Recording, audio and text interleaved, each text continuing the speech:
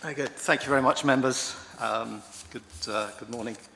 The first task I have is to actually call for nominations for a vice chairperson of the executive board.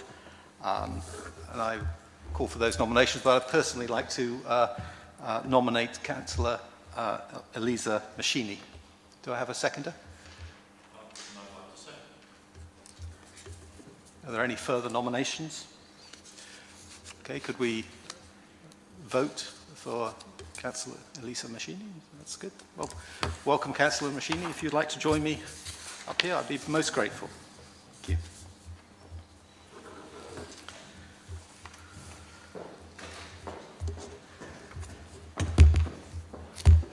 Good morning. Just wait for Councillor Machini to take a role. Excellent. Firstly, I'd like to formally welcome everyone to this meeting of the Greater Cambridge Partnership Executive Board. Particularly welcome those who are listening on the live stream. Welcome to them. I'd also like to welcome our new County Council representative and our new Vice Chairperson, Councillor Elisa Machini. And I'd also like to welcome City Council representative, Councillor Lewis Herbert, who's joining us for one last hurrah, and we'll enjoy reading my thanks to him for his service in the minutes, which we're just about to review. But welcome back, Lewis. And I'd also really like to extend a very, very warm welcome to Mayor Dr. Nick Johnson. Really appreciate you taking the time out of your busy schedule, and I know you've rearranged things today to join us. This is very welcome to see you at this meeting. Just to be clear, the Mayor is attending at my discretion in a non-voting capacity, but this is obviously a recognition of the really important role which the combined authority plays in the work of the GCP as the Strategic Transport Authority. So a very, very warm welcome on behalf of myself and the Executive Board to you. And I think I'd like to just invite you to make any introductory comments to the Executive Board. So please. Thank you, Councillor Cock.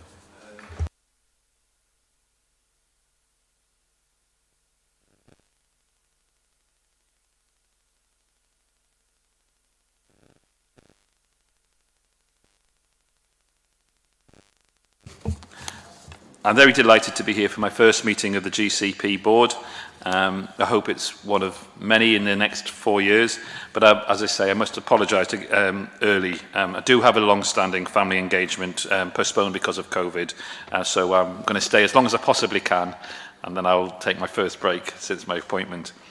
But seriously feeling, for me, it was very important to come and join you today, as I recognise the importance of the relationship of myself and the combined authority with the Greater Cambridge Partnership over the next 4 years. Now, I don't suppose we'll agree on everything, but I must admit that our initial discussions have been very fruitful and very promising, and we definitely seem to have a both similar direction of travel. I really believe that we need a reboot of transport priorities moving forward, and importantly, with the new County Council leadership, myself as the Mayor and the Cambridge City Council, we have more in common than our differences. We do need to cooperate and collaborate to ensure we come up with a joined-up, connected transport system, not just obviously for the Greater Cambridgeshire Partnership, but for my case, the whole of the combined authority, Cambridgeshire and Peterborough. So we can deliver exciting and innovative solutions to our transport needs. We need to get people out of their cars into better, more connected public transport. And we need to be promoting healthier, active travel, whether it's cycling, walking, or even equestrian.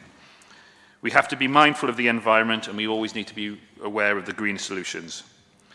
Now, as you know, I said in my election campaign that I believe in buses, buses, buses. They are the quick solution to try and start tackling the issue of getting people out of their cars to ease congestion. But we do need to look at those problems across Cambridge and develop a viable alternative. And that is something I'm focusing on with a revised transport strategy, which will hopefully be available by the end of July. But as it always is the case, it's about our relationships and mine with yours, and it has to be a two-way street.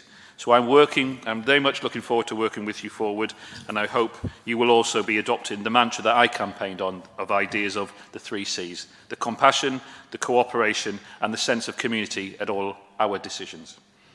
Thank you. Thank you for those comments. Can I just ask any member of the Executive Board like to follow up? Any questions? Claire Ruskin, you go. I'd just like to welcome you, Nick. Very pleased that you are joining us, and the cooperation is what we're all about. I guess I'm going to get straight to the point. Do you support our general schemes and the busways in particular? Are they within your vision for the future? Yes, the busways in themselves are in my vision, and I believe the sort of the transport strategy going forward. I think obviously there are details, more finer details, which you are it's down to your discussions. But I want to work with the vision of busways. I've seen the benefit that they brought in terms of the corridor between Cambridge and St Ives. And I absolutely recognise there have been some significant challenges in terms of the process of consultation. But ultimately, the decision that is made by your group is one that I know that we will have to work with. And I'm not in the idea of putting further stops of something that should have been moving forward over a period of time. Thank you, Phil. Thank you. I just wanted to say thank you as well, Nick, and thank you for those words of support. It was more just a general welcome to what you've said, because over the years, the GCP, the Assembly and the Executive Board, I think we've been working with a range of different communities, and we will hear the voice of a number of those today, but there is also a strong silent community out there that I also think it is our duty to listen to and uncover their views and their support, because there are no easy decisions here, as you've said and as you know. And from the education sector, it's really important, I think, that we do move forward and improve public transport in the Greater Cambridge area. And I very much look forward to working with you on that going forward. Thank you, Phil. Any other questions? So I'd like to again thank you, Mayor, for those comments. Very, very helpful. I think I take away from that sort of support for us pressing on and making the decisions we have on our agenda today. It would be clear, and I think that as you say, we recognise that the schemes in front of us, none of them are perfect, but we have to make a decision at some point, and I take away from your comments that you have our support today in pressing on and making those decisions. As I say, I recognise the need for busways. I just recognise that we need to be consulting everybody around routing. The one thing I always have highlighted, that for me, delivering a healthy a population, improve public health outcomes. Okay, Chair, excuse me for interrupting. Can I just ask members to speak directly into their microphones when they're talking? And we may have a few sound problems in the room. It's very echoey in here. Thank you. Okay, excellent. I'd just now like to ask the Democratic Services to report any apologies for absence. Thank you, Chair. No, there are no apologies for absence. Okay. Are there any declarations of interest from the Executive Board members? No? Okay, I just remind all members that they can declare interests either at the start of the meeting or if they forget at the start of each relevant and again agenda item.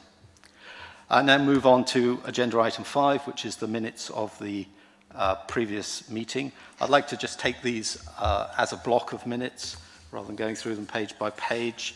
Does any of the Executive Board have any comments on the minutes, or are they able to confirm them as an accurate record?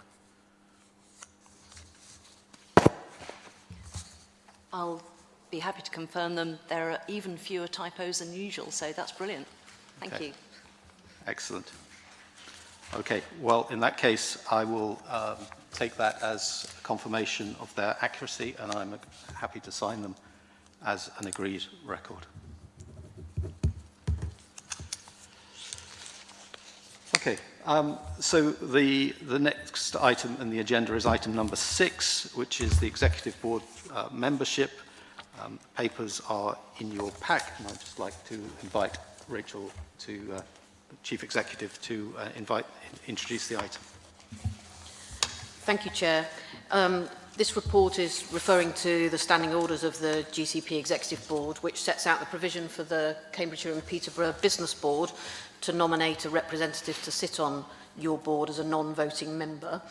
At the Business Board meeting in May, they made a nomination for their chair, Austin Adams, to take up the seat on the GCP board, and they also agreed their substitute member to be Dr. Andy Williams. So you are being asked to confirm that those appointments today. In addition, they also asked if you would use the chair's discretion and support the chair in that endeavour to allow Andy Williams to attend and speak.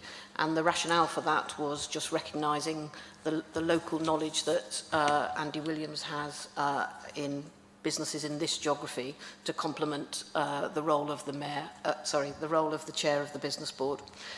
The final recommendation in front of you is just to acknowledge that Claire Ruskin, who has been the business representative for a number of years now, having stepped into the breach when there was a gap when the LEP was terminated, she came up from the Assembly, and as Andy Williams has left a gap on the Assembly, the recommendation in front of you is to ask the Business Board to support Claire returning to the Assembly as one of the 3 business representatives there. So they are the recommendations in front of you, Chair. Excellent. Thank you very much indeed. Is there any comments from the Executive Board? Well, just briefly, I think this is an opportunity to thank Claire Ruskin for all you've contributed on the board and to support the recommendation. But thank you, Claire. Okay. Lisa. Please, can I just say, thank you very much. I've only been on here for, well, basically about a month, but, you know, my interactions with Claire have been fantastic. She's taught me so much already. So I would like to really, you know, thank her for helping me until now. Very briefly, just to record, I like accuracy, as you know. I'm a bit of a pedant on that. Page 21 has 3 misstatements, which I have asked the Combined Authority to correct. It's from their record of their board, which is that I was a member of the LEP before, which I wasn't, that I had recently resigned as CEO of Cambridge Network, which I hadn't, and I was now stepping down from my role on the GCP Executive Board, which I wasn't. So just to correct those. It's been a delight and a pleasure. Nobody volunteers for these things, but somebody unfortunately has to do it, so I've been pleased to do that. Thank you. Excellent. Thank you. Do we have any other comments? Okay, excellent. So what I would like to do now is just proceed to actually vote on the recommendations for the appointment of Austin Adams, Andy Williams as the substitute, and the discretion which we will extend to invite the both to attend the board and to consider the appointment of Chair Claire Ruskin to the Joint Assembly. So could I please ask for votes on that for approval? Okay, excellent. Okay, so that is passed. I would also like to extend my sincere thanks to Claire for her contribution to the Executive Board. She's been a stalwart, and our loss on the Executive Board is the Joint Assembly's gain, and it's great that you'll be continued to be associated with the work of the Greater Cambridge Partnership. So thank you very much indeed for that. So I'd like to just conclude that item. Thank you to the officers for that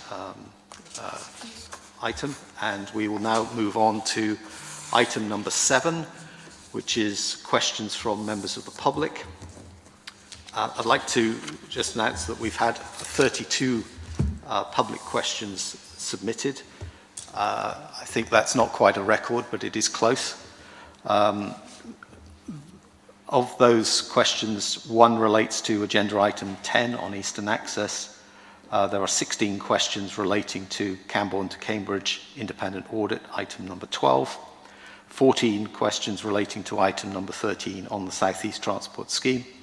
And we've also received one question relating to overall items number 10, 12 and 13. Details of these questions are published on the website and have been sent to all members of the Executive Board. Those submitted questions were offered the option of attending the meeting or having the question read out by the officer. The questions will be put at the start of each relevant agenda item, as is the normal practice. So we will deal with those questions as we reach them in the agenda, but I would like to take the one question from Edward Lee, which relates to a number of the agenda items at this point in the agenda. So I'd like to welcome Edward to our meeting. It's very nice to see you. And thank you for joining us. And I would ask you to answer your question. I would like to say that during the course of, given the number of questions, I would like to make sure that we get the right balance between the length of time we spent listening to the question and that answering the question. So I will ask each of the people asking the question to keep their comments as brief as possible. Edward, please go ahead. Yep. Thank you very much, Chair. I come today to present a petition signed by 1,900 people as of this morning, calling on the Greater Cambridge Partnership to prioritise funding for walking, cycling, improved bus services and bus prioritisation on existing roads, to fund these projects by withdrawing funding from the current busway and car park schemes, to reappraise all projects against current government climate change targets, to follow the elected mayor and county council in putting people's health at the heart of all projects, to support the mayor to give everyone in Greater Cambridge access to convenient and affordable bus services, and to support the mayor to work with residents to develop a comprehensive, coherent and sustainable transport strategy. Now, you say we can't afford more delay. I agree. The busway projects are still at least 4 years off opening. In-highway priority measures could be delivering benefits within 2, with much lower risk of delay. Perhaps you think we need the busways and the other things we have proposed. So how will you fund the other things? The budget is already £120 million oversubscribed, and the busway schemes will absorb almost all of the GCP's human resources. Perhaps you think busways do enough to promote low-carbon transport. Well, GCP's own sustainable travel programme objectives and government decarbonisation targets both require a large absolute reduction in private vehicle mileage. That will eliminate congestion, rendering busways redundant. Your councils have declared climate emergencies. The city has endorsed donut economics. The county has adopted the Think Communities approach, emphasising community participation. The Labour Group's manifesto for the county council election stated, ensure genuine co-creation of initiatives. Yet the projects you are being asked to progress are at odds with all of that. Will you heed the petition and resolve today to direct the GCP to co-create a vision and a plan to deliver zero carbon emissions, zero air pollution, zero road deaths, and zero congestion? Thank you. Thank you, Edward, for that question. I'd like to ask Peter Blake to respond, please. Thank you, Chair.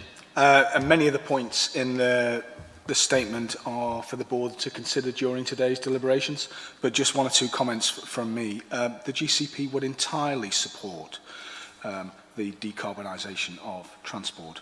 We would entirely support promoting access to public transport, walking and cycling, reducing toxic air, reducing the number of casualties on our roads. And they are urgent priorities alongside the need to unlock housing and managed growth in this area. The fact remains that we are a hugely successful area, and that's created tremendous pressure on housing and transport. To respond to that challenge, we need a balanced package of new infrastructure, new services, and refocusing the city centre environment away from the private car. On your agenda today are the infrastructure elements of that package. What you will be discussing in September, and certainly what came up during the course of the Joint Assembly's deliberations, was very much linking to the city access and public transport provision agenda, which I'm sure will feed in today, but you will be considering that at your meeting in September. Thank you, Chair. Okay, thank you, Mr. Blake, and thank you, Edward, for your question. And as Mr. Blake has said, we will be considering those points during the course of the agenda on the items, and I hope, Mr. Lee, you'll be able to stay with us and listen to those debates. I'd also like to add that in addition to the public question, board members have received a significant amount of additional correspondence on the matters on the agenda. Some of those have come directly, some have been circulated. They've all been read and taken account by the members and will be done so in terms of reaching their decision. So thank you very much indeed to all members of the public who have taken the time to write and express their views to the board.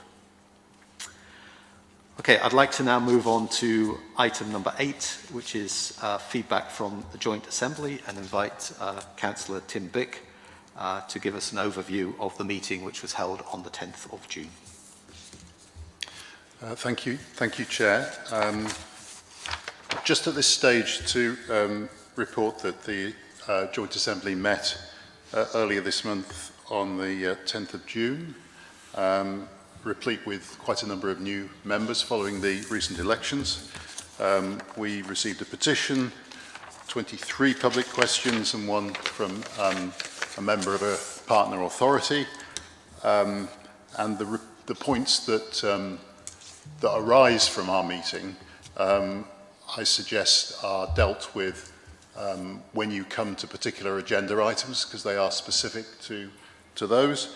But I would at this stage like to raise one quite major point that arose repeatedly through our discussions and relates to all of the 4 substantive transport projects that you've got on the agenda today, and that relates to the need to have in place as rapidly as possible a well-considered city access strategy. It was felt by members of the Assembly that it is at this stage a missing piece in the jigsaw that we're putting together for effective transport in the Greater Cambridge Area Partnership. We felt that the contribution the city access strategy needs to make is going to be critical to the effectiveness of all 4 congestion and car use inside the urban area of Cambridge. And that there is an important relationship also with the effectiveness of public transport, which is the theme for all of the items today. An important relationship to the whole question of bus franchising, which the Mayor will be considering, and also a relationship to the discontinuation of the CAM project, which the Mayor, I understand, has already announced will discontinue. So all of these factors make it really important that we have an effective strategy in place to deal with congestion. It deals with the last mile or two of all of the projects that we're talking about. It deals with the crunch question of reducing the growth in car usage in the urban area, with all of its consequent benefits in terms of climate change and air pollution. And what I think members of the Assembly would be grateful of from the board is an indication that you too see this as a priority to put in place, without looking back on the history and asking why we arrived in the need to make this a really high priority now. It does need to happen, and it would be very helpful if members of the board could indicate that they see this the same way, and that they will be doing all they can to arrive at an agreed strategy as soon as possible. Thank you. Thank you, Councillor Bick, for that. Do executive board members like to comment or ask any questions? Well, just briefly, I'll save a response to Edward Lee's comments for the first item, but I endorse and have endorsed previously the principle that in addition to enabling buses to get through in and out of the city, which I'm not sure I've heard an answer from Mr. Lee on,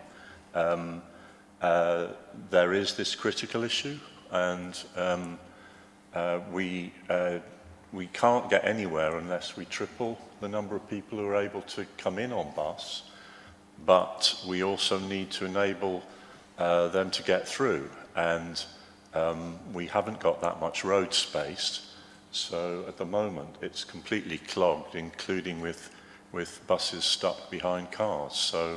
So this is, if you like, the fifth route, which is the city centre, and we do need to give that considerable thought and commitment, and I do think it builds, Chair, on the decisions that we've got today, because I don't see that we are in a position to properly address it, albeit that both I and Councillor Bick think that we could have done this earlier. But we do need to address it. We are going to the Mayor's points earlier. It isn't just the city centre, but people living next to the radial roads suffer damaging air pollution, and the health is also a factor in this. But yes, we do need as a board, and I hope that we can be clear one way or another, Chair, with a recommendation today, that we recognise the need, even if we just tag it onto one of the items that we've got, for there to be a measure to cut car usage, not in a penal way, but by giving people who currently drive because it's the better option, a better than better option than they have now, which is reliable public transport that gets people to where they want to go, and they know when they're going to arrive. And that does require measures right through the city centre. Thank you. Phil Elder. Thank you. Well, just to respond to Tim's call and the Assembly's call on us putting forward an effective strategy. For whatever reason, we haven't been able to do that. I'm now very hopeful that we will be able to have an effective city access strategy for all the reasons that have been mentioned, not least public health and public realm improvements. But I do think it's worth noting again that the executive can only do so much, and unless and until the city council start to think much more seriously about this, and in particular multi-storey car parks in the city centre, which are encouraging people to drive into the city, then we will only have a half solution. So what I would also call for is greater cooperation and coordination between the board and those other authorities that have some of the levers that are going to be important in providing a solution to city centre access. Okay, thank you. Claire, thank you. So thanks, Tim. The Assembly was a very good meeting, as far as I could tell, and the Assembly does very good scrutiny. I think I absolutely endorse it is key to reduce car usage and pollution. We've got to multiply bus provision for those travelling more than maybe 3 or 4 miles. I mean, it's fine for lycra-clad people to be cycling 20 miles, but most of us don't want to do that. Lots of people ask about the impact of COVID and how we return after the pandemic. My view is currently people are returning to commuting, those who've had to work all the way through. It's a little bit of a middle-aged, middle-class ability to work from home that many people multiply up to, meaning that there will be a dramatic decrease in traffic. Travel to work for hospital, shop, restaurant, lab staff, education, etc. is still very much ongoing, and we're seeing in the centre of town traffic returning. Just on the city access point, I think it's really important, but on the other hand, Cambridgeshire has a necklace of very important employment sites, and if we could get those solved and people out of their cars be getting to the necklace of employment sites, we would be a big step forward as well. That's not to deny that city access needs sorting. Thank you. Any further comments? Okay, excellent. Yes, please. I'll just say something really quickly. I think it's not been said in so many words, but how crucial air quality is to all of this. Because one of the biggest problems that we have in the city centre is just how very quickly the air quality deteriorates as soon as you get an exponential pile-up of all these cars. And we have children whose health is being impaired by being in the fumes for the whole time they spend getting in and out of schools, or in, play areas and things like that. And we also, the city access will need to have a bigger quality objective at the core of it, because that's how you measure, and that's how you really, really, really start improving the nation's health. Get people moving, but get them breathing better air when they do so. As I'm sure Dr. Nick will agree, just how important that is, and I hope that we will put it front and centre, because it's really important. The Mayor. Thank you, Lisa. I'll just reiterate that from the point of view of the Combined Authority, as I mentioned, we have to get putting together an improved transport strategy, and recognising the challenge, particularly around the transporting of people across the city area, is an absolute priority. There will be difficult decisions, but I think together we can solve them. Okay. Thank you. Well, I hear sort of overwhelming support, I think, Councillor Bick, for your request to address the issue. I think we'll come back to it on a couple of the items we're going to talk about on the agenda later. And I would just like to note that we have changed our forward plan as the Executive Board, and it is now on the programme for review in September, which will of course mean that your Assembly will also be looking at the same issues in your next meeting as well. So thank you for your comments, your initial comments, and we look forward to inviting you to make further comments as we reach the appropriate items. Okay, thank you. So I'd like to now move on to item 9, which is obviously a very substantive item with respect to the better transport scheme between Waterbeach and Cambridge. I propose to handle this item by first inviting Peter Blake to introduce the report, and then he will take questions. We'll also ask Councillor Bick to feedback from the Assembly, and then have a vote. So, Peter, would you like to introduce your report, please? Thank you, Chair. So this focuses on the route from Waterbeach Newtown into Cambridge City. It flows from work that we've previously done with the Combined Authority on the entire A10 corridor, and one of the recommendations for that was to progress sustainable walking and cycling options. If I can just dwell for a moment on the figure 1 on page 31. Now, in a sense, this almost forms the context to all of your sort of reports today. But this is, in essence, the infrastructure elements of the programme that we're looking to bring forward. And obviously, Councillor Bick, Councillor Herbert and others have then emphasised the city access that you'll discuss at your next meeting. What we're looking to do with this corridor and the other main corridors is to try and ensure that we support the delivery of that sustainable economic growth, that we tackle the challenges of homes and transport in this area, and we deliver on the existing local plan. So, for example, in this corridor, we have up to 11,000 homes in Waterbeach that we need to cater for in a sustainable manner. And the same then applies on the other corridors, whether it's Bourne and West Cambourne or the biomedical campus. We need to do that in a manner that tackles congestion, that tackles air quality, and deals with the climate challenge that we've got. So this paper is the first step on the road of exploring a project and a corridor improvements in this area. This is the strategic case it sought to establish whether a strategic case existed for intervention between the new town and Cambridge City.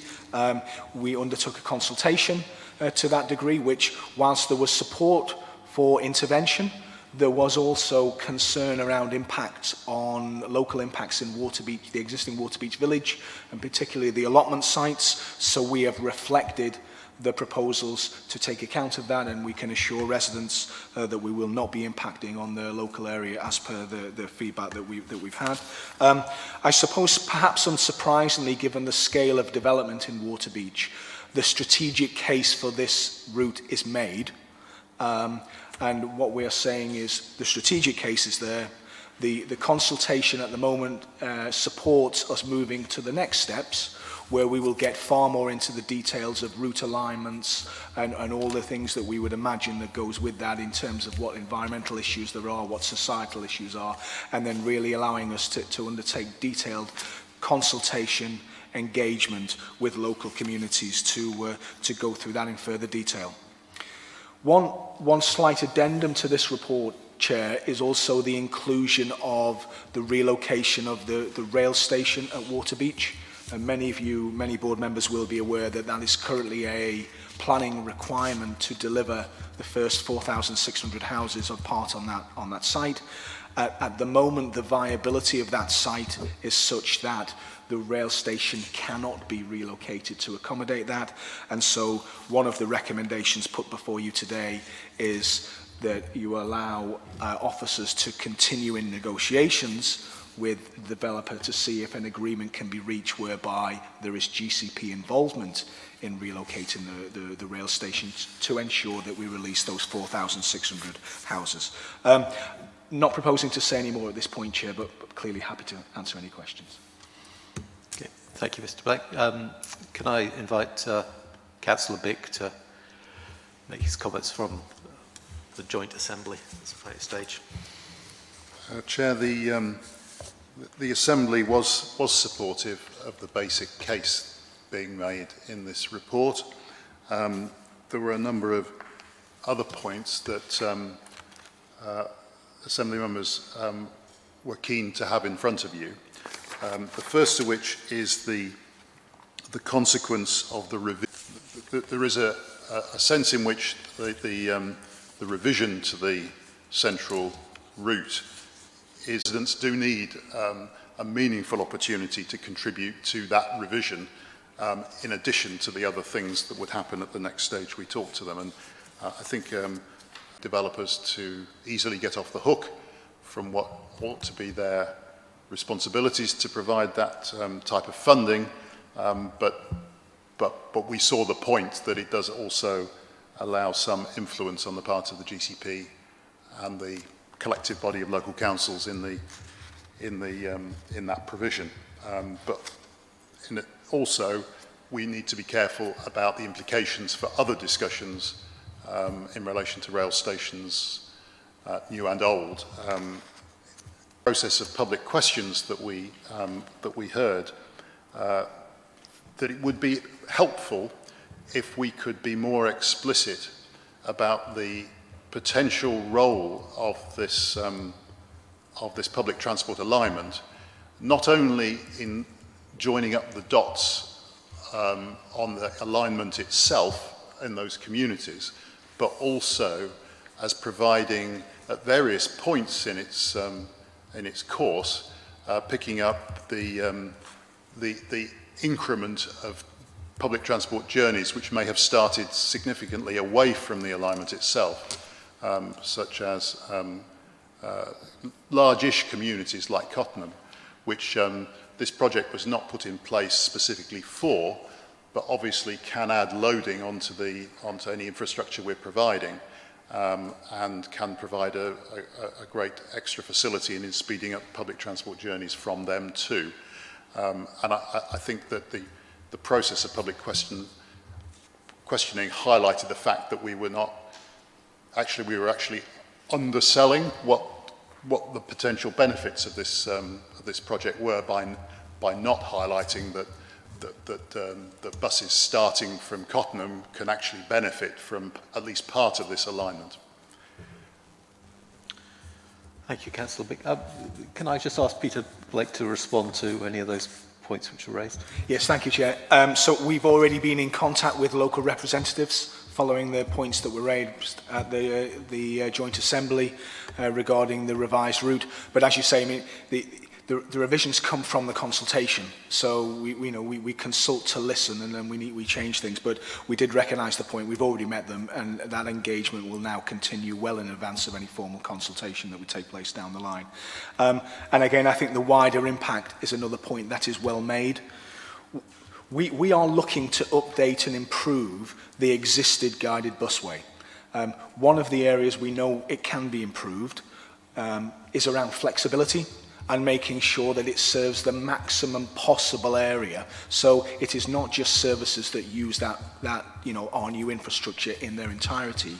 It's services that can hop on and hop off to gain a real reliability and journey time advantage. And Cottenham was an example that was used in the Joint Assembly. I think it's a very good example that says, actually, we think bus services that we're working with the Combined Authority and the Mayor to improve them generally, they will be able to make access and use this facility in part and serve a much wider geography. I hope that's helpful, Chair. Thank you. Okay, I'd just now like to open the floor. Any comments, questions from the board? Phil, is that? Thank you. It's more of a point followed by a question to Nick, so I'll give him a heads up on this one. So, I mean, I'm very supportive of what we're doing, particularly at the strategic level around Waterbeach. But on paragraph 4.7, which is on page 35, it rightly notes that what we are doing is in parallel with and taking account of proposals that the Combined Authority are looking at for upgrading the A10 between Ely and Cambridge. Now, it's always struck me as being strange, if not undermining of what we're trying to do as a board, to be improving public transport at the same time that the proposals are coming forward to make it easier to drive along the A10, particularly from Ely, which is one of the few areas that actually has a very good rail route into Cambridge.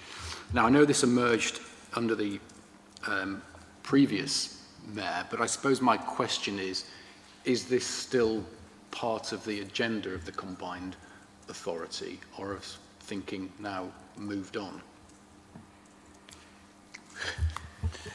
It is still in the thinking of the Combined Authority and is part of the transport plan. Okay, thank you. Okay, Claire, you know, I'll move to a slightly different point of the fact that we were all individually probably horrified by the idea of houses being knocked down for this route, and I think we were all grateful to the Cambridge Independent for bringing forward the concerns of residents, as they are rather good at doing. And I think it was explained to us individually that we needed to put all options on the table at any one point for any of the schemes that we're developing. So we do have house demolition and purchase of gardens and everything else as a very last resort, but it does have to be on the table with all the other options. So just a comment on that. I'm glad we've moved away from that option and glad it wasn't the last resort we needed.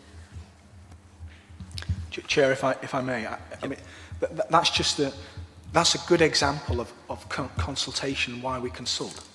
You know, these schemes take a number of years in development.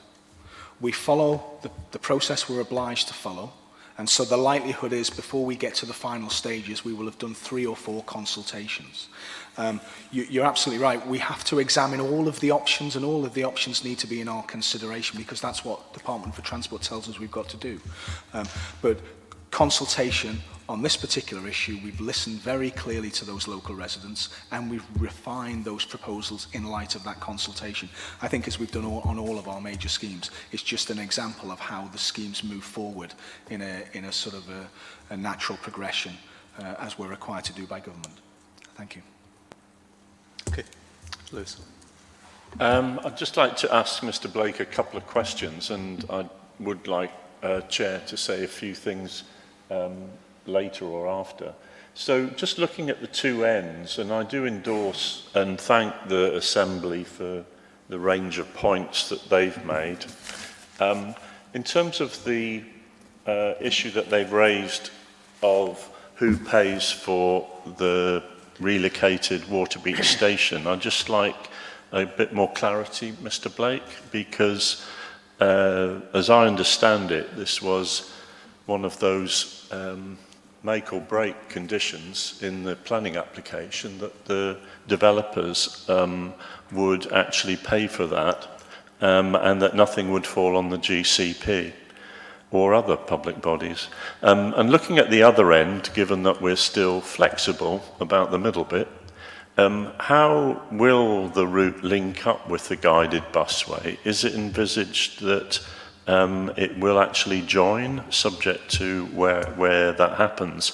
And how will that affect the end's capacity of the guided busway between that point and Cambridge North Station?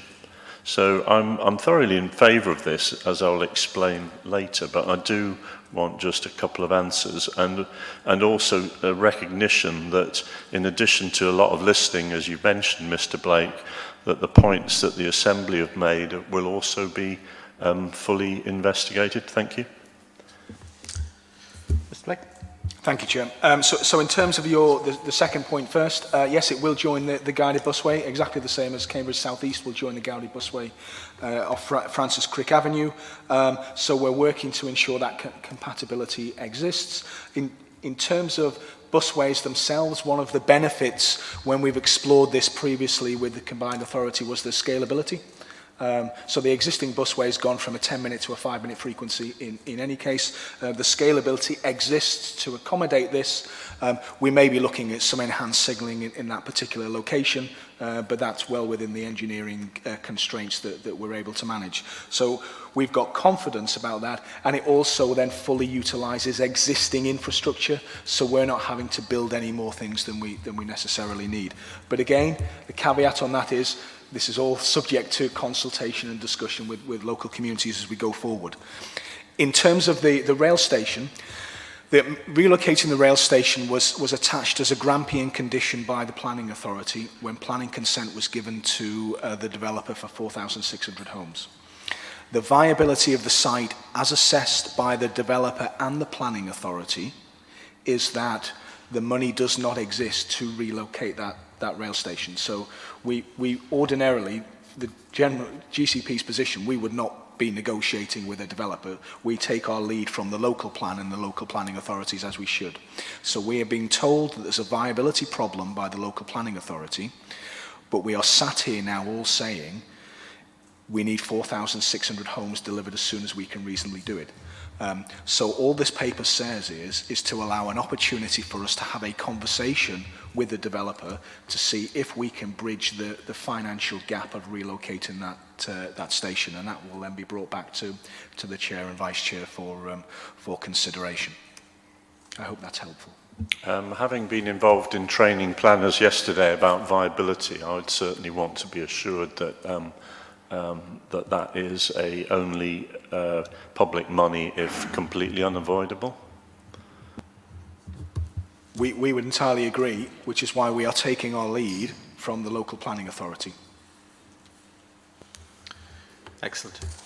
Any other questions for Mr. Blake before I've got a couple?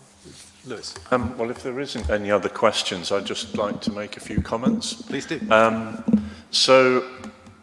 I mean, this is an example of what we need to do, and it's an example of why the existing road network is completely incapable of allowing a public transport alternative. If you get on public transport north of Cambridge, you're wasting your time.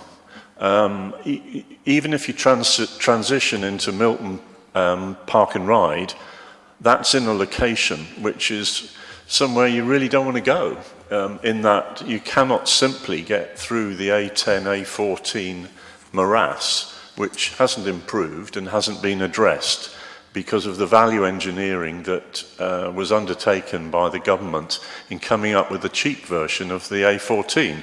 A very welcome investment in its way, but stellarly 3-lane for much of its time, unless it's subject to the dropping of passata by a lorry. But then it comes to this junction. And I mean, I'm happy to talk with Mr. Lee further on this point, but why is it that the previous mayor supported dualling a road, which we didn't really support, and I can't really see the need for, if we address public transport? But the number of vehicles that come down or up the A10 aren't to do with the city centre. A significant of the number of them are to do with hubs on the edge of Cambridge. A significant amount of the blockage is actually nothing to do with Cambridge. It's simply that that's the only road that comes down from the north, from the east of the county. So this is, to me, a perfect example why we should be supporting off-road busways. And whilst it's a short stretch, genuinely do go much further out. The previous mayor also opposed the scheme. I never could understand any logic in that, because ultimately we will have Waterbeach, we've got a huge amount of employment, destinations are not near a station. And therefore, and that's why I really welcome the new mayor's focus on bus services for the next 10 years and way beyond that, because people have been talking about buses being out of date, in my understanding, for the last 3 decades, and they're still not. We need routes like this, and we need that, along with the wider points that Councillor Bick made, we need a combined solution of which this route is an essential component. Thank you. Thank you very much. Claire, later. Just to say I fully support this. We've got to try and reduce car use as more people move into Waterbeach and the surrounding areas. So fully supportive of the scheme. The recommendations that we've got, there are a couple that are missing, I think.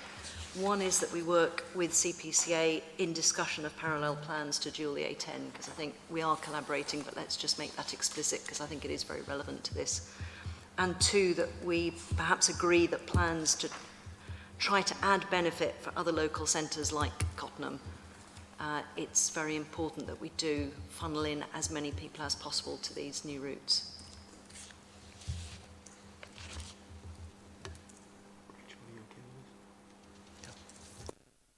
So I'll take that as a sort of recommended to add to the recommendations. Would any other board member support Claire in that? Excellent. Okay, so Lewis, can we just take a quick vote as to whether we would add that to the recommendation? Yep. Okay. So if we could add 2 points to the recommendations around the treatment of the integration with A10. I think this feeds very nicely into the Mayor's comments about the fact that while we, through the process, have to progress these items individually, these schemes, as Mr. Blake explained in Figure 1, and as the Mayor quite rightly talked about, is we are trying to actually build a network here with linkages, and that obviously raises the issue of the city access too as well. So I sort of welcome the addition to recognise the integration with the other work of the CPCA, and likewise as well this point which I think is really important about the connectivity beyond the immediate corridor. I think it's really would be advantageous for us to sort of look at that optionality and deliberately try to plan it in, rather than it become a sort of accidental consequence of the scheme, so that when we are looking at options, we in alternative routes, we have a mind to those routes which create maximum optionality for linkage to other location sites. I'd also just like to, while I'm speaking, just point out one thing about this area, which I know reasonably well, is of course that it is not simply just connecting homes to jobs. At both ends of this route, one has fairly significant employment centres as well. the Cambridge Research Park, which is in figure 3, but there are also fairly other significant employment centres in Waterbeach. So this is all about actually creating a corridor where people can move freely up and down it and not unidirectional from the new town into the city. Excellent. So with those modifications, is there any further comments? Okay. So in summing up, what I'm basically hearing is support for the recommendations. I'm also hearing welcoming the refinement of the route options, subject to the consultation, which is in the recommendations. I also hear sort of from the Assembly and from certain comments which are made, and I share these as well, the need to proceed with extreme care and caution on the commercial negotiations with the developers on the relocation of Waterbeach rail station. And I very much appreciate, Mr. Blake, your confirmation that you share that care with which those discussions will be entered into. So with that and the addition of the 2 recommendations with respect to the A10 integration working with the combined authority and the consideration of the broader relationships to communities outside of the immediate corridor, I'd just like to now ask the Executive Board to vote on the recommendations. So those in favour? Excellent. Mayor, sorry, it's normal practice to invite all non-voting members to express a view on this recommendation if you would care to do so, but your option. Okay, thank you. I'm happy to watch for the moment. Great. Okay. In that case, that is carried. Thank you very much indeed.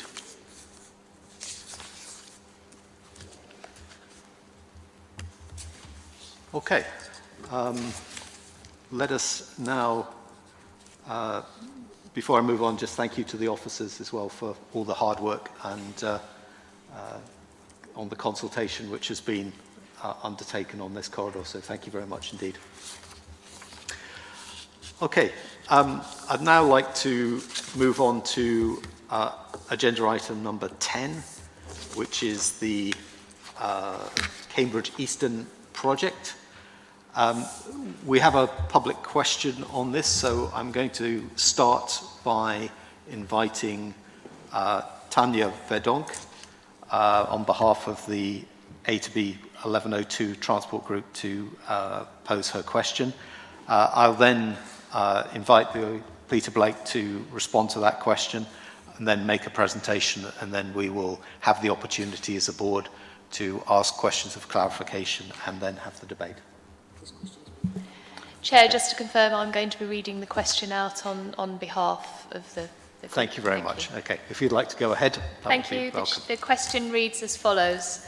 If the Eastern Access project is to meet the needs of all those who travel within Greater Cambridge, what does the project do to meet the needs of those communities to the north and east of Cambridge who work, learn, shop and use the services of the city? We have many issues, including those listed below, which need addressing if the proposed changes take place in Cambridge. The 2 planned greenways to the east do not connect. How will this be rectified? Will the new park and ride site be delivered before private car access into Cambridge is restricted? How will the extra traffic at Quay be monitored and reduced? How will GCP work with all relevant stakeholders to improve public transport to encourage people out of their cars? It is currently inadequate with no buses in the evening or on Sundays. To say it is outside our remit is simply not acceptable.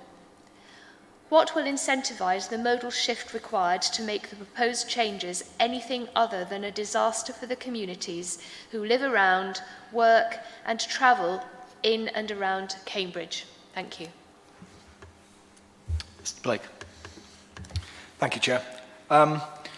Without action, transport congestion and air quality in this corridor is going to get worse. That's what the evidence is telling us. This scheme is designed to promote walking, cycling and the use of public transport.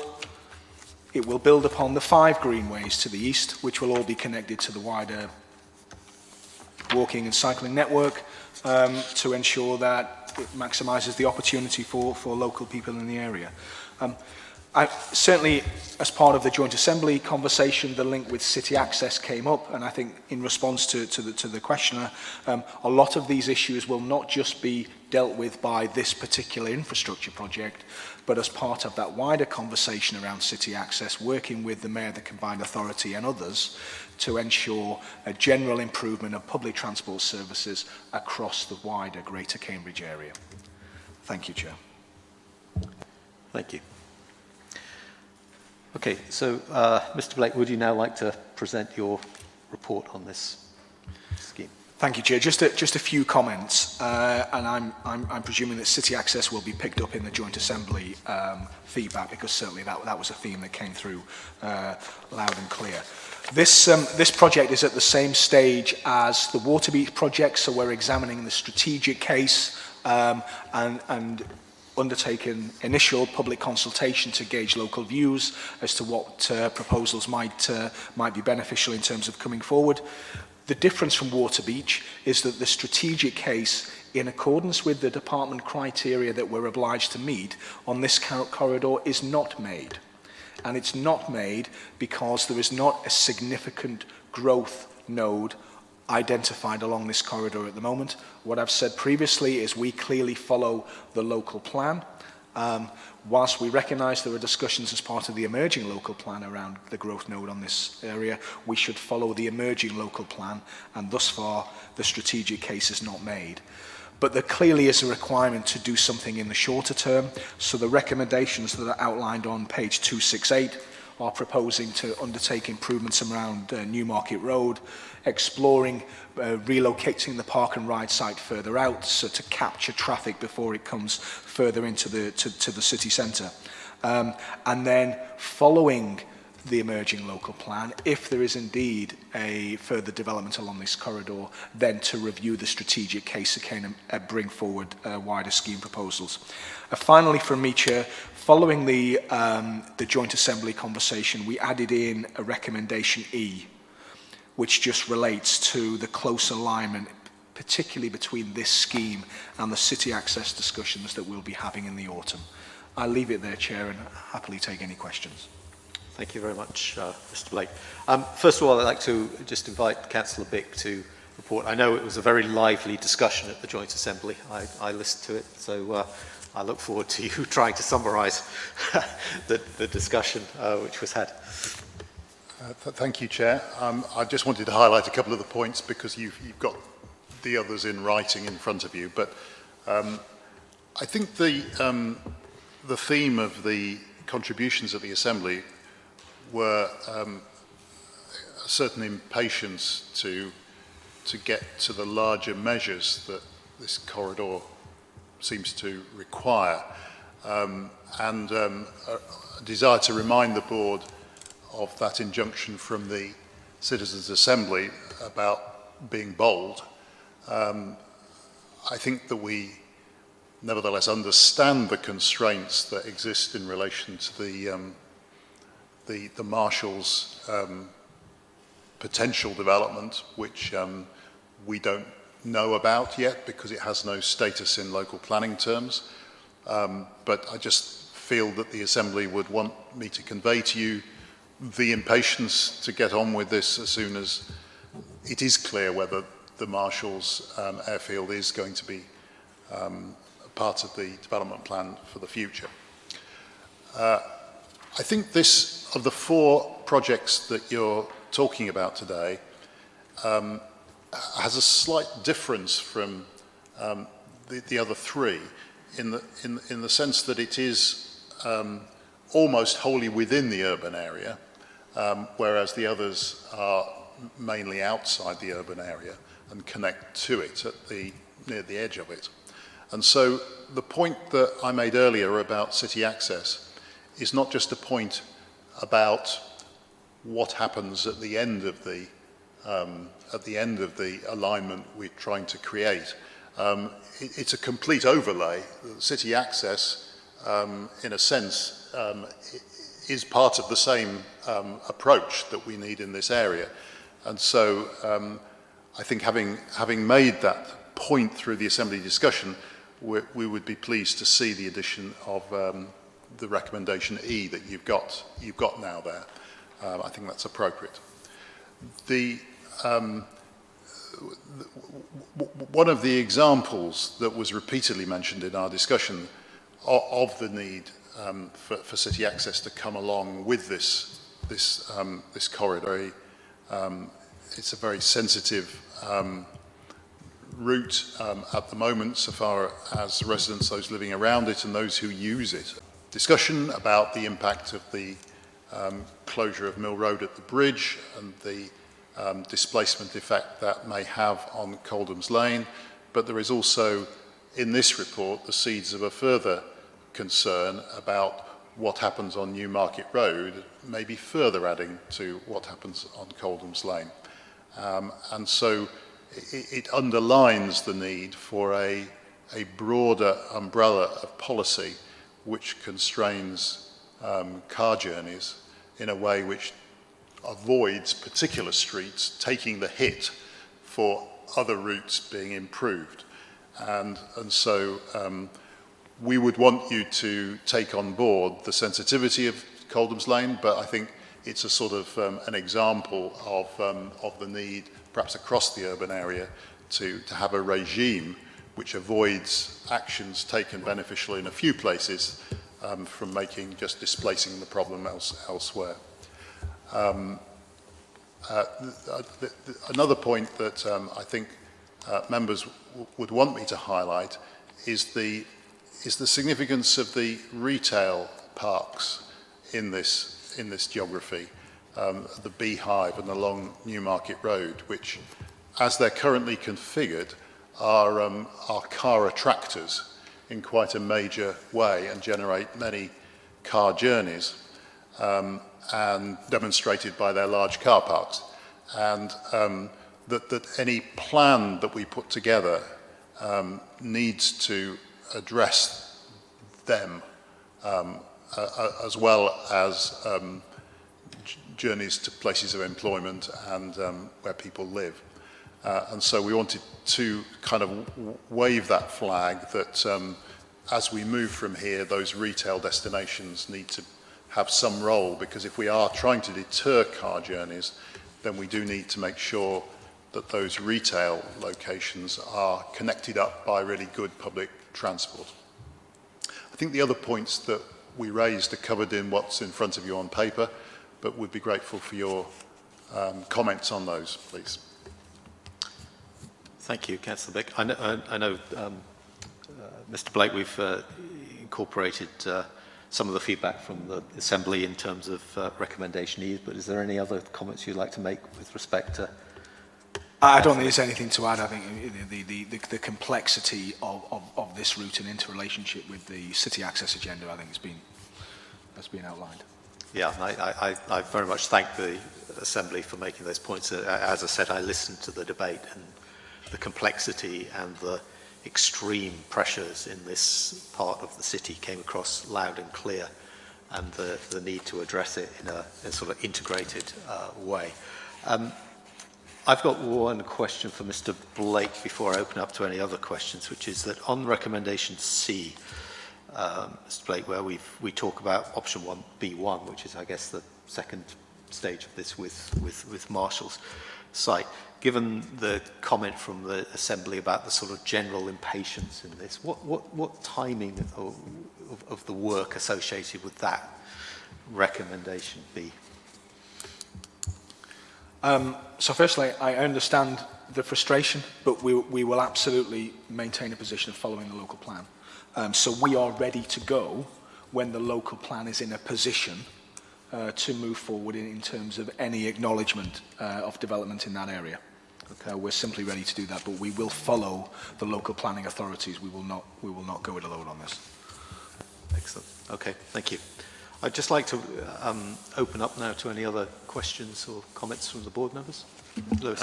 Thanks, Chair. In terms of questions, so it may not be that you can add a lot, Mr. Blake, but the history of Newmarket Road is a pretty sad one, particularly for the people who live next to it. And the last effort by the County Council, and it must be about 15 years ago, that's only a rough estimate, but I can remember a long period when it was different. Roughly what sort of timescale is the GCP envisaging in terms of reviewing the package of measures, which are very helpfully summarised in the map on page 270, which would constitute a significant improvement for cycle users who are at severe risk at several places on this route, as well as others who just simply want to cross the road or use a bus. Just roughly what sort of timescale is envisaged, and at what point will we get a price tariff on the package that is needed? That will make a difference. So I do support the measures that are listed there, but people who live in that area have suffered a lot. And I would like to ensure that Coldham's Lane is included as part of our project going forward. So I'd just like assurances that it will be specifically included, because in addition, and I don't think it's specifically to do with Mill Road Bridge and the decision that's still to be made by the County Council Transport Committee, but it has suffered before then, and it is definitely part of the need for a solution. So really just to get Mr. Blake a bit more flavour and detail, and then we can get an idea of when the Assembly and the Board are likely to see some of the granular aspect of the different proposals, because really the last set of changes were really a stalemate rather than an improvement. So in terms of headline timescales at the moment, the next 12 months we will be having a consultation engagement around the detailed design options, and we'll be pulling together the business case which would include the cost. So in 12 months' time we would expect to be back in front of you talking through the details of this. In theory, 12 months after that we could be on site. But I say this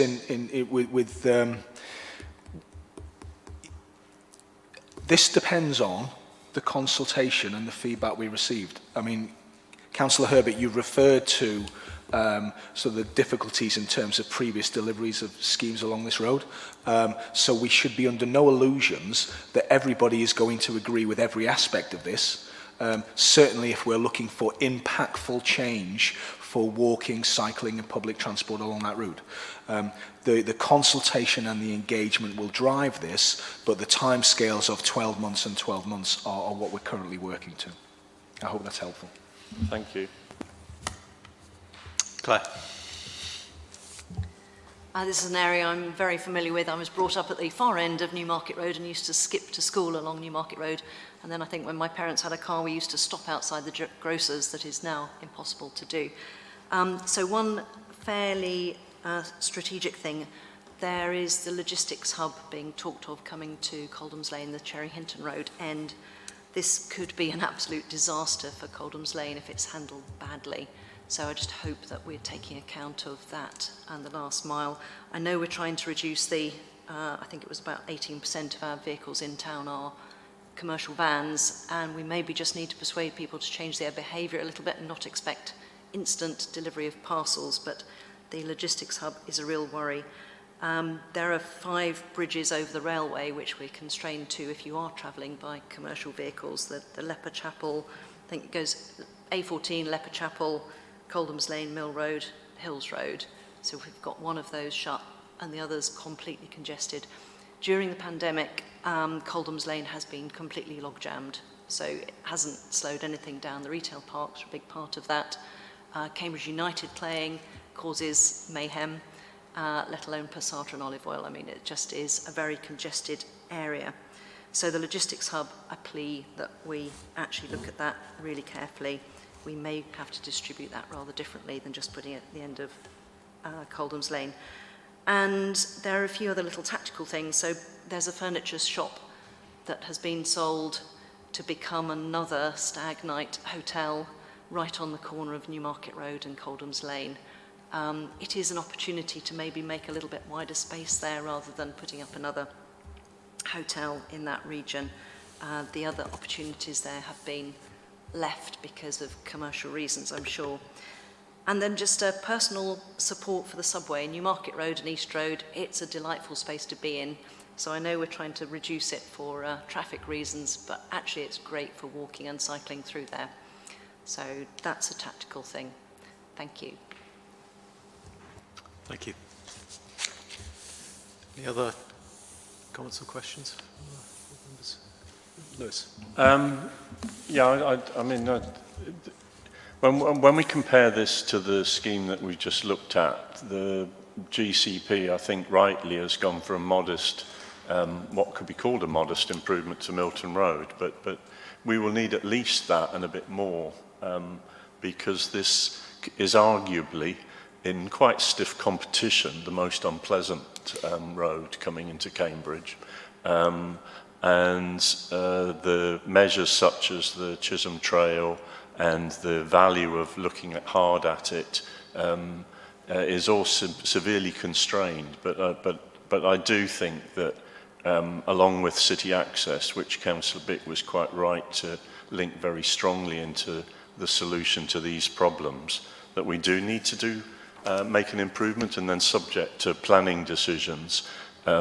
If there is an opportunity for off-road, it only really works, Chair, half of the way, because this area is so dense in terms of properties and activity that there is no value in thinking about off-road into the city. It just isn't going to be practical. So I do fully support this, and I think that the residents in that area, as well as cyclists, walkers, and also bus users, deserve an improvement, but unfortunately without reducing the overall number of cars, life on Newmarket Road and on Coldham's Lane won't be perfect. But I think it really is important that we're moving ahead with this package, because irrespective of a bigger need in the future, we do need to tackle this. My last point, Chair, is we haven't mentioned rail, and I'm glad that it still figures, and I will, along with my support for whoever's representing the city on the GCP board, and that is my colleague Dave Bajan after this meeting, I really do think that this is an unused resource, and we should be looking at the access, whether in Cherry Hinton or in Fulbourn, for a potential station. And it's a little bit like the Titchfield Thunderbolt line, where you're actually hitting the brambles when you go out towards Bury St Edmunds currently. And I do think that it's a little odd that on one side of Cambridge, East West Rail is looking at the most magnificent railway, and yet we aren't at this stage able to do anything on this. And I believe that if we could persuade an earlier government intervention and get the support of the Mayor for the route to Newmarket, including the wonderful Soham station, which was so close to the heart of the previous Mayor, but particularly the amount of traffic that comes in through the A14 off the Quai Junction, I do believe rail has a major part to play in the east of the city. So I'm grateful that it's still there, and I will not relent from being involved in trying to improve the rail line east of Cambridge. Thank you. Comments very well made. Mayor, would you like to? Just to acknowledge, I've heard that from Councillor Herbert. I'll draw that to attention as part of the transport plan that we are putting together. I'm a supporter of all forms of transport in this case, and I acknowledge the idea. Excellent, thank you. And you will note in the recommendations item number D, which explicitly talks about the engagement with respect to potential improvements on the rail. So I think that is well captured in that. And again, I think it just goes to reflect a theme which is coming up in a lot of approach to thinking about sort of optionality and connection to other neighbouring communities, and making sure that the linkage to the greenways and other forms of active travel are not just happening by accident, but are actually planned in. Okay, any other comments? I'm hearing a general support for this, in particular welcome for the addition of recommendation E following the feedback from the Assembly, which is most welcome. So thank you for Councillor Bick for the contribution there. Excellent. So can we now proceed to vote on those recommendations which are on page 268 of your agenda? Do you want to take those in favour? Okay. I think that is carried unanimously. Thank you very much indeed.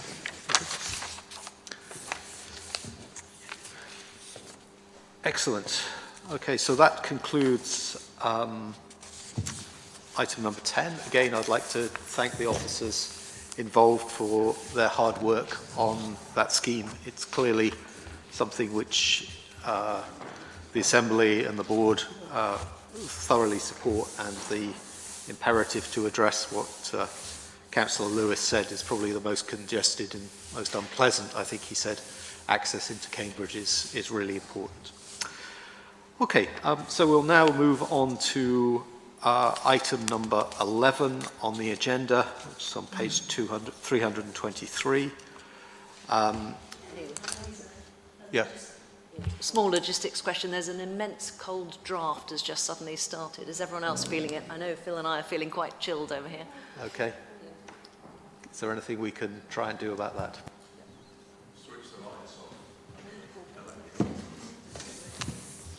Can I just check? Is everyone from the board? You know, we could conceivably take a 10-minute break here if that would be helpful. Are you happy to carry on? This is the last item we're going to take before we take a full break. Happy to carry on, Chair. Okay. Is that as long as the defrosting can be arranged. okay? Phil, are you okay to carry on? Okay. But If people want to sit over this way, they can, and I'll sit in the cold. sorry? Yeah. We'll just pause for 2 minutes to allow you to take a cup of coffee and warm up.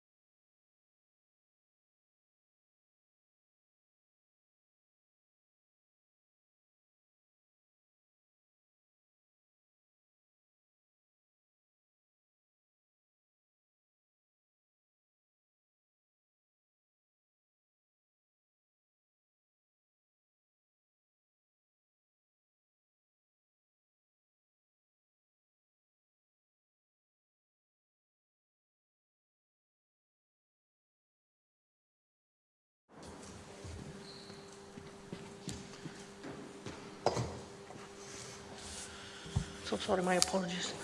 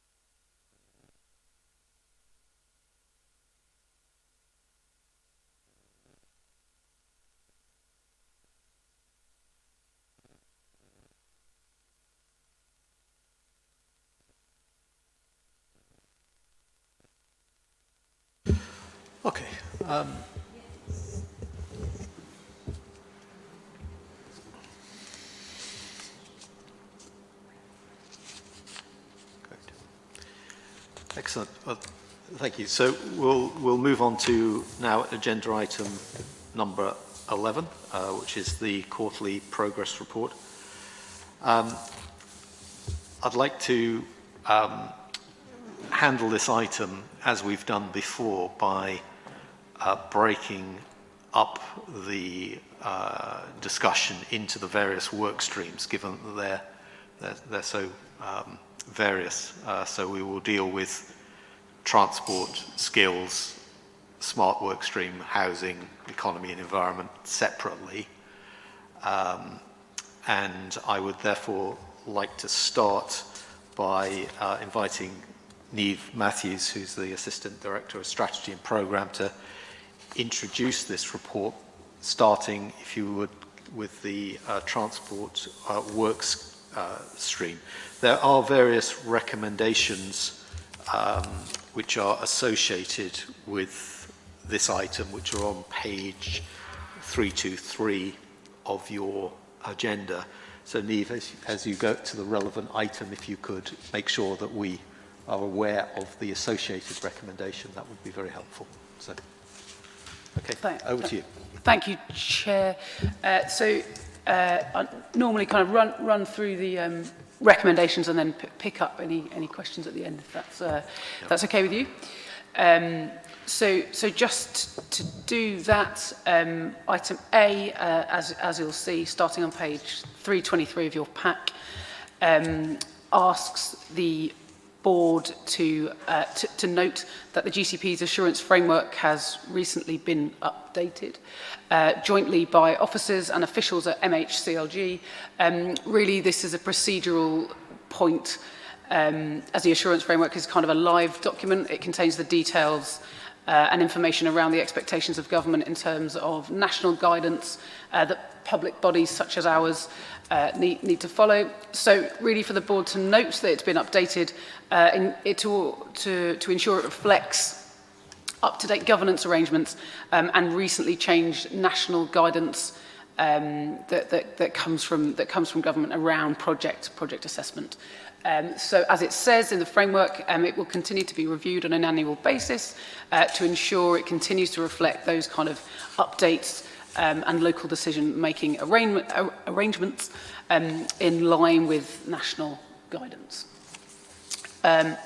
Item B, where officers are asking the board to agree the request to extend the Centre for Business Research work until November 2022 at a cost of 60k.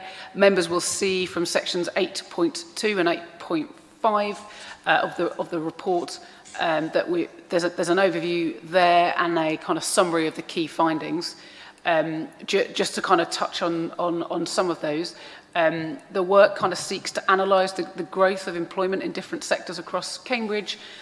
Really, the idea is that the work will enable local partners to have this kind of robust, timely data on local sectors and businesses. It's entirely unique and not available anywhere else, which I know that members have really liked the sound of from previous work on this. It takes the form of a kind of series of updates analysing data drawn from company accounts over time. So it really specifically focuses in on those local sectors, particularly in the light of what COVID-19 may or may not do to our economy. So yeah, as I said, given how unique and kind of useful this is, we're asking the board to extend it for another 4 data draws. And the final recommendation in front of you, item C, asks the board to approve the proposed allocation of 150k from the City Access budget for a secure cycle parking match funding pilot. So members will see from section 8.6 the detail of this work, but just as a quick overview and to remind the board, last year the Executive Board agreed that the City Access project should support the creation of additional secure cycle parking. Proposals have been developed for publicly accessible facilities in the city centre. Alongside this work, it's proposed that the GCP runs a match funding pilot to support workplaces to install secure cycle parking facilities.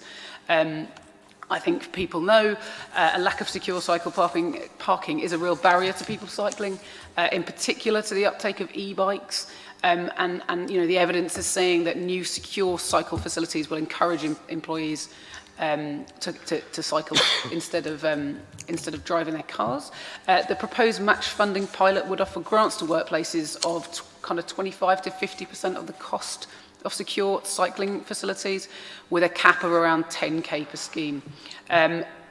In exceptional financial circumstances, an award of up to 75% could be made. The type of facilities that could be installed could include kind of bike lockers, bike hangers, lockable bike stores, cycle cages and hubs with swipe card entries, secure gate and fencing, as well as kind of lighting and CCTV. So for the proposed pilot, the GCP would run at least one funding round where workplaces would be invited to submit applications for grants. There'd be a scoring process, and following that, officers would work with shortlisted workplaces to work through the kind of design to refine proposals before a final application would be made. The proposed budget, as I said, is 150k, which should work to support a kind of range of businesses to install these facilities and actually test appetite for a wider potential scheme. So subject to Executive Board approval, officers would aim to invite bids for match funding over the summer with successful applicants installing facilities from kind of autumn time. Chair, that was a summary of specific items, so very happy to take questions on those or leave you to run through the sections as you suggested. Yep, no, well, let's pause there. Thank you very much, Neve. And if I could just now ask Councillor Bick to sort of maybe give us the Joint Assembly's overall reaction to those recommendations, and then we will go through sort of section by section. Okay, thank you, Chair. I'll just make one contribution because you don't want to bring me in and out more than necessary. But we did support the two specific recommendations in relation, one in relation to the Centre for Business Research and the other in relation to the allocation for the pilot project on secure cycle parking. There was a question that I will convey to you about could charities and community groups be eligible to participate in the secure cycle parking match funding project, which I'd like to put on the table for you. And just to avoid me coming back during the later discussion, we did want to record our congratulations to the work on skills, the Form the Future contract, which seems to have delivered a performance which exceeds the KPIs that they had, which in a very difficult employment environment right now seems to be an important thing to note and encourage. And then finally, we wanted to welcome the fact that the forward plan at the back of this report has been adjusted to reflect agreement that we want to bring forward the city access strategy discussion for focused attention in September. So those were our comments. Thank you. Very good. Thank you very much.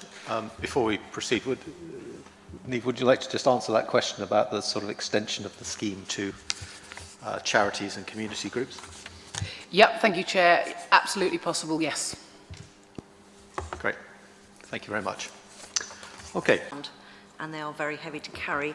The station cycle parking last night was alarmingly empty, from which I concluded either everybody's got in their cars instead of parking their bikes at the station, or they're taking their bikes on trains, which isn't very desirable either, or all the bikes were stolen yesterday. One of those, but anything we can do to help security of cycle parking is a very good thing, and I support it. Thank you. Lisa. Can I ask a question? It might be a sort of newbie question, so I apologize in advance for that. But as part of the pilot, is there going to be any conversation with the businesses / community groups that take part? And it seems, it's quite a lot of money that we're giving them, and it sounds, you know, it sounds like it could have quite a lot of really good effects, of what kind of other facilities they might like to include other than, because I suppose some of it they will have to fund themselves. If there's any sort of pattern emerging about other facilities other than cycle parking that are needed by businesses to encourage their employees to cycle in. I am thinking, you know, something my own workplace has done in terms of providing changing rooms and showers and things, because for anybody cycling more than a couple of miles, you start having those problems if you're then expected to look pristine and in a suit very quickly after you've got off your bike. And also, you know, things like accessories that you might need, for example, if you want to have things that you need to use to repair your bike or add, you know, or sort of pump your wheels, you know, those kinds of things, because those are all things that came up in my own personal experience, and I was wondering whether there might be information to be gleaned from what businesses tell you about that. Yes, I believe that the scope of this is quite wide, but Neve, do you want to just answer that question? Yeah, I think we'd absolutely take it as an opportunity to have that engagement with businesses, to understand those sorts of issues. Absolutely right. Yep, very good. Okay, so any other, Lewis, sorry. I hope I'm within the way you're structuring it. Chisholm Trail, I just want assurance that in the better management that we now have, that we're working to a budget.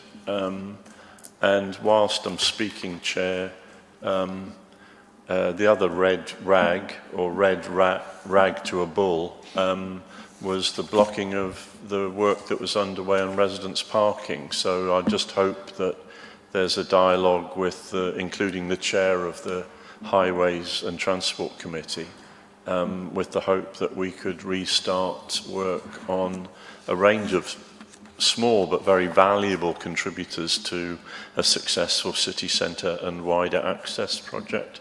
And I think quite a lot of residents in Cambridge are waiting for the block to be unblocked on that.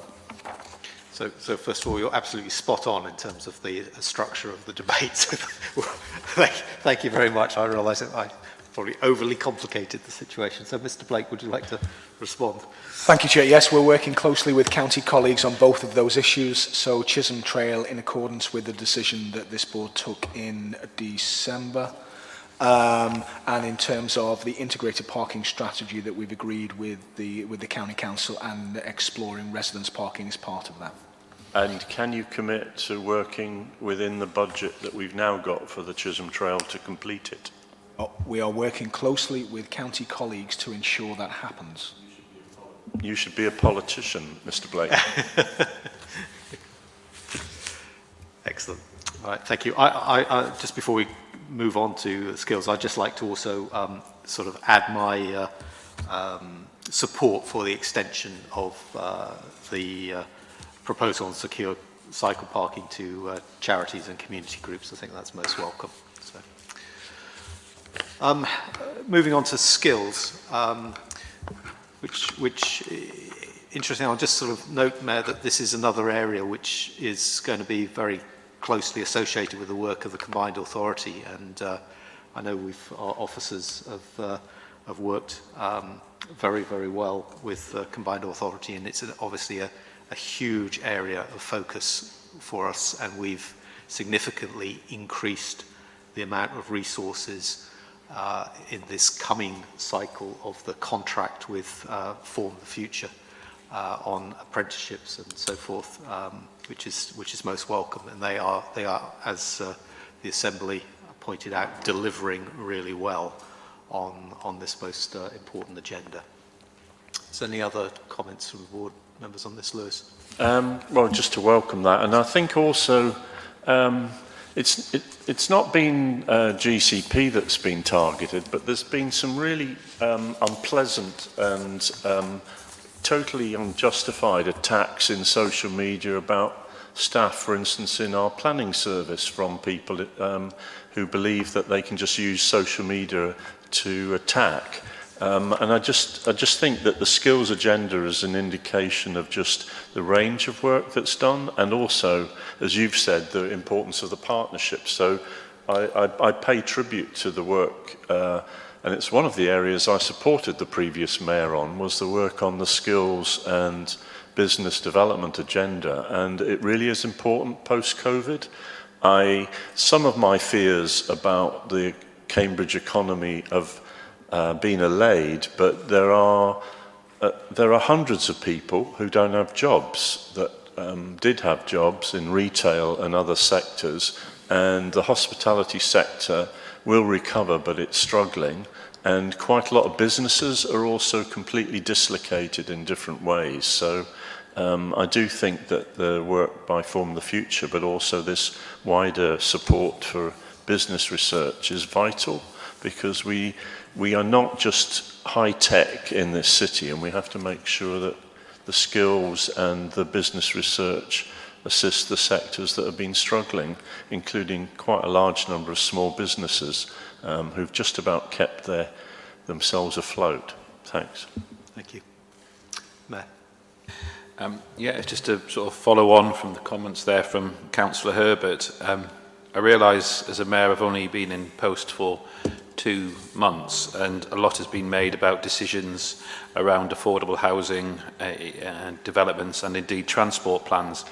But it would be wrong of me to not acknowledge the success of the Combined Authority in terms of the skills agenda, and particularly the team who, although it's not particularly relevant to this group in terms of the Greater Cambridge area, we now have a new university in conjunction with Anglia Ruskin University, and I think that demonstrates that there is a real push within the Combined Authority to work with all agencies, including yourselves, to deliver improved opportunities in terms of skills and education, in terms of the adult education budget. And I would just draw attention to the work of Marmot in terms of looking at opportunities when people have had over the course of the last year and a half in terms of the COVID pandemic. We can do all we can to improve the health outcomes for people, but it was the people who were the most vulnerable, the most coming from the most deprived communities, and it's not a case of that just fixing health in terms of improved diabetes control, improved respiratory management of those issues. It actually comes down to improved opportunities for those people who have access to employment, who have opportunities to live in improved housing.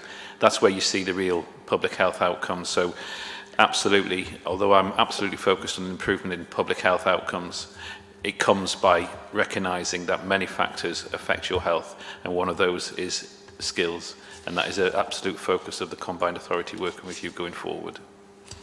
Thank you very much. Phil. Sorry, Chair, just a quick, I should have declared an interest as the Centre for Business Research as part of the University of Cambridge, even though I have no connection with them. Okay, thank you. Noted. Okay, excellent. That's a very, very important area, and it's gratifying and to see such progress on that. If we could just go on now to any comments or questions relating to the smart work stream.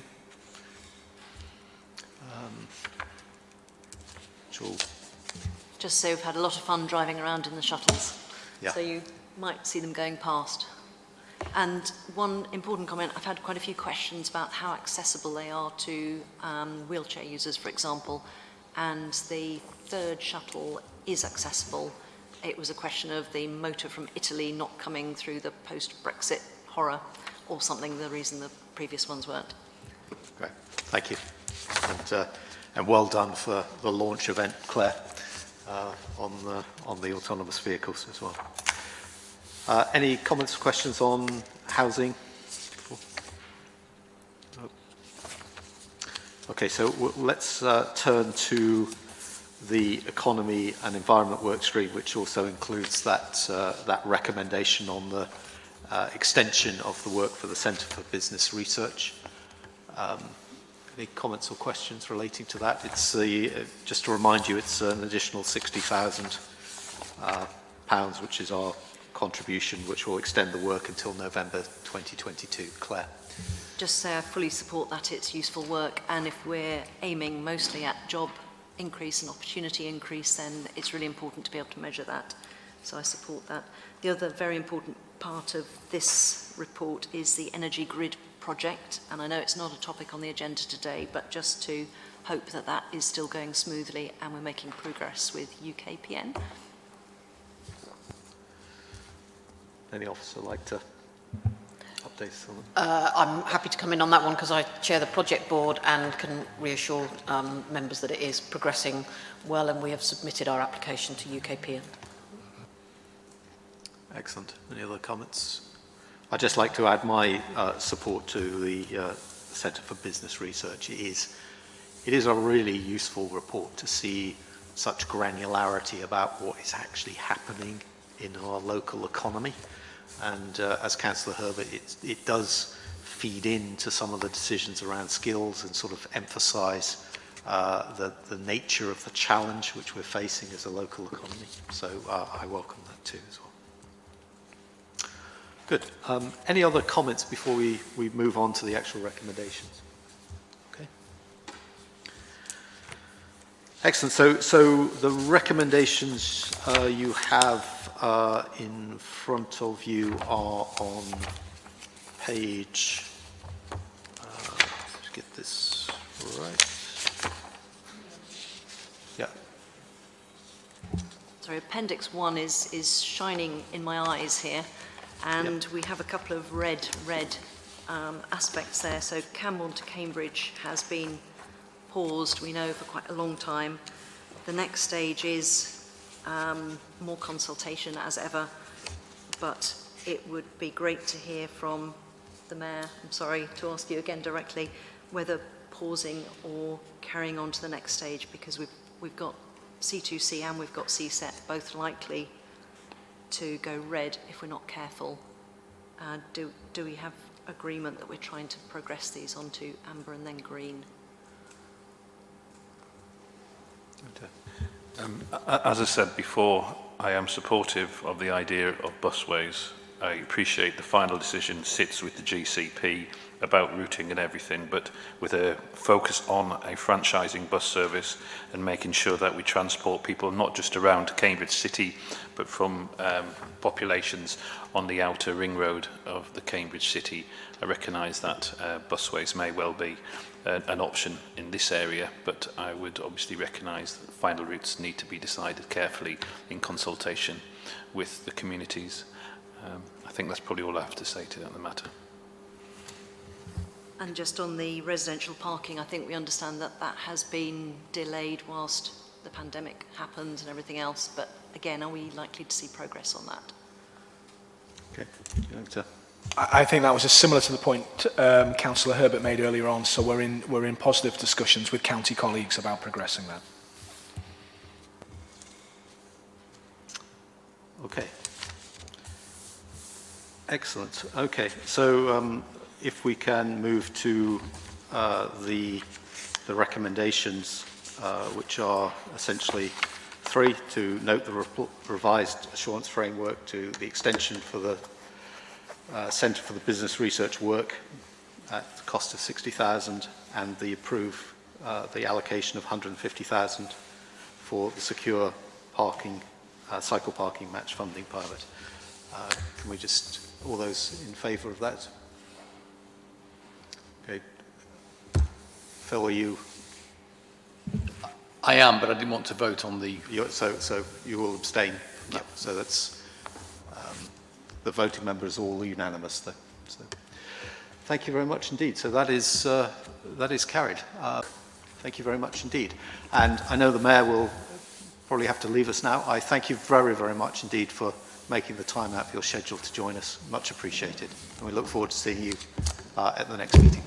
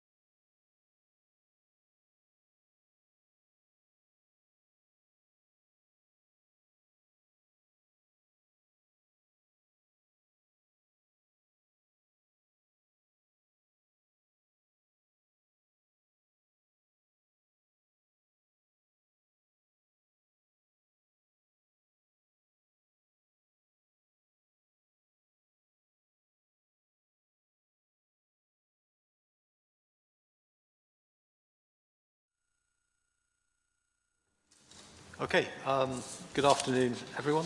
I'd like to start the afternoon session, this Executive Board of the Greater Cambridge Partnership.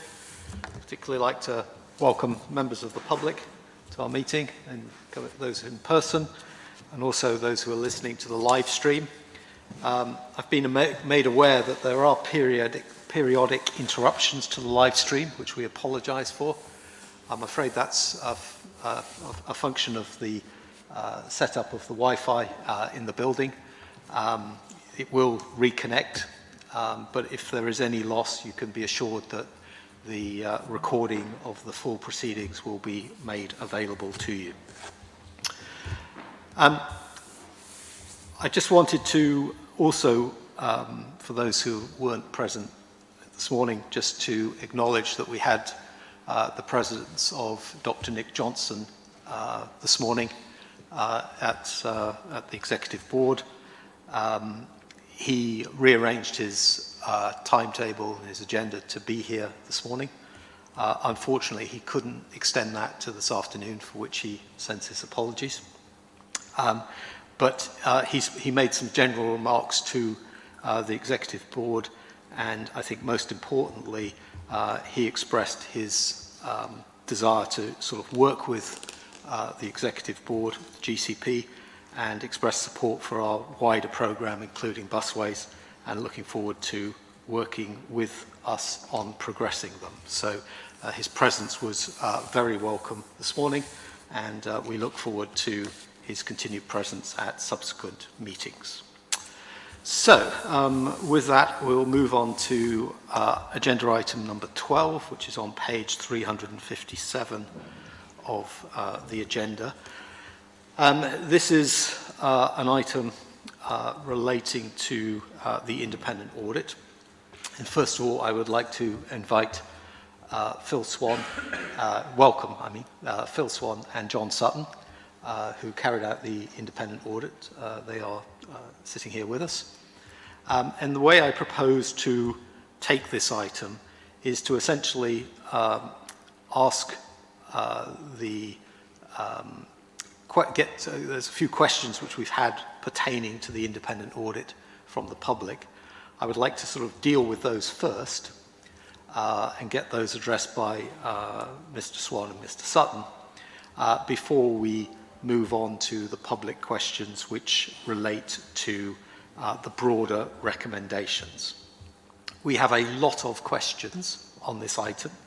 I have decided that we will do them in blocks so that we deal with 4 or 5 questions at a time, and then I will ask Mr. Blake to deal with those questions before we move on to the next block. For those questioners who are here in public, I would really ask that you try and keep your time for your questions as crisp as you can. We do have a lot of questions, and I would like to sort of keep the balance appropriate between the time spent asking the questions and the time spent answering them. So, let us start with the public questions, and I would like to ask the officers to read out 3 public questions which relate to the independent audit by Dr. Mayoral Tracy, relate to general recommendations, and 1 relates to the audit. So Mr. Swan and Mr. Sutton will respond to the question, the part of the question relating to the independent audit, and then Mr. Blake. Application for the GCP proposed route through the Greenbelt over Madingley Hill, which will forever damage this valuable landscape and open it up to urbanisation. Whilst the C2C audit was being carried out, Coton Parish Council employed an independent firm of transport consultants of national repute to examine the issues. Their report was submitted to the audit. They concluded that there is insufficient evidence to date to confirm that suitable alternatives, potential alignment via the A428 and Girton interchange, and potential on-highway options have been assessed to the degree that one can conclude that they do not afford greater protection to the Greenbelt, which is fundamental to the context of the TWA process under which C2C will be considered. They added, "It is strongly recommended that the constraints relating to the consideration of alternatives are reconsidered on a more equitable and transparent basis." They concluded, "Without further work on the above listed issues, the scheme assumptions and constraints are not robust and do not withstand scrutiny, and those shortcomings will undoubtedly be exposed in any TWA process." Question: why are the GCP attempting to progress this scheme again without having examined alternatives in more depth, and why did the independent auditor not pick up on this point? The second question from Alan Treacy reads as follows. The business case for the C2C preferred route is weak, with a BCR of 0.43 to 0.48. This is without any adjustment within the outline business case for cancellation of the CAM, resulting in a busway which terminates at Grange Road, without any prospect of further rapid access through the city. The possibility of 30 to 50% of potential passengers choosing to travel via East-West Rail to Cambridge, south, and the city centre, and emerging patterns of working from home for office workers 1 to 3 days a week in the future. These factors are bound to adversely affect the business case for C2C. The conclusion of the independent transport consultants employed by Coton Parish Council was to recommend that the constraints to this project should include providing a BCR of at least 1 to represent an acceptable level of value for money, particularly in the light of the use of government and public funds. How can the GCP justify progressing this scheme with a business case which does not stack up? Why did the independent auditor not highlight this issue? This question is from Terry Spencer. The Joint Assembly failed to mention in their report that the newly elected Mayor for Cambridgeshire and Peterborough had confirmed that the CAM would not proceed. 1. Without the CAM, how exactly does the GCP propose to link buses from the current terminus of the Camborne to Cambridge busway at Grange Road to the 3 stated destinations, the Science Park, the City Centre and the Biomedical Campus? 2. Without details of these connections, the preferred route for the busway scheme will fail to deliver the stated objectives. Why is the GCP persisting with this scheme, which has received overwhelming opposition by the public, the previous Mayor for Cambridgeshire and Peterborough, the local MP and many organisations, including the National Trust, CPPF, parish councils and the local liaison forum? 3. How can the independent audit team advise that there is no reason that the scheme should not proceed when no feasible or sensible routes have been proposed to connect from Grange Road to the stated destinations without aggravating congestion in Cambridge and without serious environmental city impacts on pedestrians, cyclists and tourists visiting the historic city? Okay. Could I ask, is it Mr. Sutton who will respond? Could I ask Mr. Sutton that you make it clear which question you're responding to as you go through your responses, please? Yes, of course. Yes. Good afternoon, everybody. I'll respond to question 19, which is from Dr. Mayoral Tracy first. She makes a number of claims in her question regarding the audit and the consideration of submissions that were made.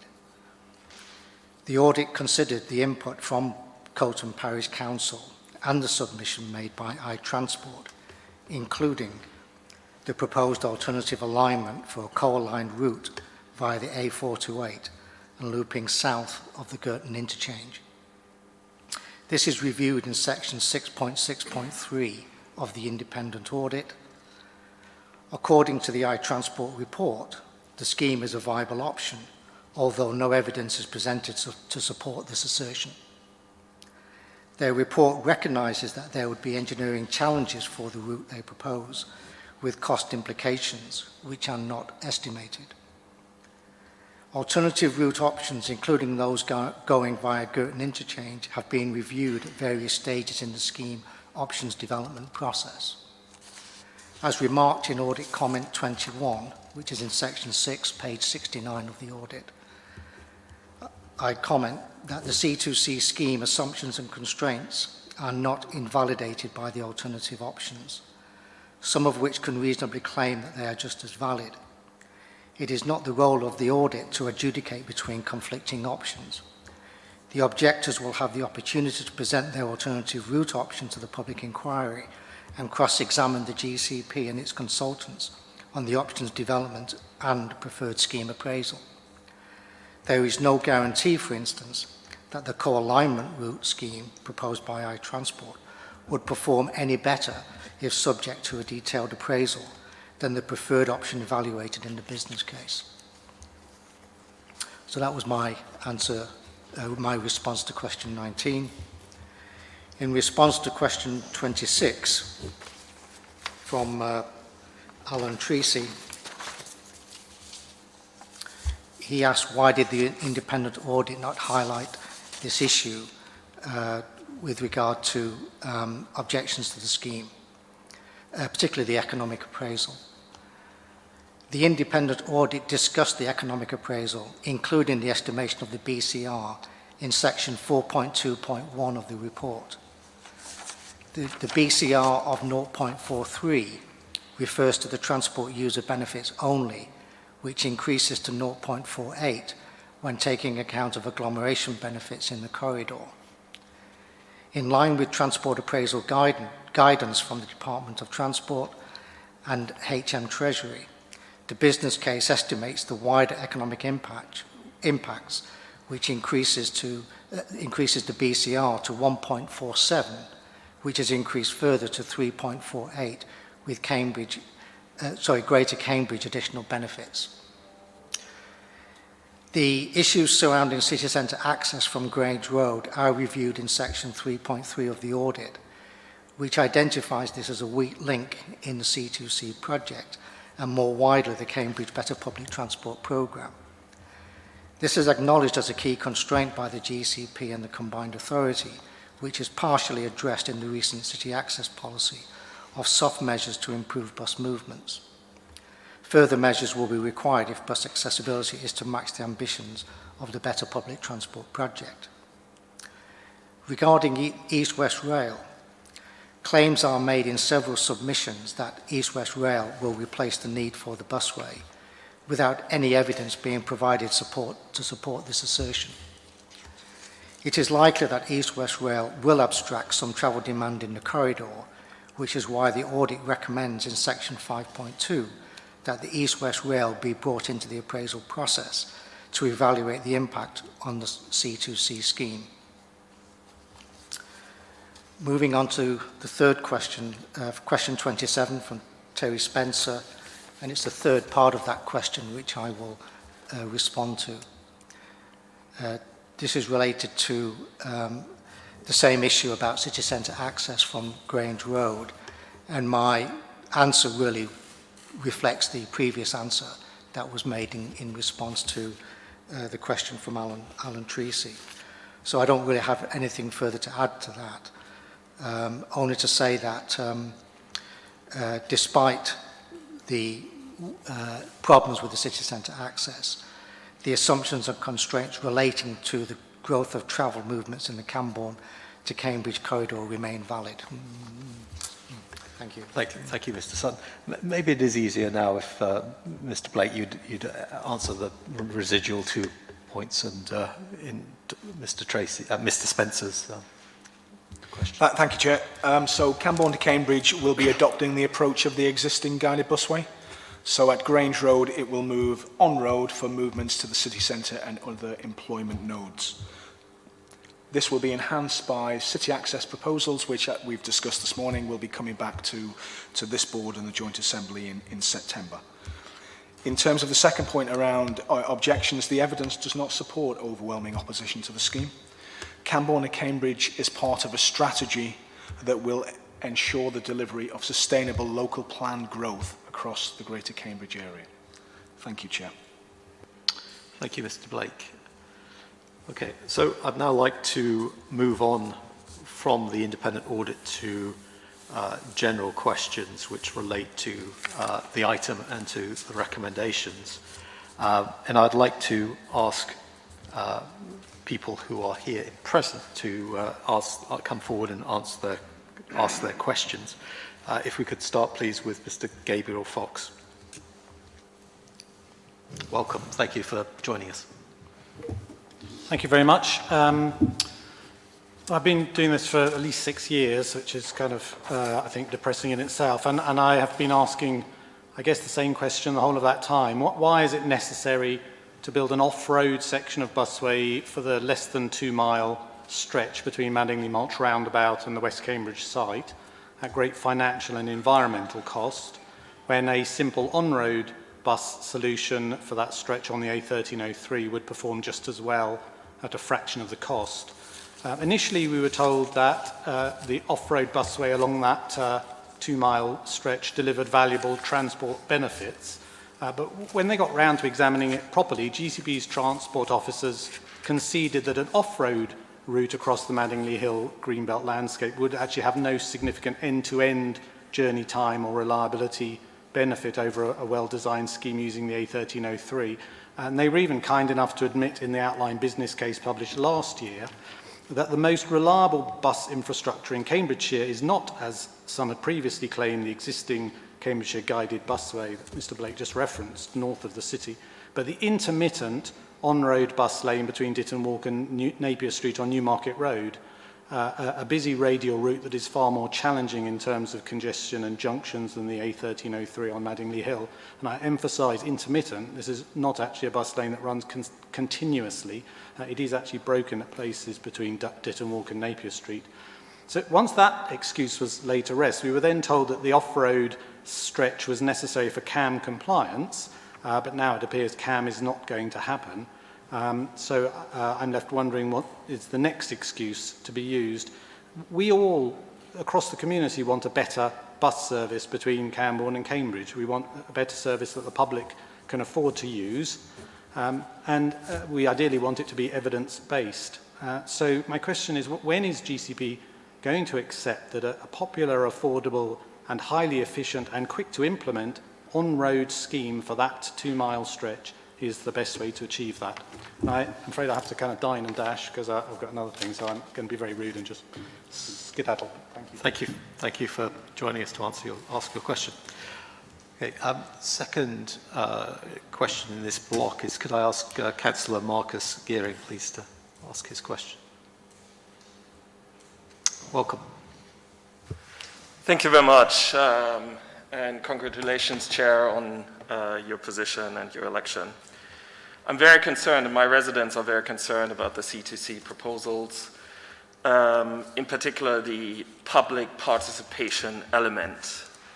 And I'm afraid to say that we feel that officers intervened and weren't properly controlled by the politicians on this board.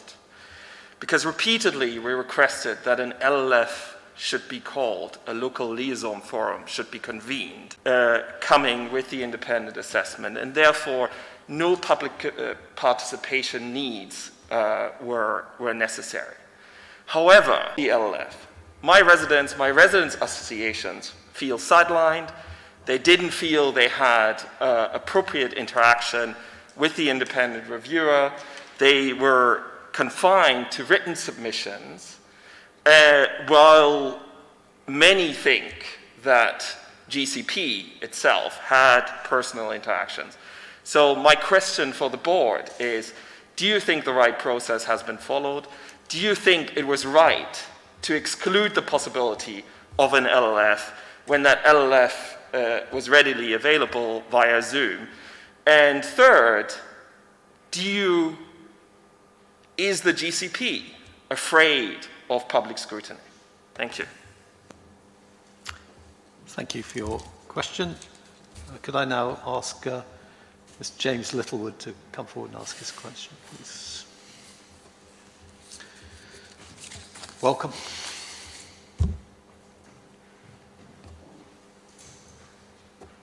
Good afternoon, everyone. Thank you very much for allowing me to speak in person. I have two questions.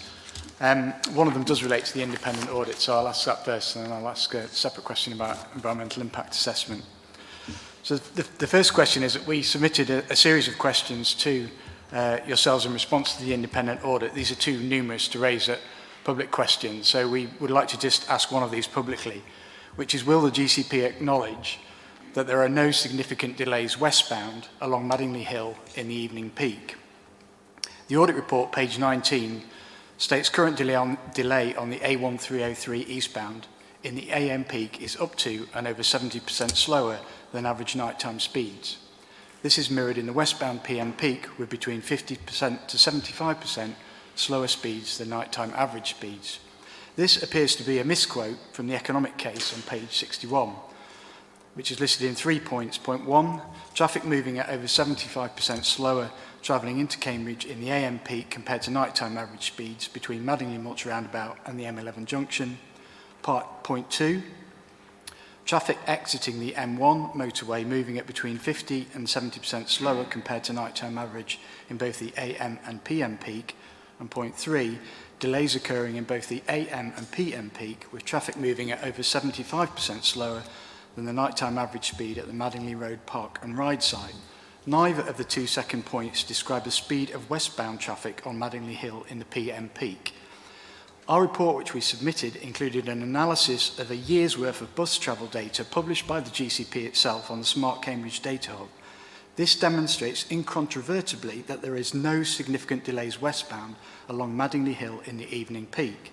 Even in the morning peak, the pattern of delays is too complex to be usefully summarised as 75% slower. And we've provided 2 graphs with our question to demonstrate this point. My second question relates to the environmental impact assessment.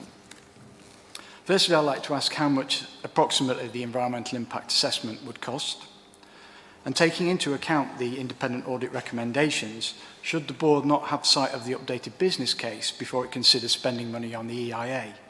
And if not, could you please explain to us what the purpose of the business case is when it so far cost £8 million if it is not to determine whether the project is an appropriate way to spend public money? Thank you. Thank you for the questions. Okay. Could I now ask Superintendent Matthew Brad to come forward and ask this question? Welcome. Thank you.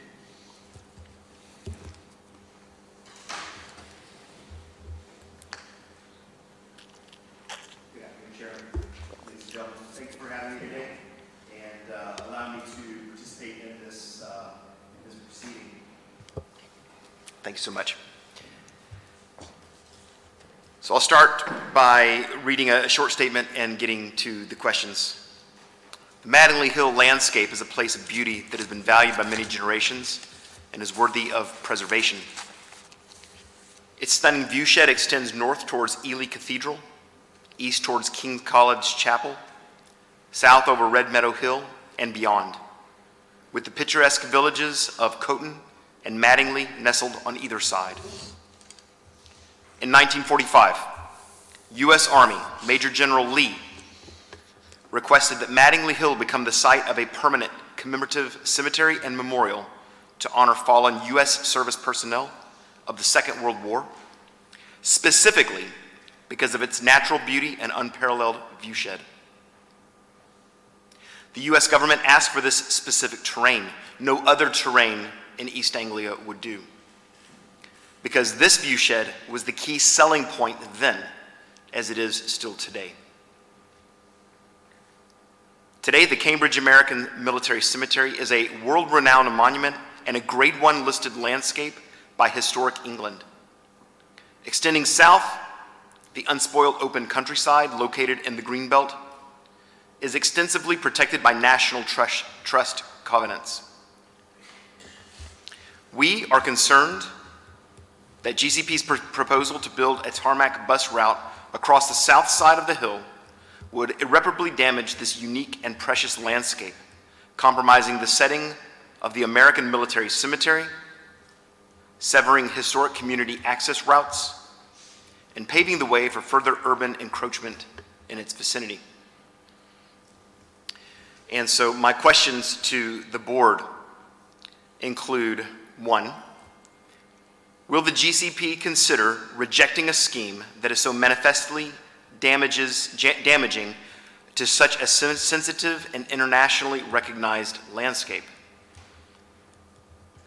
My second question is, will the GCP consider properly and impartially assessing the well-characterized alternatives for improving bus journeys between Camborne and Cambridge using existing infrastructure? And by that, I specifically mean the A428 to the Girton interchange.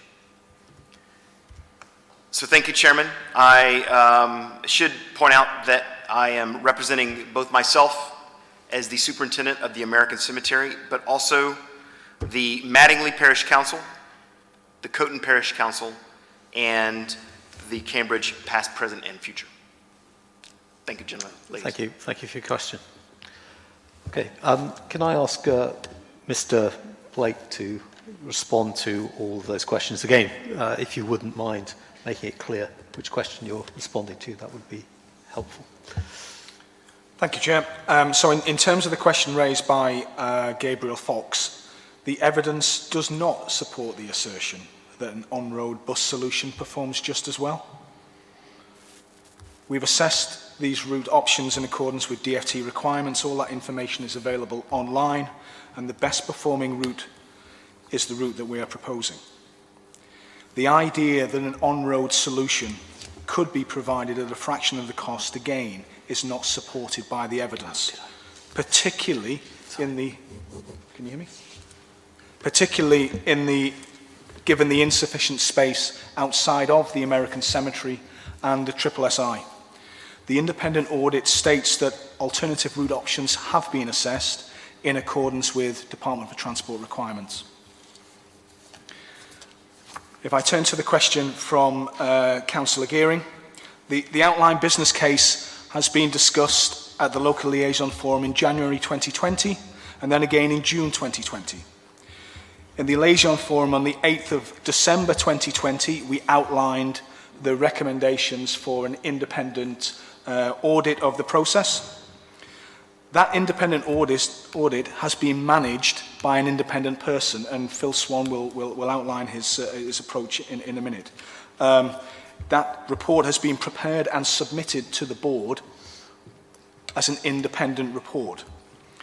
Mr. Swan met the chair of the liaison forum twice during the audit process, including to outline the outcomes and the recommendations.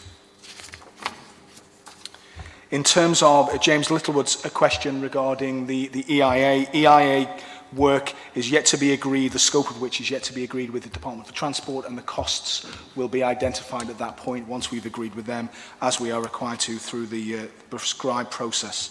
The independent audit has recommended that the business case be updated in due course to reflect East-West Rail, COVID and other issues, and that will be brought forward at the next stage gate, as we're required to do. In terms of your question around delays westbound along Madingley Hill, at present the significant westbound delays in the evening peak are mainly to the east of the M11, but traffic is often heavy over Madingley Hill and likely to deteriorate given the planned growth along that corridor, particularly along to Bourne and to West Camborne. And then finally, in terms of Superintendent Brown, the GCP has properly assessed the alternatives, both on-road and off, and these deliberations have included the impact on the American Cemetery, and the conclusion is that the southern proposals have less of an impact than the other options, which in part is why they've been discounted. I believe that's me, Chair. Thank you very much, Mr. Blake. I'd just like to ask Mr. Swan whether you would like to respond to the question about the degree of GCP influence on the independent audit now, or would you like to sort of pick that up when you make your remarks on the process? I'm happy to comment now. The only contact we have had with the GCP during this process was to agree the terms of reference with them, which I also discussed with the local liaison forum and the combined authority, to obtain information and evidence from the transport team at the GCP, and I accompanied John Sutton to that meeting. I also kept you informed of the progress with the audit, but not the content, and I briefed you on our conclusions in a similar timescale to the briefing I provided to the local liaison forum. There has been no attempt to influence the contents of the report whatsoever. Thank you very much indeed. I have to apologise that I missed a question from Mr. Pratton in my list, so if I could invite Mr. Pratton to come forward and first question for the next block, my sincere apologies. If you'd like to ask your question. Is that working? Yeah. Actually, that works quite well, because my question I very much want to direct at the board and not at the officers, because I feel that I want the board to answer the question rather than the officers. So there's kind of two parts to my question. The first part has been slightly mentioned in some earlier questions. We've been asking for 5 years how the buses will get back to Grange Road from the city centre destinations. All that time they keep saying city centre access study is going to come out. It never comes out. The board members must have an opinion of this for themselves. They know this is the problem. So how do you think the buses are going to get back from town centre to Grange Road? They can't go down Lensfield Road unless significant changes are made to the traffic structure there. Are you, the board, willing to sign off on that and persuade your voters that they're willing to accept that? Or is there some other option that you guys know about that we don't know about? How are the buses going to get back? I don't want to talk to the officers because they're just going to say it's going to come out in the access study. They've been saying that for 5 years. It's time that someone said how the buses were going to get back. The second part of my question concerns the Westfield section of the route. Are the board members aware that the planning justification in law given by the officers and their consultants is appealing to a speculative piece, is making a risky appeal to a loosely related piece of case law, and that this is highly speculative? Okay. I'd give an analogy. If I was a farmer who wanted to develop a piece of greenbelt land, I'd be quite happy to take a piece of legal advice where someone said, well, you've got a 20% chance of getting it through. If it gets through, you win the jackpot. If I'm buying a house, I want legal advice that I know is 100% going to be okay. I want my contract to look like all the contracts that everyone else has signed to sign a house. The advice you've been given legally for the planning for the section over the West Fields is like the former. It's not 100%. Both of these were mentioned to the auditors and neither were adequately discussed in the audit response. But my real question is for the board members on this, not the officers. Okay. Thank you very much for your question. As well on city access. So if I could just ask for the questions to be read out from Mr. Andrew Taylor, Melanie Forbes, Jane Rennick and Caroline Posgate, please. Thank you, Chair. This question is from Andrew Taylor of Countryside Properties. Please can you confirm that the GCP board will approve the decision to move forward with the recommendation regarding the C2C scheme? Countryside support the conclusion of the audit that there is no reason not to proceed to the next stage in the development of the C2C scheme. Following the publication of the Camborne to Cambridge independent audit, Countryside and its consultant team have reviewed the findings. We support the proposed route for the C2C as recommended through the audit and are supportive of the GCP reaching a positive decision on this matter. Within the Bourne Airfield New Village site, the route is consistent with the adopted SPD for the site and the parameters on which SCDC resolved to grant permission earlier this year. The delivery of the C2C is important for delivering new community-based transport options, and the two stops within the Bourne Airfield New Village will be at the heart of the community, including adjoining the New Village Centre. We look forward to continuing working with the GCP to support the swift delivery of the scheme, which is a key infrastructure project in the area, both for the existing and the new communities which will be developed? This question is from Melanie Forbes. As we emerge from the pandemic, we are faced with an ecological disaster, the signs of which are manifest everywhere and every day. We know what we have to do, and it is a race against time.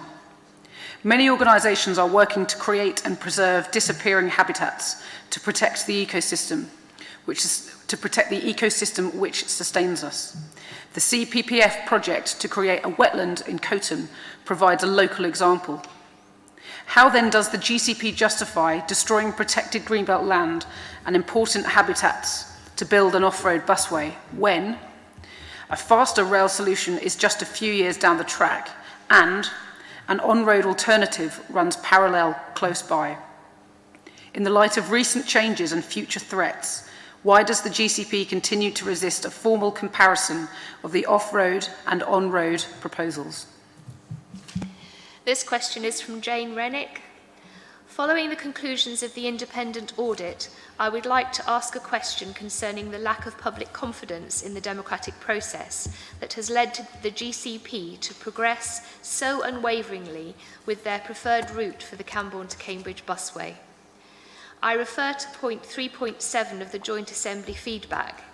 It is stated that overall there was a consensus that the scheme should proceed to the EIA stage, as some residual areas of concern, such as the impact on Hardwick and Coton, can only be addressed by that means. This infers that the severe environmental impact that the proposed busway would have on these two villages is only of residual concern. Here, the use of the word residual suggests that the EIA stage will, yet again, merely be another sweeping up exercise that will in no way lead to any serious reappraisal of the GCP preferred route.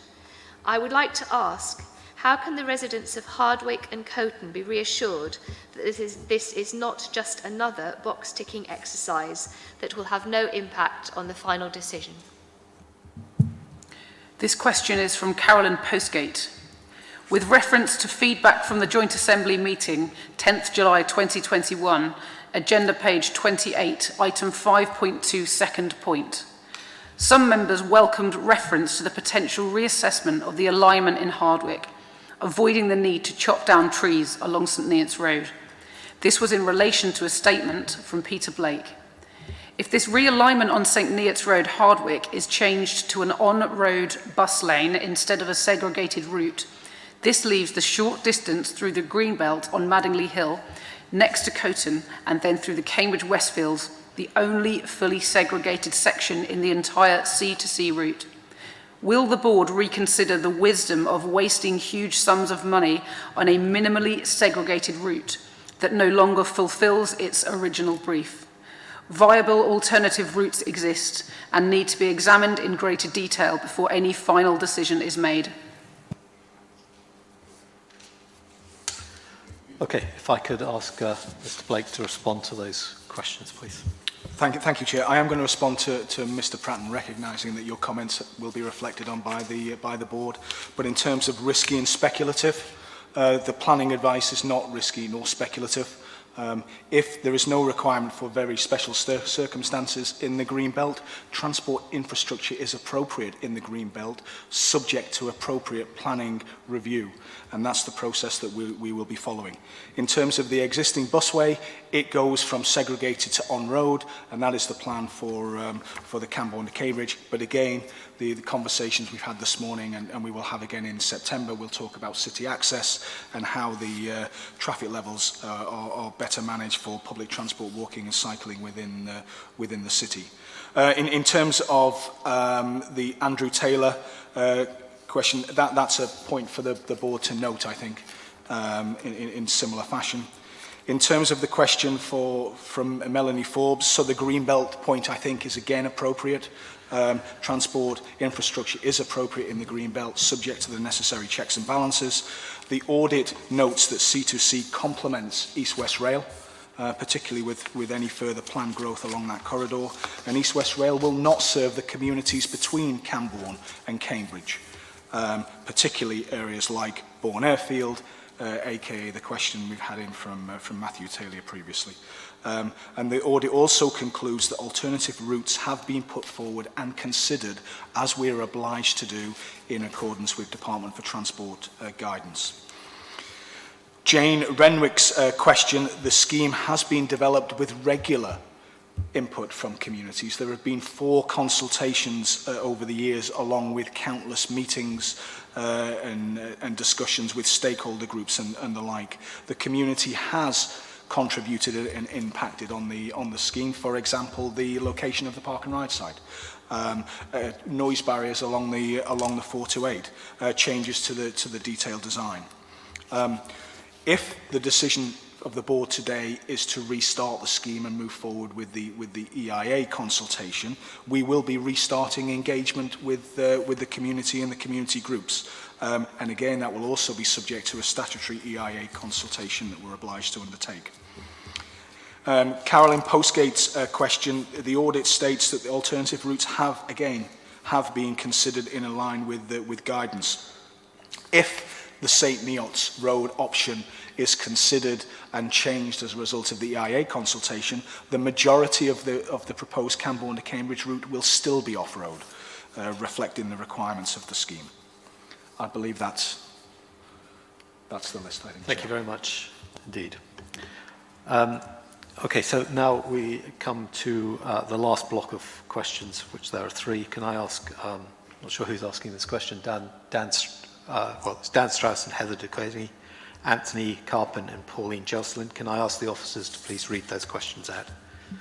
Thank you, Chair. This question is from Dan Strauss and Heather Duquesne on behalf of the North Newnham Residents Association. Over 3,300 people signed a petition urging the GCP not to use Adams Road as the final stage of the C2C busway, and we were pleased to see that these people were listened to. Can the GCP now consider the safety of the 6,000 cyclists who use Adams Road every day and urgently make improvements to the road, which should include traffic calming and removing the parking? This question is from Anthony Carpen. Please, can the Greater Cambridge Partnership set out what detailed discussions they have had with Stagecoach regarding the Cambridge Access element of the busways programme, in particular with regards to 1. What happens to busway buses from Cambourne that reach Grange Road? 2. What happens to C-set buses when they reach Addenbrooke's? 3. How are you managing the risk of building stranded pieces of transport infrastructure that previous generations of transport engineers left Cambridge with during the 1960s and 1970s, including Elizabeth Way Bridge and Barnwell Road dual carriageways? Mr. Carpen has provided some background information which is available on the published version of these questions. And Chair, I think there is a further question which you didn't list, which is from Pauline Jocelyn.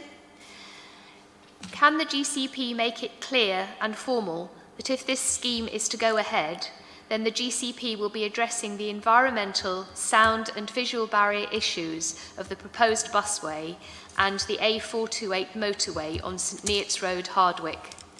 I remind the GCP that 764 Hardwick residents signed a petition to save our trees on St Neots Road. We do not want the tree barrier removed. Does the GCP acknowledge that Hardwick Parish Council confirms it does not support the off-road C2C, nor the destruction of the tree line between the A428 and St Neots Road?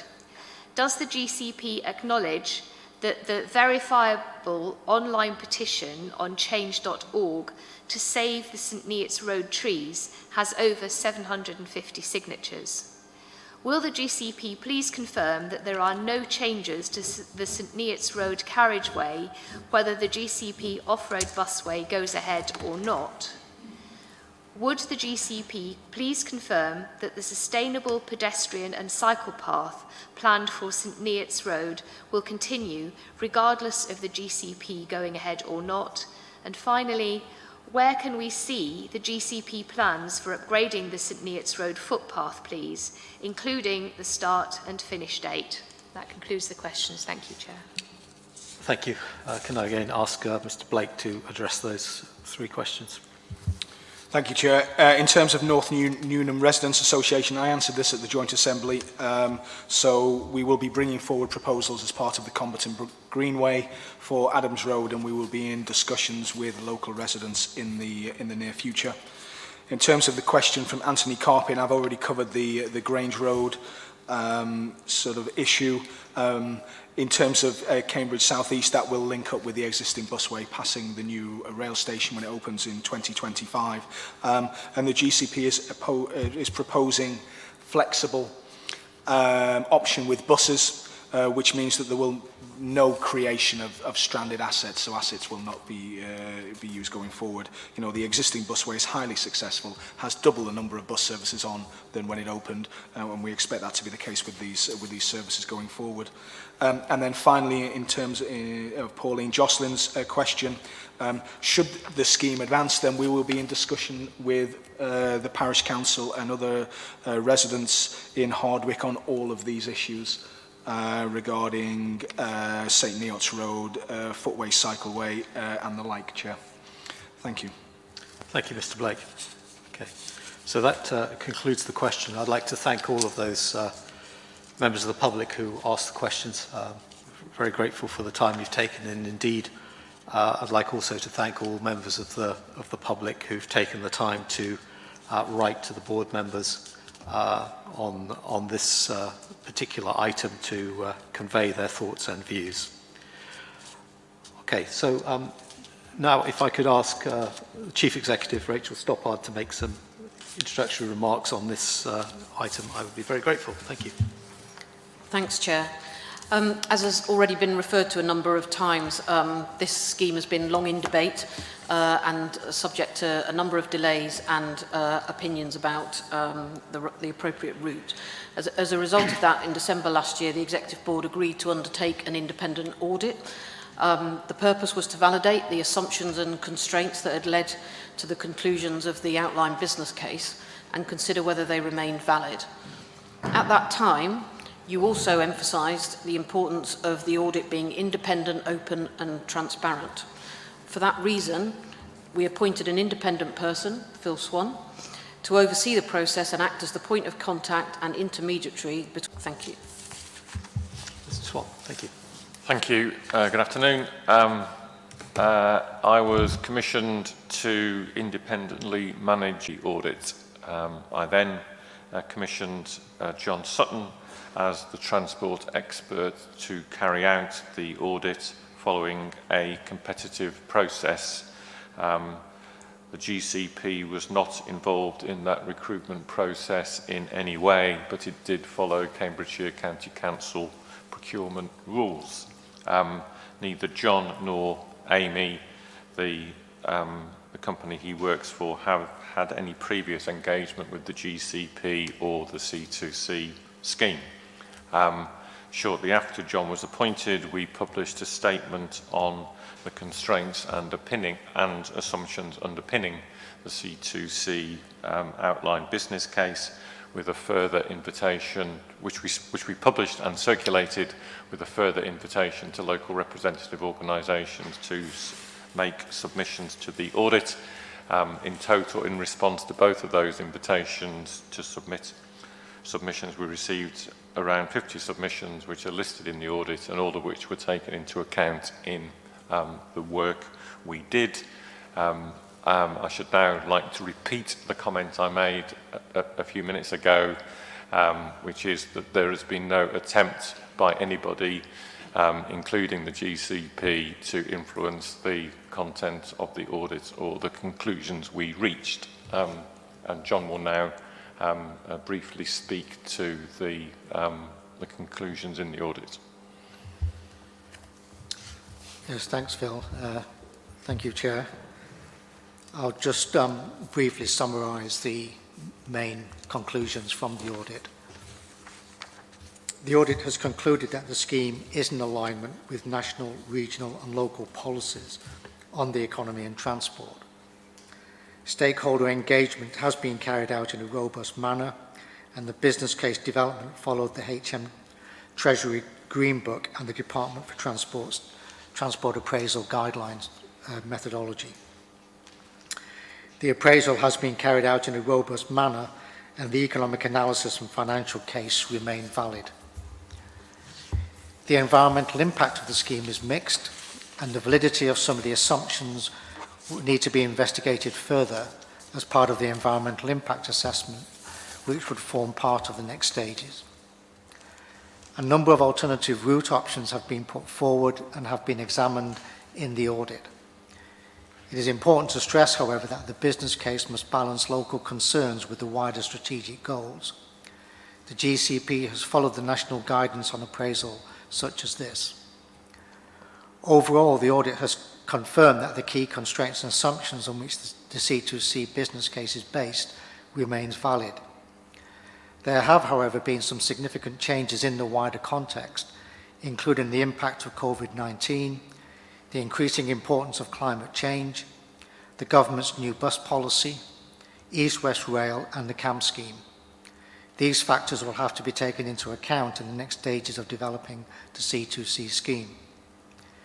It has been argued that progress with the C2C scheme should be delayed to consider the CAM and the East-West Rail projects. This audit has concluded that the case for delay is not strong and has been significantly weakened as a result of the increasing uncertainty about CAM in the light of statements of the incoming mayor. So the overall conclusion of the audit is that there is no reason why the Executive Board of the GCP should not proceed to the next stage in the development of the C2C scheme. Thank you. Thank you very much, Mr. Sutton. Okay, so I would like at this point to just now turn to discussion amongst the board and clarification of any questions which the board members have, or indeed questions which came or comments from the Joint Assembly on the audit report. And then as a separate part of this item, we'll go on and talk about the substantive recommendations. So first of all, if I just invite Mr. Bick, are there any comments from the Joint Assembly relating to the independent audit which you would like to pass on? Yes, I hadn't expected to separate the two, well, but indeed, if you wish to amalgamate them, that's okay, fine too. I'll do that, I think.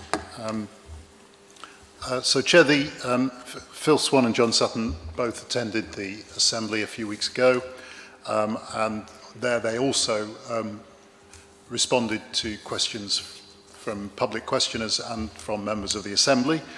The consensus of the Assembly was that the audit had been conducted along the principles of independence which they had hoped for, and that was questioned and explored with them.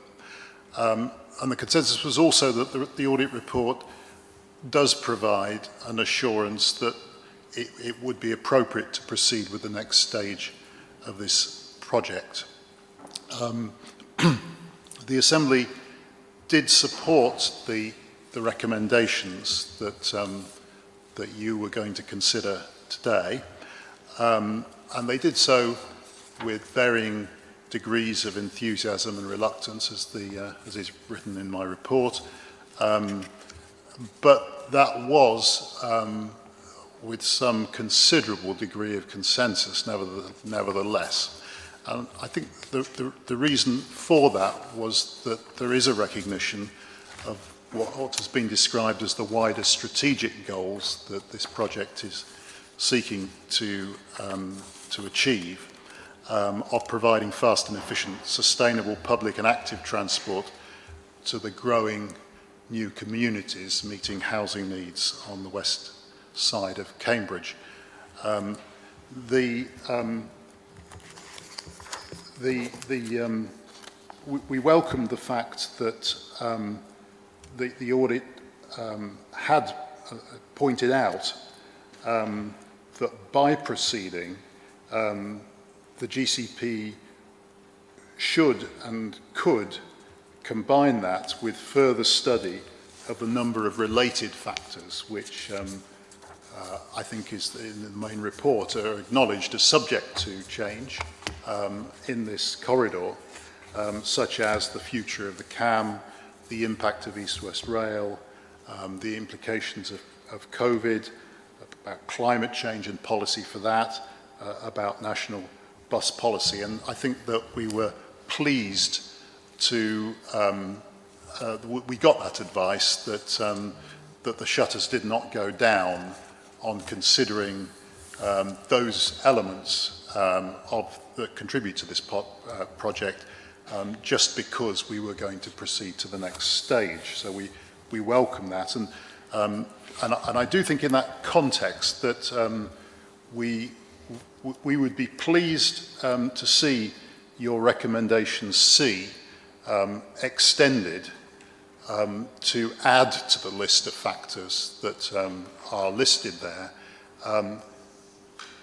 integration with the emergent city access strategy. It's been the subject of some of the public questions. We're talking here about a list of other factors which are in motion and can be subject to change whilst we proceed with this project. I think we have to acknowledge that the city access strategy is one of those, and I think it should be, I would really request the board to add that to the list and recognise that, the city access strategy needs to integrate with that, and it is only an emergent strategy, and so it does need to be added to that list and dealt with in the same way. We also felt that by moving to the next stage, it would be welcome that the environmental impact assessment could take place, particularly because it does enable the areas of environmental sensitivity in areas like Hardwick and Coton to be properly and, importantly, practically explored, because we feel that a lot has been asserted, a lot has been said in very general terms about those subjects, and only when we get to the environmental impact assessment are we going to be able to evaluate the practical issues there and how they can be mitigated and accommodated. So you've got the whole lot of comments from the Assembly there, but the broad consensus was that the recommendations, hopefully if you will agree to amend them, that would be good, should be supported. Thank you. Thank you. Thank you, Councillor Bick. We will just log your suggestion on the recommendation and return to that in a minute. Thank you for your comments. So can I now just invite members of the Executive Board to, if they have any questions of clarification or for Mr. Sutton, Mr. Swan, to please do so.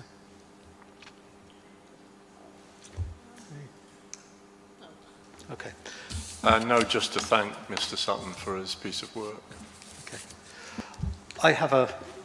I'd also like to thank you, but before doing so, can I just, as your last element, just, I have a few questions which are really just to make sure that my understanding of the conclusions of the report are clear. This was a report undertaken by the board is a very important part of this process in recognition of the time which had elapsed since this piece of work had started, and also the dynamics of what's actually happening in this corridor. So I've just got a couple of questions which I'd like to, if you could sort of confirm for me. What is your view? East-West Rail has come up in a lot of the correspondence I've received, a lot of the questions, a lot of the comments we've had. Is East-West Rail, in your opinion, likely to enhance or detract from C2C in terms of its strategic objectives and its business case? Yes, thank you for your questions. There is still uncertainty on the East-West Rail and the station location at Camborne, and therefore the potential impact of East-West Rail on the C2C scheme is still uncertain. For this reason, the audit recommended that East West Rail should be brought into the appraisal framework in the final business case.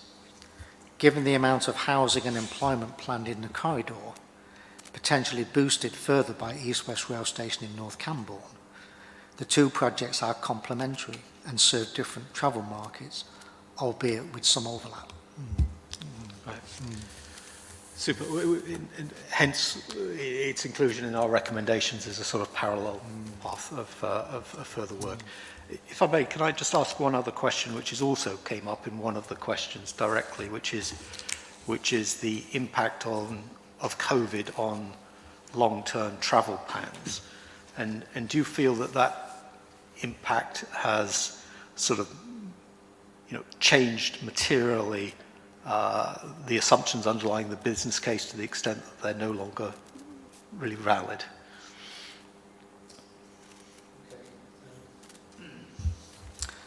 Without being disrespectful, I think this is one of those known unknowns, and there is uncertainty on future travel that may impact all modes.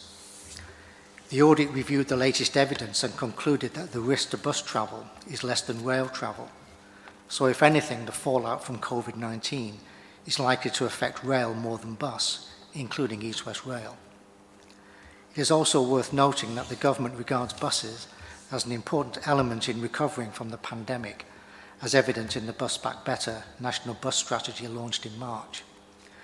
The audit recommended that assumptions regarding future travel demands in the corridor should be subject to more scenario testing, but at present the underlying assumptions remain valid in the corridor, and there is no reason to pause its progress in the next stage of planning. Thank you. Thank you. Next question is again regarding questions which were raised about onward travel. Do you feel that the strategic case is sort of missing, I think, been mentioned here, this is the weak link in the C2C scheme and more generally for the Better Public Transport project. The outline business case is focused on the corridor from Grange Road to Cambourne. Interventions which we've had and emails which we've had relating to sort of alternate routes. Firstly, we're regarding sort of the A1303 and prioritisation. Do you feel that, or do you consider that the GCP in its work overstated any of the constraints or made any invalid assumptions that caused it to reject those options as a viable long-term solution for the strategic objectives?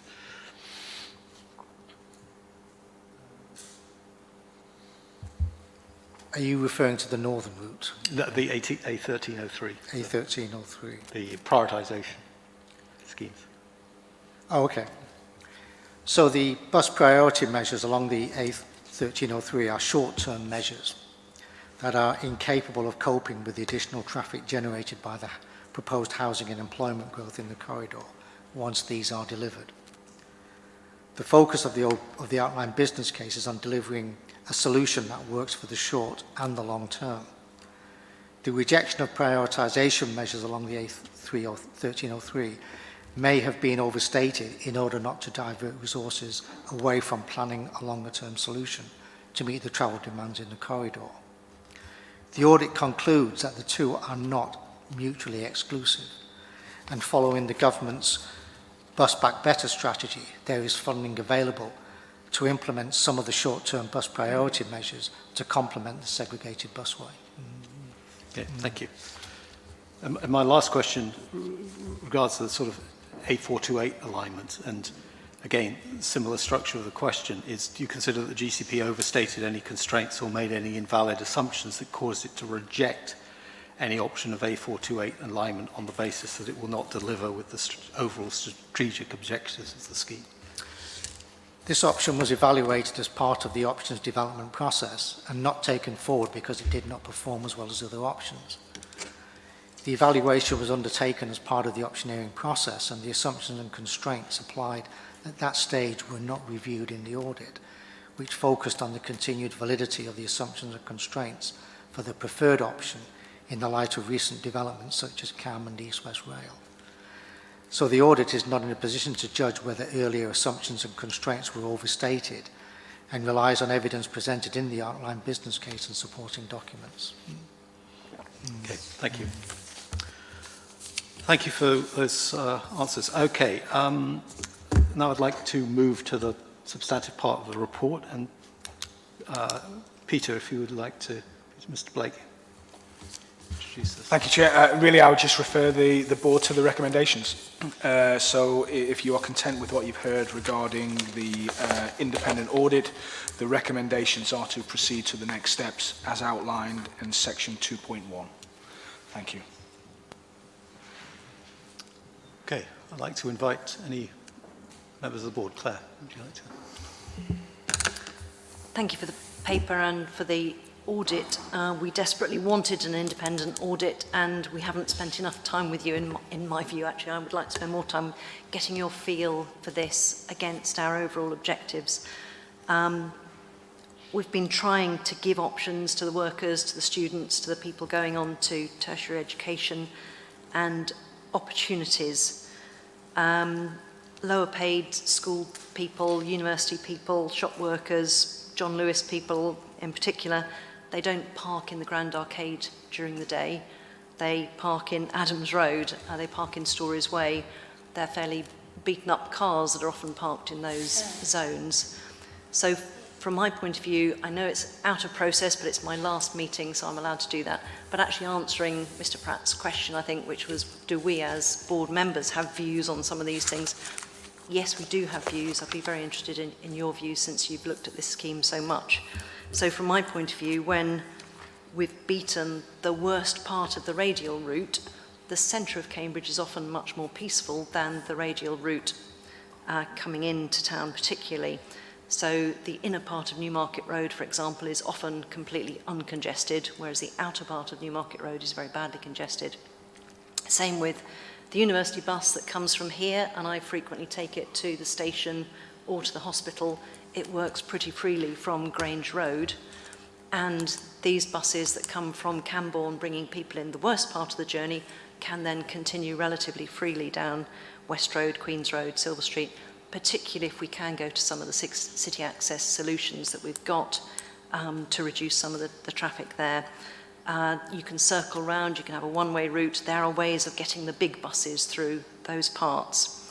Secondly, you can move to smaller vehicles to go off in different directions if you're not going in the same direction as the main bus from Camborne. You can use smaller shuttle buses. You could even have a fleet of these dreadful scooters, dare I say it, at the bus stop in Grange Road for people to zip off to somewhere that they wanted to. Different connections and access can be used in different ways. But overall, in London, in other busy cities like Paris, anywhere else, you don't expect to be dropped off right outside your favourite shop. You expect to walk the last bit. We're trying to get people to be more active. Our mayor has said he wants people to be healthier. If people are currently walking from Adams Road, from Stories Way, from Warts Causeway and Abraham Road, surely they could actually get off the bus one stop earlier and walk in the last bit.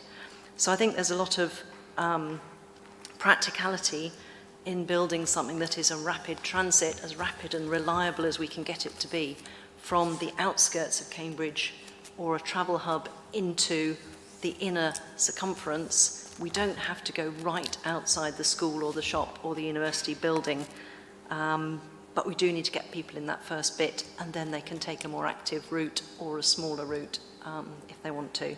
So outside process, because I know we're not really meant to have ideas, we're meant to ask the officers, but actually it's quite useful that we do always have some thinking going on as well, don't we, Lewis?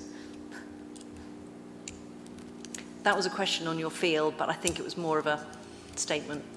But if you have a feel for whether this is actually going to meet our bigger objectives of getting people in that first major part of the route to give them the opportunity that they need to work and be educated, etc., in town, that would be really useful. Would you like to? Yes, thank you. Thank you for your comments. I'm not quite sure if there was a question in there, but yes, I think fundamentally, I think what you're referring to is that the GCP area and the combined authority has accepted the idea that Greater Cambridge is going to grow significantly in terms of housing employment. And the challenge is that how do you accommodate that growth? I mean, here we're just focusing on travel movements. So something has got to give. You know, I mean, you're increasing the population of this area by 1/3 by 2035, according to the latest projections. And if you believe the combined authority, you could be looking at increasing the population by up to 50%. Now, I mean, this is going to have a huge impact, as well as the employment that's going to come with it. So I think what your question is or what your comment is that, well, we need to find a way of being able to get those people around the area in the most efficient and effective way without harming the environment. And I think, you know, this scheme or schemes like it is, as part of the Better Public Transport Programme, is the solution which the Greater Cambridge Partnership has come up with. I mean, yes, there are questions over specific alignment and impacts and things like that, which have to be addressed. But if you're going to have a transport strategy which is aiming to move people out of their cars and onto public transport and active travel, you're going to have to be, I think, quite brave in what you need to do. And if I can just also refer back to a comment that was made earlier, perhaps I didn't make this as strong as what I could have done. But with all the projected growth in the corridor along the A48, you don't just need the C2C busway, you're going to need East-West Rail as well, especially if you're going to make sure that people are going to be transferring from cars into public transport. So it's not a case of either or, you really need both. Thank you very much. Any other comments or questions? One area I would like to ask Mr. Blake about is the discussion that was raised by a number of people in responses, and I don't really want to draw in Mr. Sutton, but he might comment, but the Hardwick Road end of the scheme, in terms of what will be the opportunity under the EIA to test that particular element.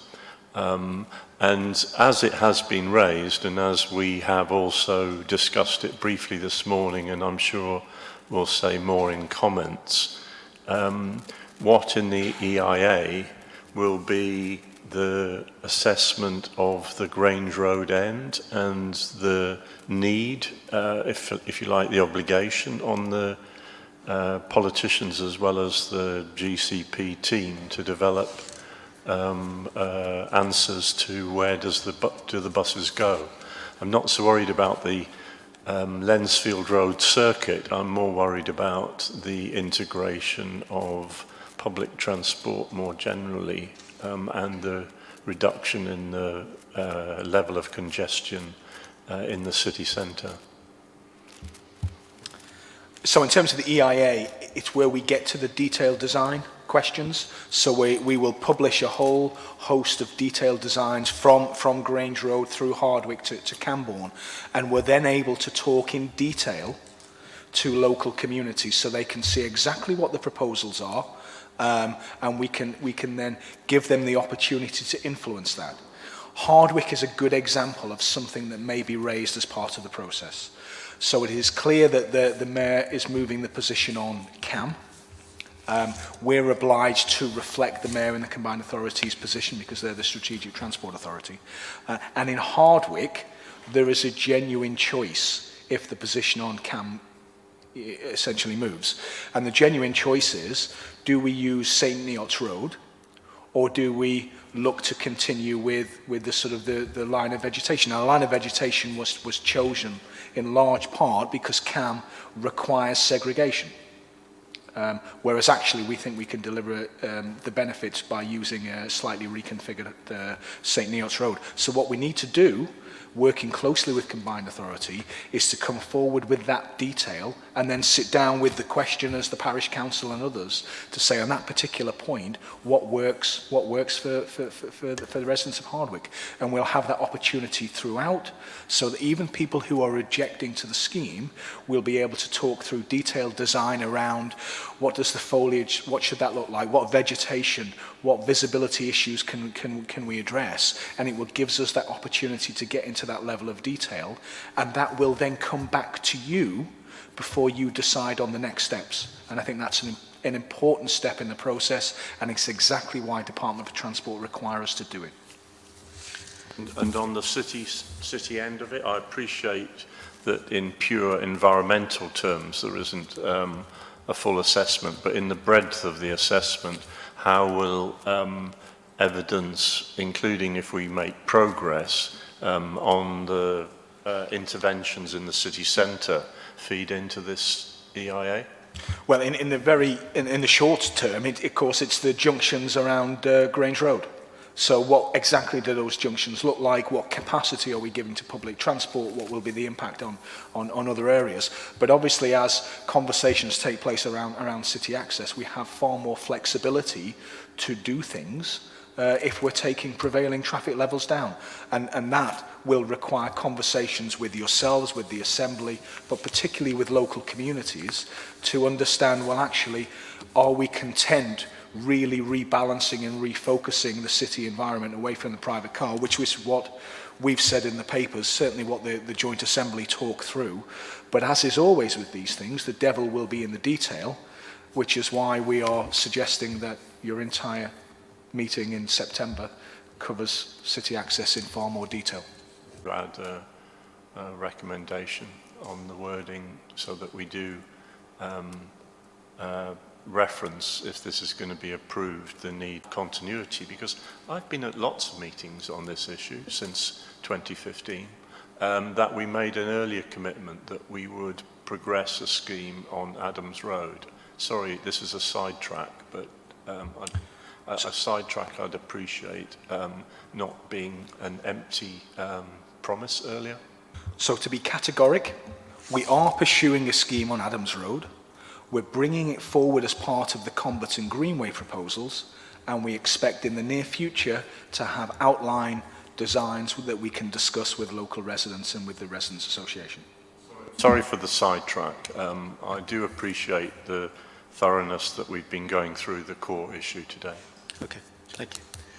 Okay, so can I just, sort of Councillor Herbert's comment, can I just ask the board whether we are in agreement that we will add city access to C as the recommendation in terms of adding that to the list? Is that accepted? Okay, we will make reference to city access. Can I also just ask a question of Mr. Blake in the context of the question which I asked Mr. Sutton about the prioritisation issues? The reference to the national bus strategy here would contain a review of what options there may be on short-term prioritisation measures consistent with the national bus strategy. It would. All I would add is that the response for this area will come from the Combined Authority as they are the public transport authority, so we would be working in partnership with them. Okay, understood. Okay, thank you. Okay, so with those recommendations, can I just now turn to any comments or which the board members want to make on the recommendations and the item itself? Mr. Lewis. I won't give the full comment, but I do need to make several comments. I've listened at length and understood some of the concerns, and I can see a view from residents in the Coton area that they don't want this. But it does come back to a point that was made earlier, that there is a strategic need. And I don't believe that we've skewed the evidence, and that was one of the claims that was made. I do believe that we've gone through an elaborate, lengthy, thorough, thoughtful and objective process in reaching the conclusion that we have, that that an off-road route to the south is the right option. I have been involved in looking at an off-road route to the north, and the gentleman from the American Cemetery is no longer here. I do not think that this has any material impact on the American Cemetery. I appreciate there are wider points here, but if we actually look at the thoroughness that we've looked at different options and assessing the need, there is a real need for an off-road route because of simply as Mr. Sutton has also alluded to, we are not dealing with the current, we are dealing with the future. And as has been evidenced by the Mayor when he mentioned the success of the route from St Ives through past the growing Northstowe, this is a transport necessity. And for people to only harbour views about, well, we can have a Girton interchange, or we can have various things, or it's not needed because of East-West Rail, they're entitled to put the point, but fundamentally it is motivated often by a legitimate issue, which is we don't want anything. But our job is to answer the question, and the question is, how do we improve transport? And I heard another comment this week, which was, you can't do this in the green belt. Well, we are unavoidably needing to provide transport solutions through the green belt to answer the point that Mr. Sutton made, that there is a growth in population, and there's been an even bigger growth in transport movements. I don't ever hear a voice for the bus users of Cambourne, and I don't ever hear the voice of people moving into the area needing to be able to get to work or to the centre of Cambridge. And I can explain my logic in fuller detail if people want it, but this route off-road is needed for the future and is essential. And I have listened to evidence all the way through, and there's been a thorough assessment, and I'm glad that we're moving to the EIA stage, Chair. Thank you. Lisa. Thank you. I wanted to follow on briefly from what Claire said, and I think we find ourselves in a similar situation, paradoxically, because she's on her way out and I'm on my way in. And perhaps we have similar, at this point, levels of uncertainty on how you deal with public interaction in these meetings. And I'm very sorry that a couple of the people whose comments I wanted to address are no longer here. Sometimes the democratic process requires long discussion times. It is regrettable, but it's how it is, you know. And I think what I've heard in terms of the relationship between this and city access, and by the way, absolutely we should have that recommendation, and I think it's a great idea. Everybody else has said it, but I was going to say it. And, you know, one of the things I'm hearing is that there seems to be a desire to say, until that is sorted, don't do this, and until this is sorted, don't do that. Which is a problem in the sense that quite clearly you end up not doing anything because neither of those things can proceed until the other thing has proceeded.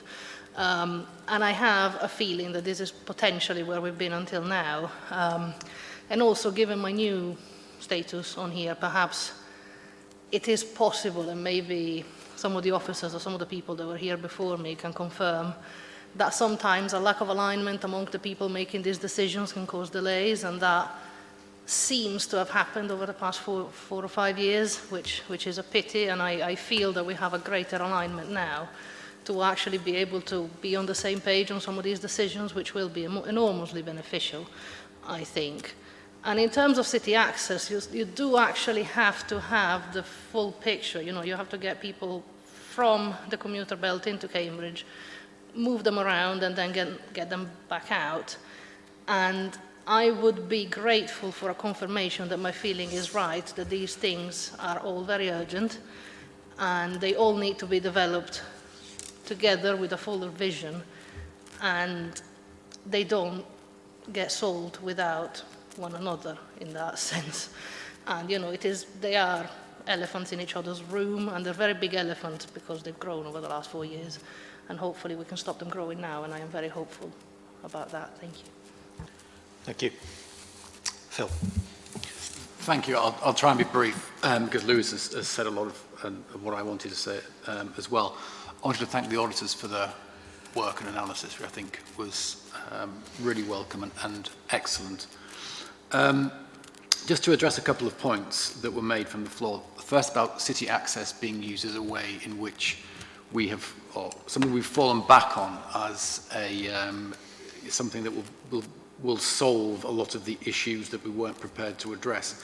I think it has been used in that way sometimes, and I don't want to raise expectations any more than they have been raised about our next meeting when we'll be looking at it. But we have been trying to do this with not one, but both hands tied behind our backs over the last few years. I think now we have a real opportunity not to rule things out of the city access debate, but to start rule things back in again. And that's what I'm very much hoping we will be doing when we meet to talk about it. Greenbelt has been raised a few times, and it's going to be raised, I suspect, in the discussion on CSET, which is to follow this. And I think there's some misunderstanding about greenbelts, which are not a cordon sanitaire. And one of the exceptions to greenbelts, and I'm looking at it right now, is the local transport infrastructure. And to me, this is absolutely the kind of thing that we should be thinking about, unfortunately. But nevertheless, greenbelts are not there to stop all kinds of development. They are there to stop certain kinds of development. And then finally, just on the recommendation, I mean, I think the audit really supports the process and the analysis and the direction that we've been taking to date. So I would support the recommendations. I would support the move to the EIA and the EA. And some of the issues which come down to difference of views on development will rightly be considered by an inspector as part of the public inquiry. But we need to be able to get to that point, and therefore I support the recommendations. Okay, thank you. Do I have any more comments before I make the summarise? Okay. Okay, well, I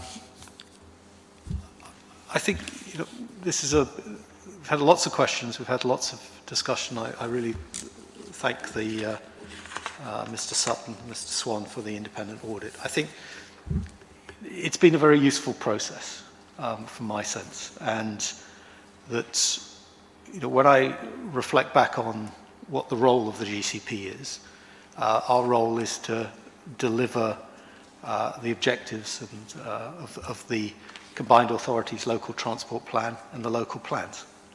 And I think we've heard amongst the board members today and in the independent audit confirmation that this scheme does deliver those important objectives associated with managing the growth and the sustainable transport which is required to go along with the employment growth and the housing development in our local plans.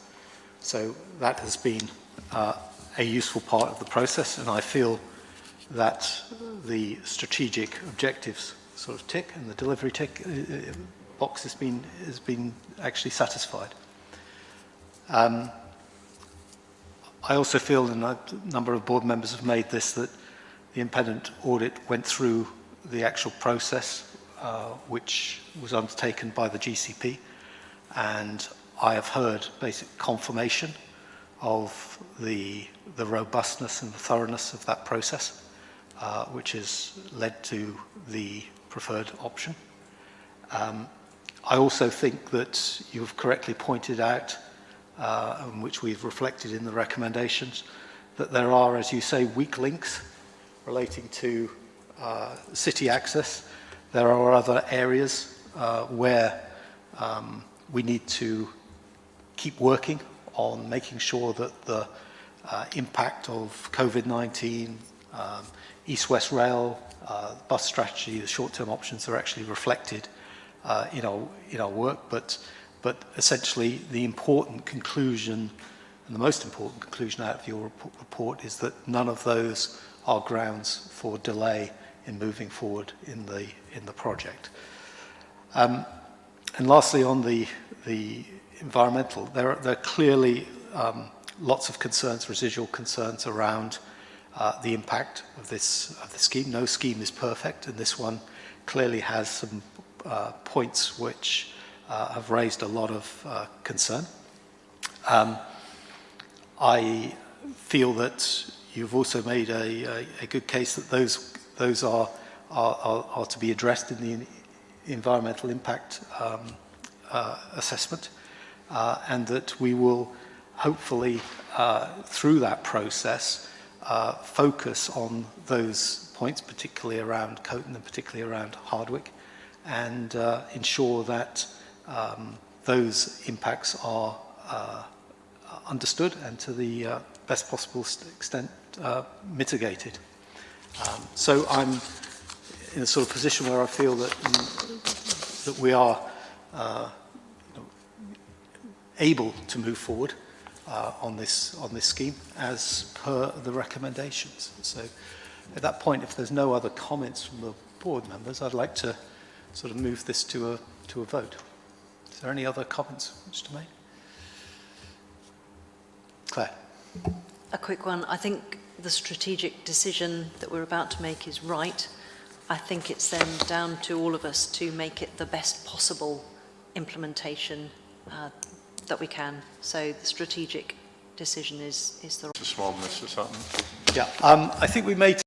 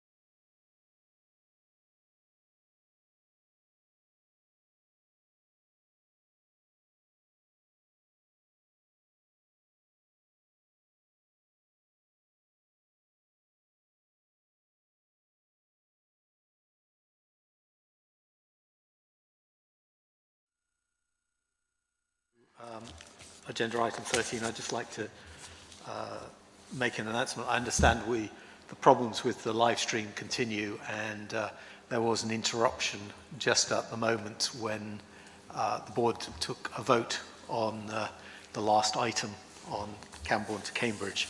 So I would just like to confirm for those who are listening on the live stream that the recommendations were approved with the addition of a reference to city access in part 3 of the recommendations as to future work which needed to be conducted in parallel with the work on the environmental impact assessment. Apologies again for that. So moving on to agenda item number 13 on the Cambridge South East Transport Scheme. I would in the first instance like to invite Tony Orgy, as chair of the local liaison forum, to feedback on their meeting which they had on the 7th of June. Welcome. Thank you very much. The local liaison forum had a public meeting on the 7th of June, which was between the publication of the papers for the joint assembly and the joint assembly meeting itself.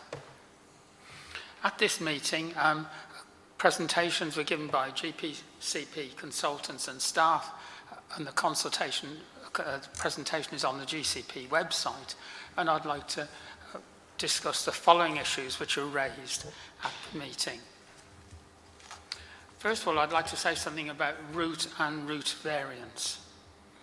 2 route variants were each separately considered, but some of the discussion, concerns and challenges were of a general nature and applied to either route variant and indeed to the GCP's preferred brown route. There was complete surprise that there would only be 1,250 car parking spaces at the proposed new travel hub near the Four Wentways roundabout. It was thought that this out-of-the-blue reduction in car parking spaces at the new travel hub was of critical importance. Particular concern was expressed about the reduction in proposed spaces in the light of recent job creation and what is already known about future jobs to be created at the Cambridge Biomedical Campus. Given the number of jobs already in the CBC area and that they will increase by many thousands in the coming years, it was felt to be counterintuitive to reduce the number of parking spaces at the new travel hub. Reference was made to the present West Suffolk local plan up to 2031 and the fact that work was already underway on the next plan up to 2041. It was questioned whether any account had been taken about Haverhill's needs, since many people living there commute along the 1307 towards Cambridge, and about future growth in Haverhill. In response, it was stated that the reduction in the number of car parking spaces was the result of further traffic modelling. The combined authorities' response to the EIA consultation had stated that 2,000 spaces was too high. The figure of 1,250 was the proposed capacity in the opening year. Staff and consultants were asked at the meeting how could GCP progress such an uneconomic scheme, 26 of today's agenda papers. Surely, it was argued, this was way under what can get approval, and such a low BCR have no impact on the value of the BCR. At the end of some time spent on this issue, my very clear impression was that those attending the meeting still remained intensely sceptical and thought that removing so many car parking spaces could only lower what was already an exceedingly low BCR. And by way of context, I should add that a GCP presentation at the local liaison forum meeting held on the 1st of June 2020 gave figures of 2,000 to 2,500 car parking spaces and a BCR of 0.71. Attendees also raised the issue of CAM compliance and queried why a scheme was going ahead when the new mayor had stated that he would not be taking the CAM scheme forward. If the previous mayor's metro scheme did not go ahead, there was no need for this scheme, some people argued, and alternatives were suggested. In addition, the point was made that the GCP need to think strategically about Cambridge's problems rather than in silos, and that a light rail solution, for example, would give scalability. And it was pleasing to note that the new mayor was talking holistically. We then talked a little bit about the pink route variant, and GCP had commissioned a report to assess this, and you see that report in Appendix 6 of your agenda papers today. A very short GCP presentation at the meeting on this variant focused on the assessment report findings in relation to environment, costs, benefits and benefit-cost ratio.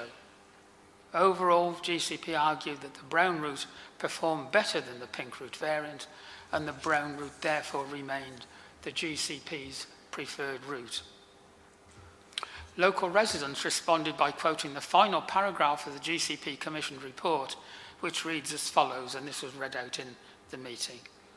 The technical assessment results for the pink route variant are sufficiently close that GCP could also take into account public and stakeholder opinions in reaching a decision on whether to consider the pink route variant for adoption as the preferred route instead of the current brown route alignment. Local residents felt the report made clear that differences between the brown route and the pink route variant were marginal, and they felt very strongly that their views had not been given sufficient weight in the process of determining the preferred route. The question, can you confirm that you will take into account public opinion, was asked in a variety of different ways, and it was stated that the parish of Bayborough wants the pink route variant, and that the brown route, cuts the field and goes through ancient water meadows. The brown route, does bisect the farm, and I understand that members of the GCP's executive board did receive an email yesterday from Cheveley Park Farms. Regarding the strategic Shelford's rail alignment, again there was a short presentation at the meeting by the consultants focused on the findings of the Atkins independent review, which is set out in Appendix 5 of today's agenda papers. In support of the Shelford rail alignment, it was argued that the Atkins independent review stated that the route was feasible. The point was made that whereas the GCP has considerable financial resources, the iTransport report was crowdfunded locally and with support from parish councils.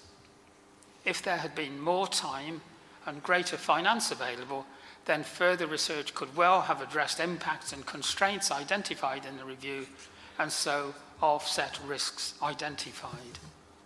Further work was needed. Regarding the environmental impact assessment, there was a comment that environmental impacts affect not only residents, but also the wider community. And then there was a question about the type of transport to be used. In response, it was stated that no specific vehicle had been selected, but that vehicles would be electric powered when in the city, but not outside the city. On the expected opening date, it was likely that a hybrid bus would be used. There was widespread, I would say almost unanimous support at the meeting for the public transport on the CSET route to be all electric from the start of operations. And the final section I just want to say a little bit about is the EIA consultation. Concerns were raised about a number of issues, for example, bus stops on Francis Crick Avenue. For example, whether there would be hold-ups to the movement of emergency vehicles and whether the roadway would be wide enough for use by non-CSET buses. A number of comments and concerns were made about the Nine Wells area, what planting is proposed near Nine Wells, and what would be the impact of construction work on the Nine Wells Nature Reserve. Where would the construction compound be positioned? Some concern was expressed about pedestrian and cycle access to Nine Wells. Had there been an environmental impact assessment for this small, fragile area? Current access was by an informal path, but changing the surface to compacted hardcore was felt to be unsympathetic and completely unacceptable. In response, it was stated that the intention was not to make access to Nine Wells easier, but to maintain current levels of access. However, it was felt that this view was unrealistic, since improving access was likely to bring more people to the area. And finally, concern was expressed about details of the active route travel bridge over the A11.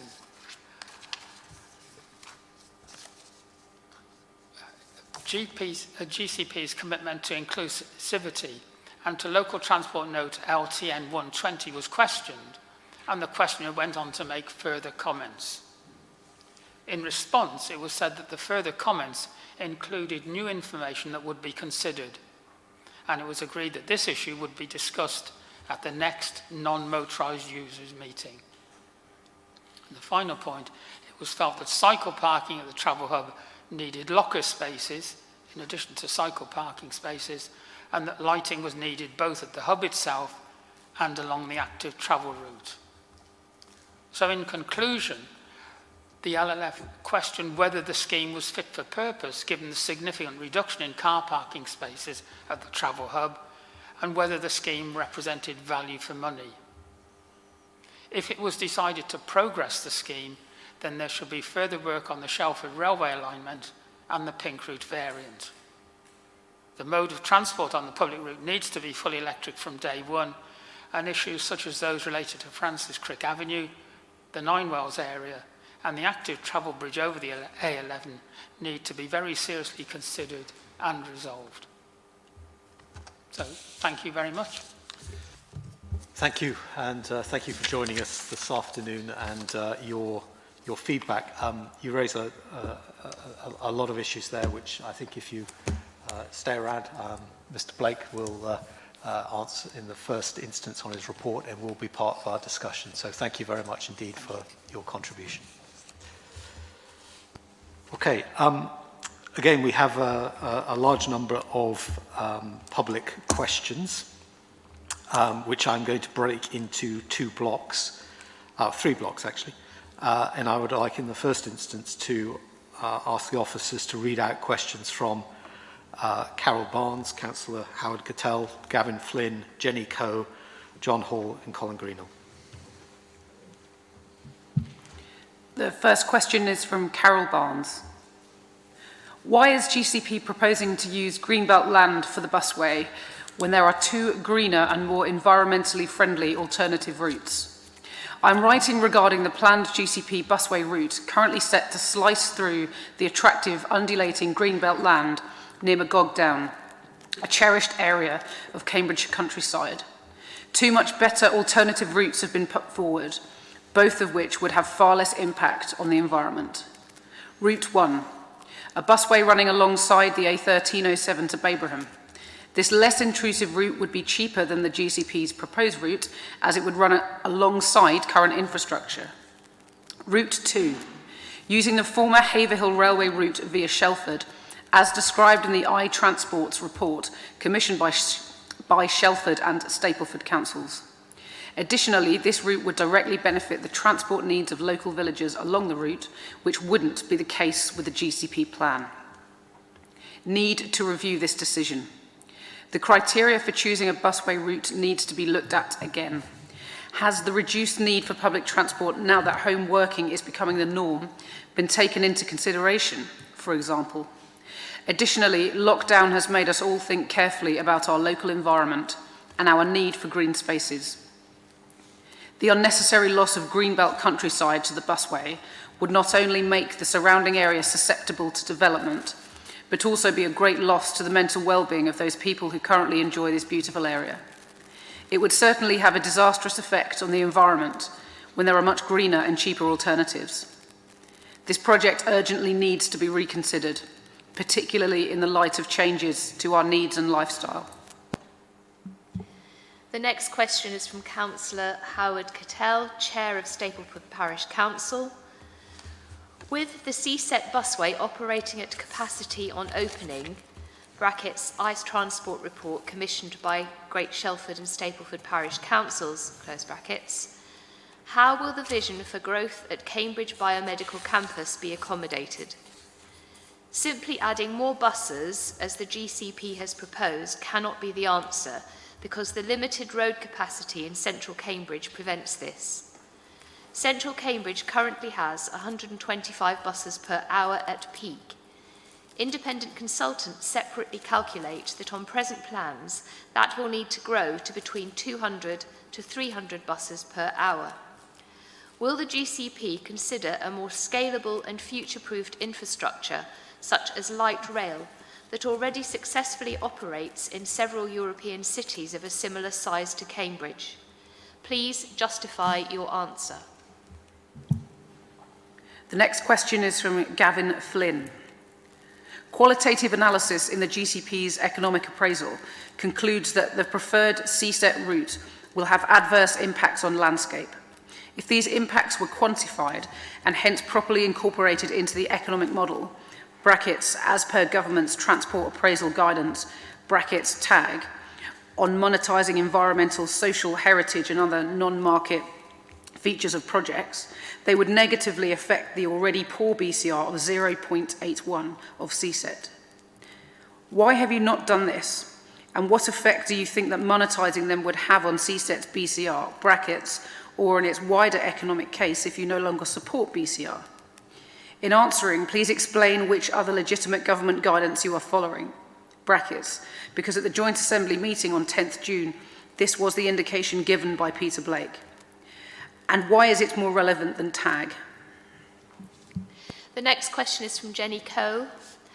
Irrevocable damage to the Cambridgeshire landscape, rising awareness of and action to mitigate the climate emergency, the absence of a city transport strategy to link up the busways, other major infrastructure projects which, with busway projects, have zero planned compatibility, a vast lack of public support for busways and mistrust of the GCP, and the impact of COVID on public opinion, values and working habits. In the face of all these changes and pressures, the GCP has not notably altered its plans. Will not the elected members think of our children and grandchildren and plan a transport structure that Cambridge people deserve, rather than a naive, congestion-busting, short-term policy? The next question is from John Hall. The CSET scheme has relied on an estimate that 29% of usage will come from the local villages. This is believed to be an overestimate by many villagers in Stapleford, given the sites of the stations. There is now further uncertainty, as partially reflected in an updated CSET's business report, about the impact of dilution by the EWR route. Other major uncertainties leading to possible further dilution of numbers include changes to flexible working practices around Cambridge and new post-pandemic national bus strategies. An updated genetic path could further dilute the route through the Greenbelt, using buses down the A1307 for now until a more stable picture of demand emerges, and 2, given public disquiet and claims of not being heard, to publish revised estimates of usage and the London Underground without Zone 1. The route starts in a remote car park, bypasses en route centres of population, and fails to demonstrate strategic integration with existing rail lines. East-West Rail, greenways, pedestrian routes, and Haverhill, from where many car journeys to Addenbrooke's Biomedical Campus and Cambridge originate. In addition, the lack of both a peak period congestion charge and restrictions on car occupancy numbers give no incentive for the majority of people to prefer public transport to private cars. Meanwhile, Smarter Cambridge Transport has calculated that GCP's busway proposals will cost almost £500 million, with every resident in South Cambridgeshire obliged to contribute £1,370 and every additional busway passenger costing residents £180,000. No wonder the business case ratio for the Cambridge South East busway is only 0.81, compared with a GCP target of 1.5 to 2, a figure that becomes even worse than the 0.81 if the cost of the huge environmental damage to the Greenbelt, to villages such as Great Shelford and Stapleford, and to the mental and physical health of residents of Cambridge and South Cambridgeshire is included in the calculation. Can the GCP explain what evidence in support of CSET weighs more heavily than all these important and negative environmental, cultural and financial factors? A question which so far GCP has refused to address. Okay, thank you. Could I ask Mr. Blake to respond to those block of questions, please? Thank you, Chair. In terms of Carol Barnes's question, it's notable at the outset that both of her alternatives also go through the Green Belt. The suggested route running alongside the A1307 was considered previously, has its own environmental disbenefits, and was not supported in public consultation. It's also notable that that route also doesn't serve the villages at all, and was one of the reasons that we received the feedback that we did on the route. The alternative route using the former railway line through Stapleford and Shelford, details are appended to the document that you've got in front of you. The appraisal concludes that the railway alignment is considerably more expensive, requires the demolition of local properties, and creates impacts with the local railway line, particularly at the level crossings that are already a particular pinch point. Carol Barnes also raises the issue of COVID, as do a number of the questioners, so I'm just going to answer it here. In Greater Cambridge, the car is coming back far more strongly than all of the other transport modes, which is a cause of concern, but it also reflects the national situation, I'm afraid. It is still, though, too early to draw final conclusions from the impact of COVID. And the business case for this scheme and our schemes, and indeed every single scheme up and down the country, will be updated when the Department for Transport releases that information as we go to the next steps. It is, though, in the context of CSETs, notable that many of the NHS medical and support staff, staff working in hospitals and laboratory environments, cannot work from home. They will have to continue to go into their office as such. In terms of the question from Councillor Kettle, it is incorrect to suggest that CSETs will operate at capacity on opening, and it's one of the shortcomings of the iTransport report. If demand is higher, more vehicles can be provided. And the case study for that is the existing guided busway that has twice as many vehicles today as it did when it opens. Services today as it did when it opens. The City Access Programme we've discussed previously. Light rail, the Greater Cambridge Partnership members may well recall, along with the Combined Authority, reviewed the options for mass transit back in 2017. Light rail was not supported on grounds of cost and flexibility, and indeed light rail would not offer the scalability benefits that the questioner suggests in the urban environment.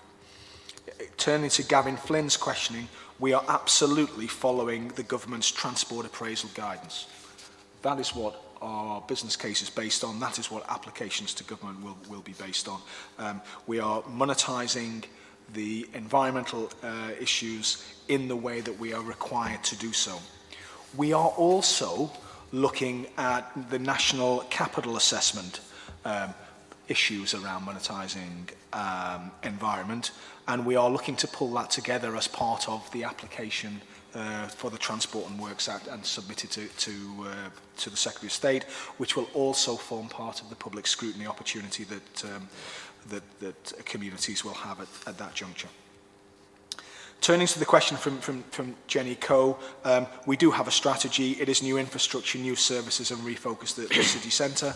And I think it is unfair to suggest that we've not noticeably changed plans.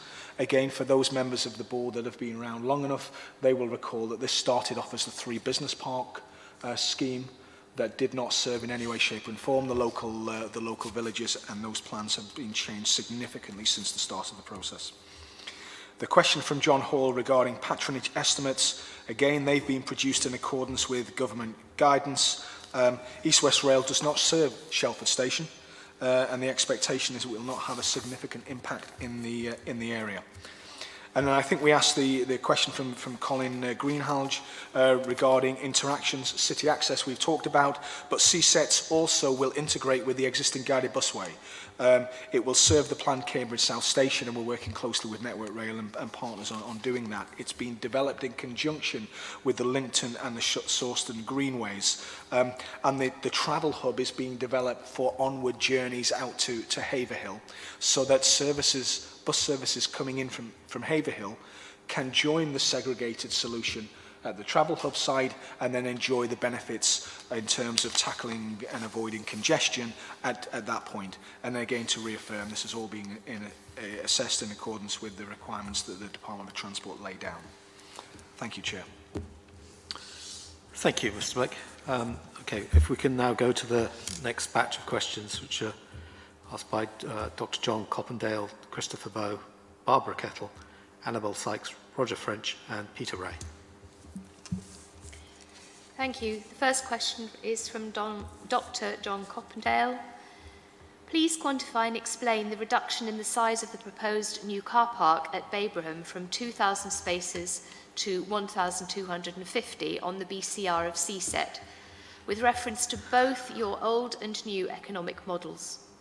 Please recalculate the BCR of alternative routes put forward for public consultation in 2018 with reference to both the new and old economic models, so comparisons with the preferred Greenbelt route can be made.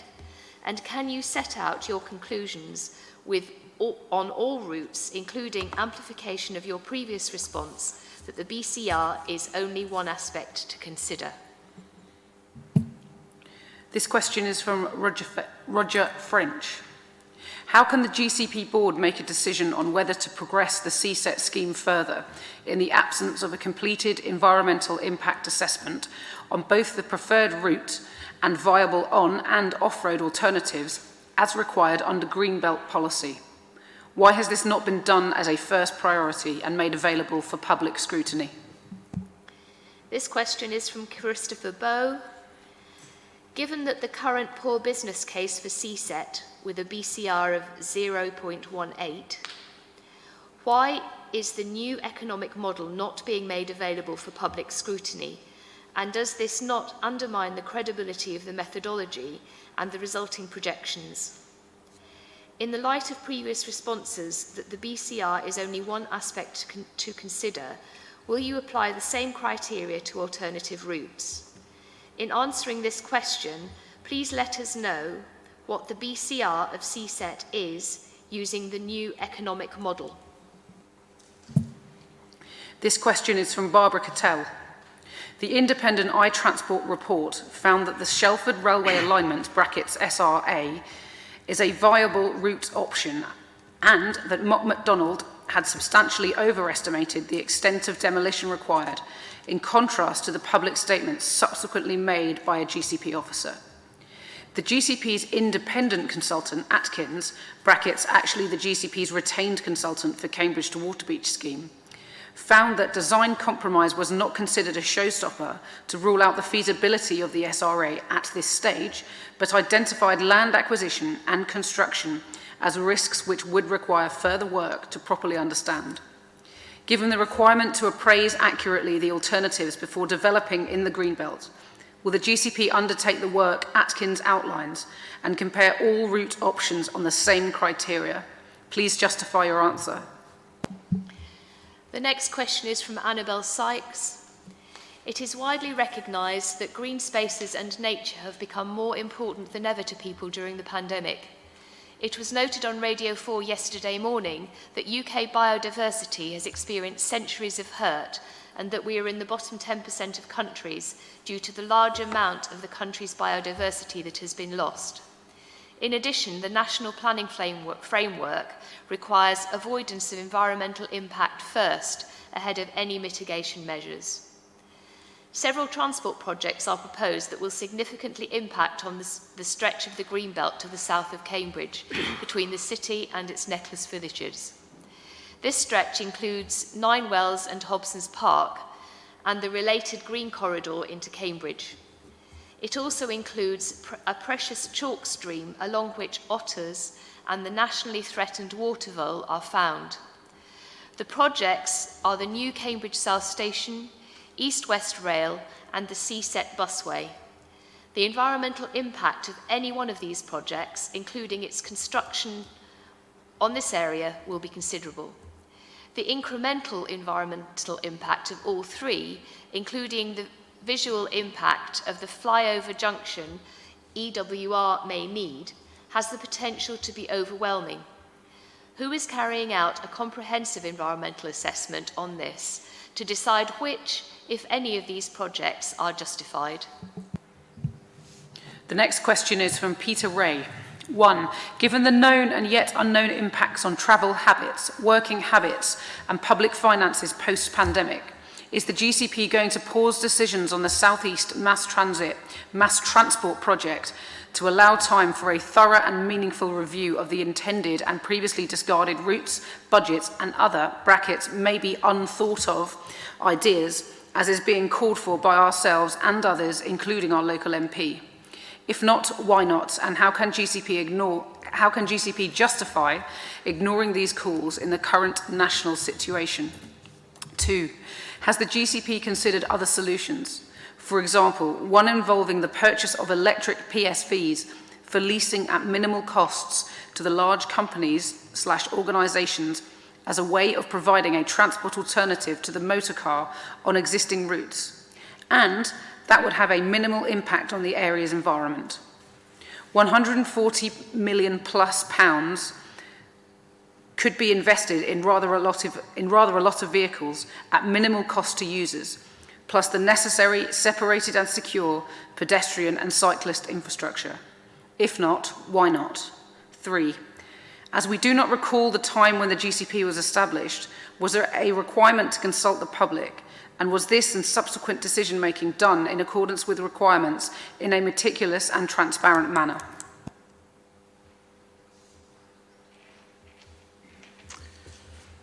Okay, thank you. Mr. Blake, would you like to respond to those, please? Thank you, Chair. In terms of Dr. John Coppendale's question, 1,250 car parking spaces are required for the scheme. The site can be expanded over time to 2,000 spaces, but we are cognizant of, one, it is within the green belt, and secondly, the requirement from the combined authority in the response to the EIA that said 1,250 should be sufficient, and so we are reflecting that. The new economic model, and there's a number of people who asked this question, when it is completed, it will support the full business case, and we will publish it as we've done with the existing model. In terms of the question from Roger French, under DFT requirements, we are required to produce an EIA and environmental statemental effects as much as possible. That includes the outcome of this meeting and the design changes proposed in the report. The EIA, including reduced alongside a whole series of benefit cost ratios for the different route options to help inform decision making. GCP is committed to publishing, as I've said, an updated model when it's complete, and we'll make sure that it's in the public domain and it will feed into the work on the final business case. The question from Barbara Cattell is regarding the I-Transport report, and both the GCP and the Atkins report agree on property demolition is required, significant additional cost, and the complex rail interface requirements, and they're outlined in the report, and we'll cover them in greater detail later. The question from Annabelle Sykes. Each project is required to undertake its own environmental assessment. We are required to consider committed schemes. So Cambridge South Station is a committed scheme. So we have assessed the cumulative environmental impacts of that as part of our case. East-West Rail is not a committed scheme, and so we have not done so, and nor have Network Rail on Cambridge South. Nevertheless, we will continue to work closely with Network Rail, East-West Rail and other partners as we go forward, both to the public inquiry and beyond, to make sure we capture these issues in full. Peter Ray asked the question again around COVID, which I've answered previously about cars returning and the particular impact on the biomedical campus with office-based and hospital-based staff. He puts forward a proposition around electric vehicles. I think there are a number of concerns with that. One is potential state aid of giving £140 million to commercial bus companies. But actually, probably more fundamentally, is all of our evidence and all of our work suggests that people want regular, reliable bus services, and we know that regular, reliable bus services cannot take place on existing congested roads. So one of the reasons we are going for a segregated solution is to ensure that that regular, reliable services, those regular, reliable services are provided.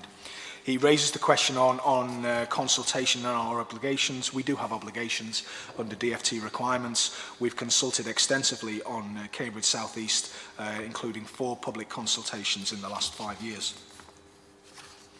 I believe that was the last of the questions, Chair. Excellent. Thank you. Thank you very much. Okay, we've now got 2 questions from Mr. James Littlewood. So could I invite him to come forward again and his questions? Thank you.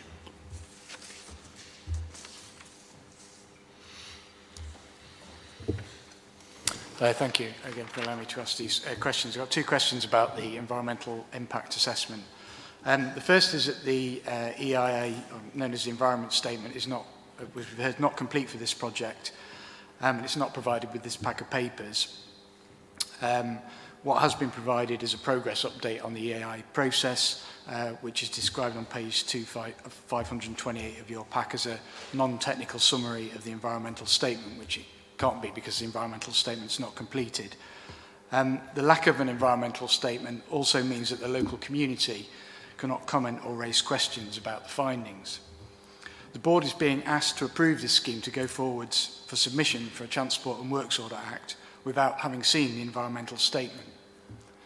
Given public comments from all voting parties on the GCP board regarding the importance of the environment, we believe that the board would want to see the environmental statement and give the community the opportunity to scrutinise it before it's submitted for the Transport and Works Orders Act, rather than as an application to the Transport and Work Orders Act when we would be faced with a public inquiry.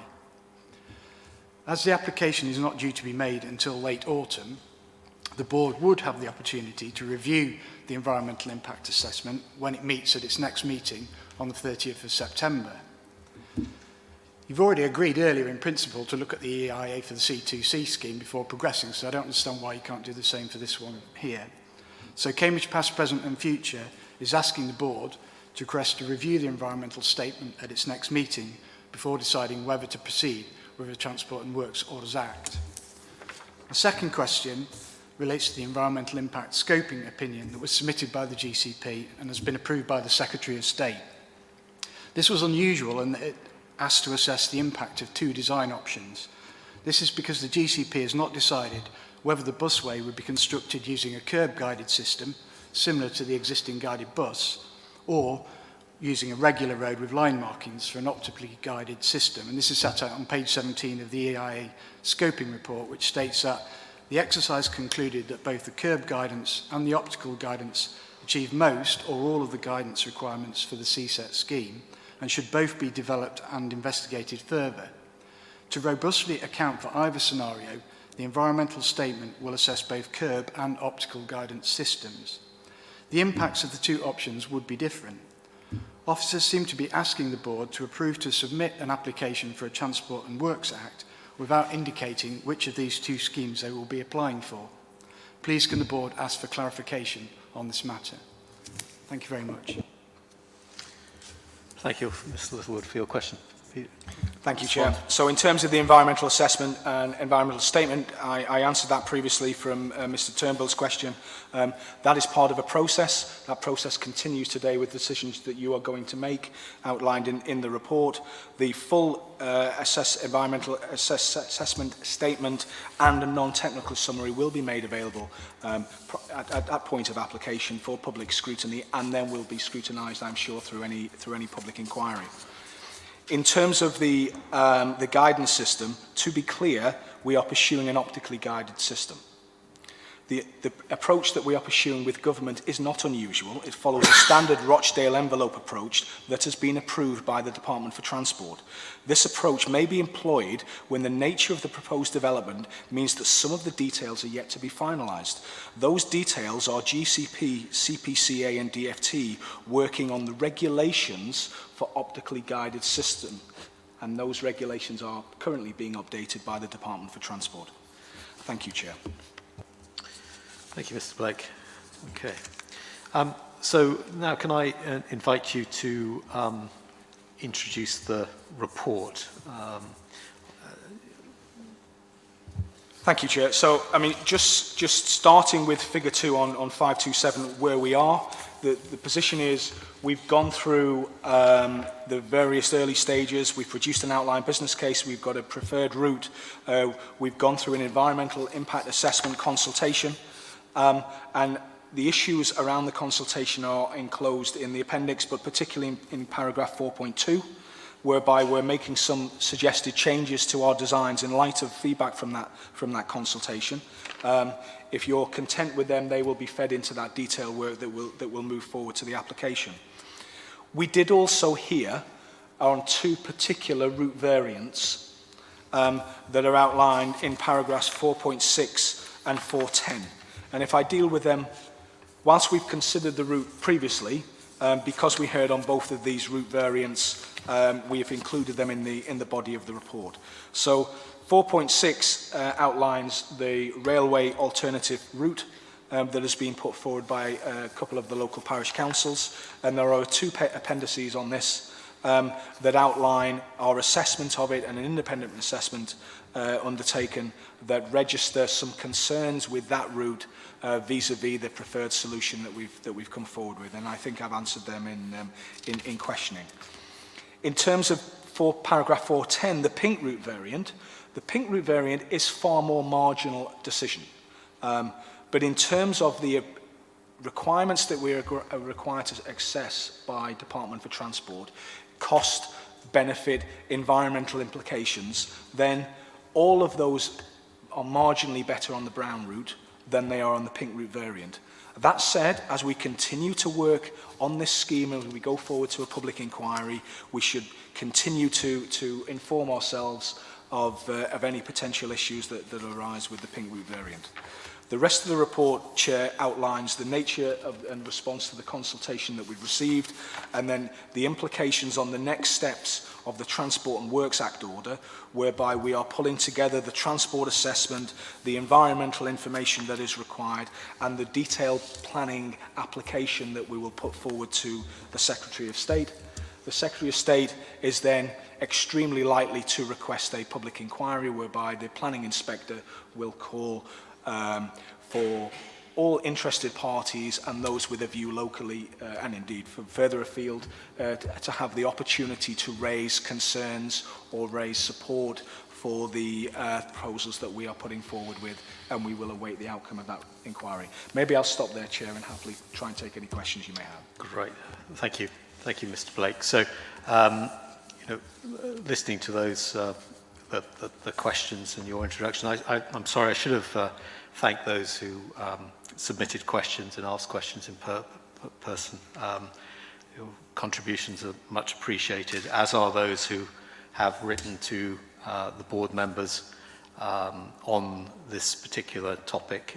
We thank them for their views, which have been expressed in the time they've taken to do so. And particularly, I would like to sort of acknowledge the work which had been commissioned by the parish councils on the Shelford rail alignment, and their report, which I hope they will see has been reflected both in the report we're considering today, but also by the board members themselves actually engaging in that, and on several occasions actually visiting the location to understand the implications of that alternate. So we've heard a number of sort of issues raised. I think clearly there's a lot of discussion around alternative route alignments, which we've heard. Also around the impact on the greenbelt and landscape, and implications coming from COVID for business case and so forth. So I would like to start the debate and the discussion by inviting Councillor Bick to give us feedback from the Joint Assembly on this particular item, please. Thank you, Chair. We discussed this substance of this report. Mr. Orji from the Local Liaison Forum gave his report to us as well, and we had 14 public questions. Apart from one of our 15 members, the Joint Assembly was generally supportive of the progress that is recommended on this project. And a lot of the discussion revolved around the issues raised in relation to the railway alignment and the Greenbelt, driven by some of the public contributions that we had and information that we've been provided with.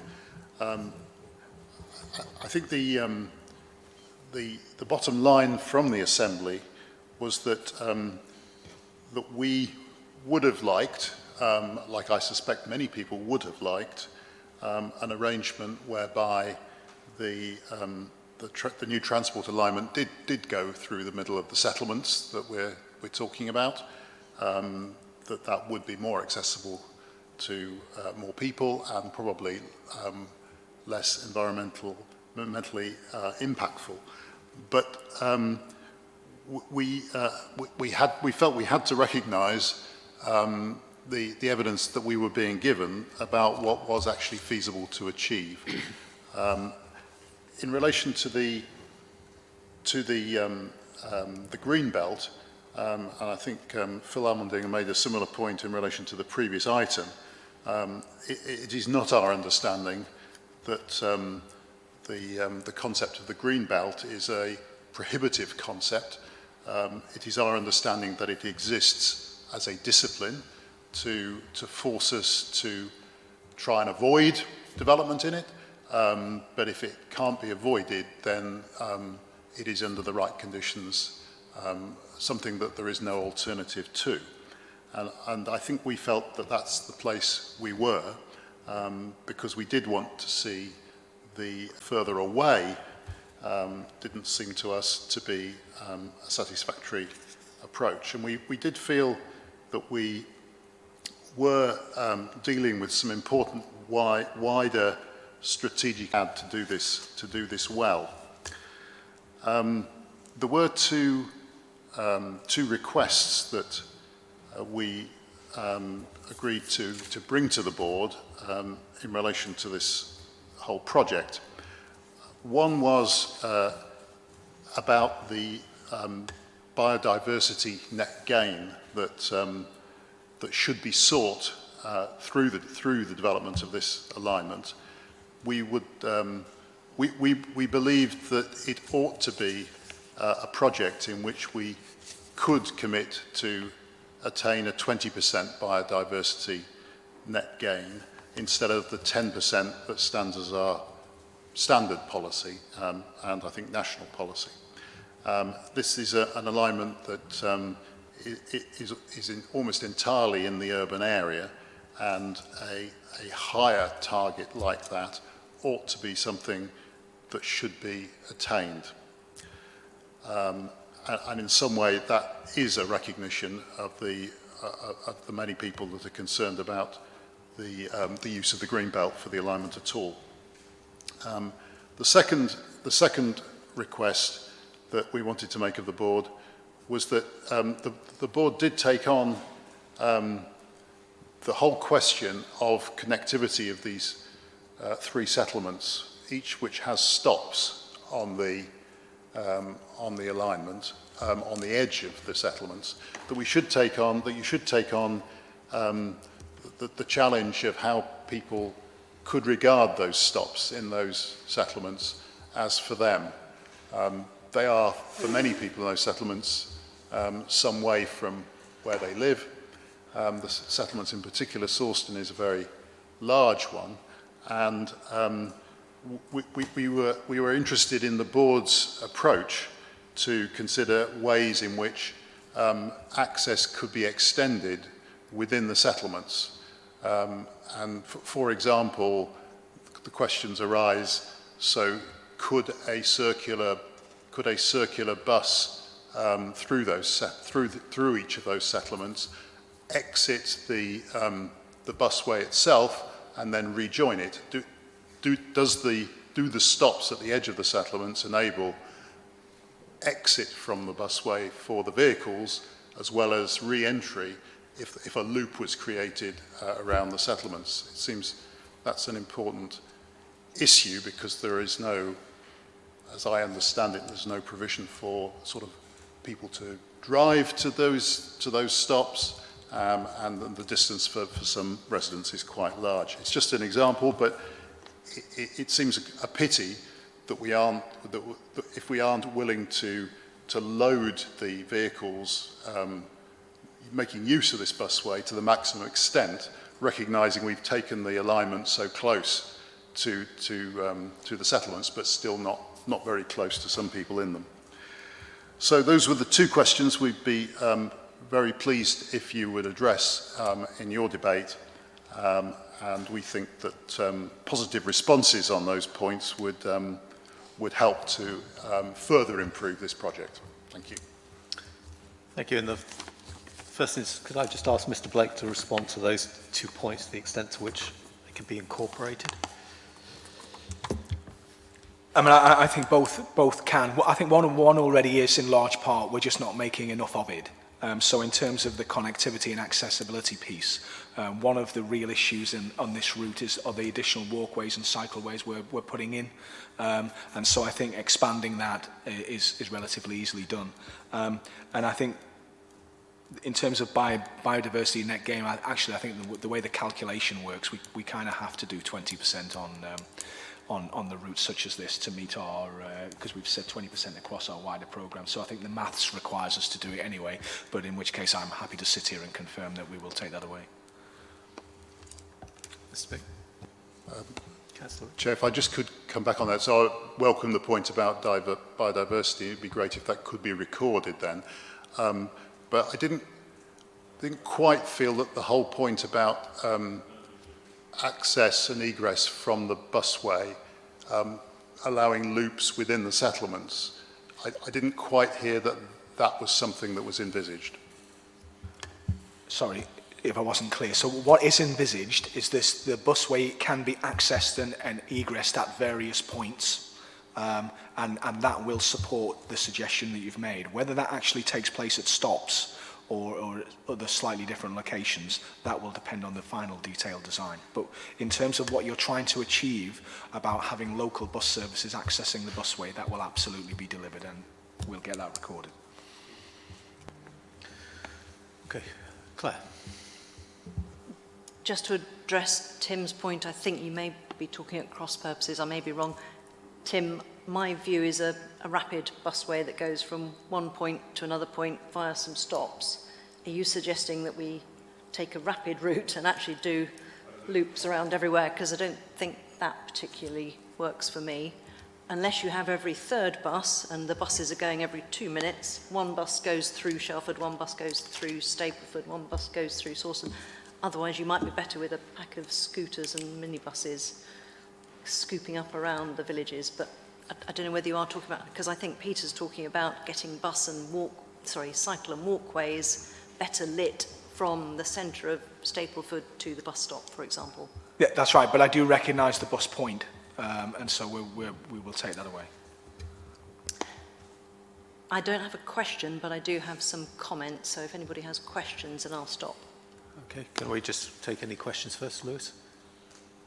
Just following up the discussion about biodiversity and also the context of the route, when I get emails telling me it's going across the Gog Magog Downs, I'm somewhat dubious, but nevertheless, if I'm standing on the smaller down that's set apart from the Gogmagogs, and I look out, what opportunities are there near the entrance points into Shelford and Stapleford to plant in that area?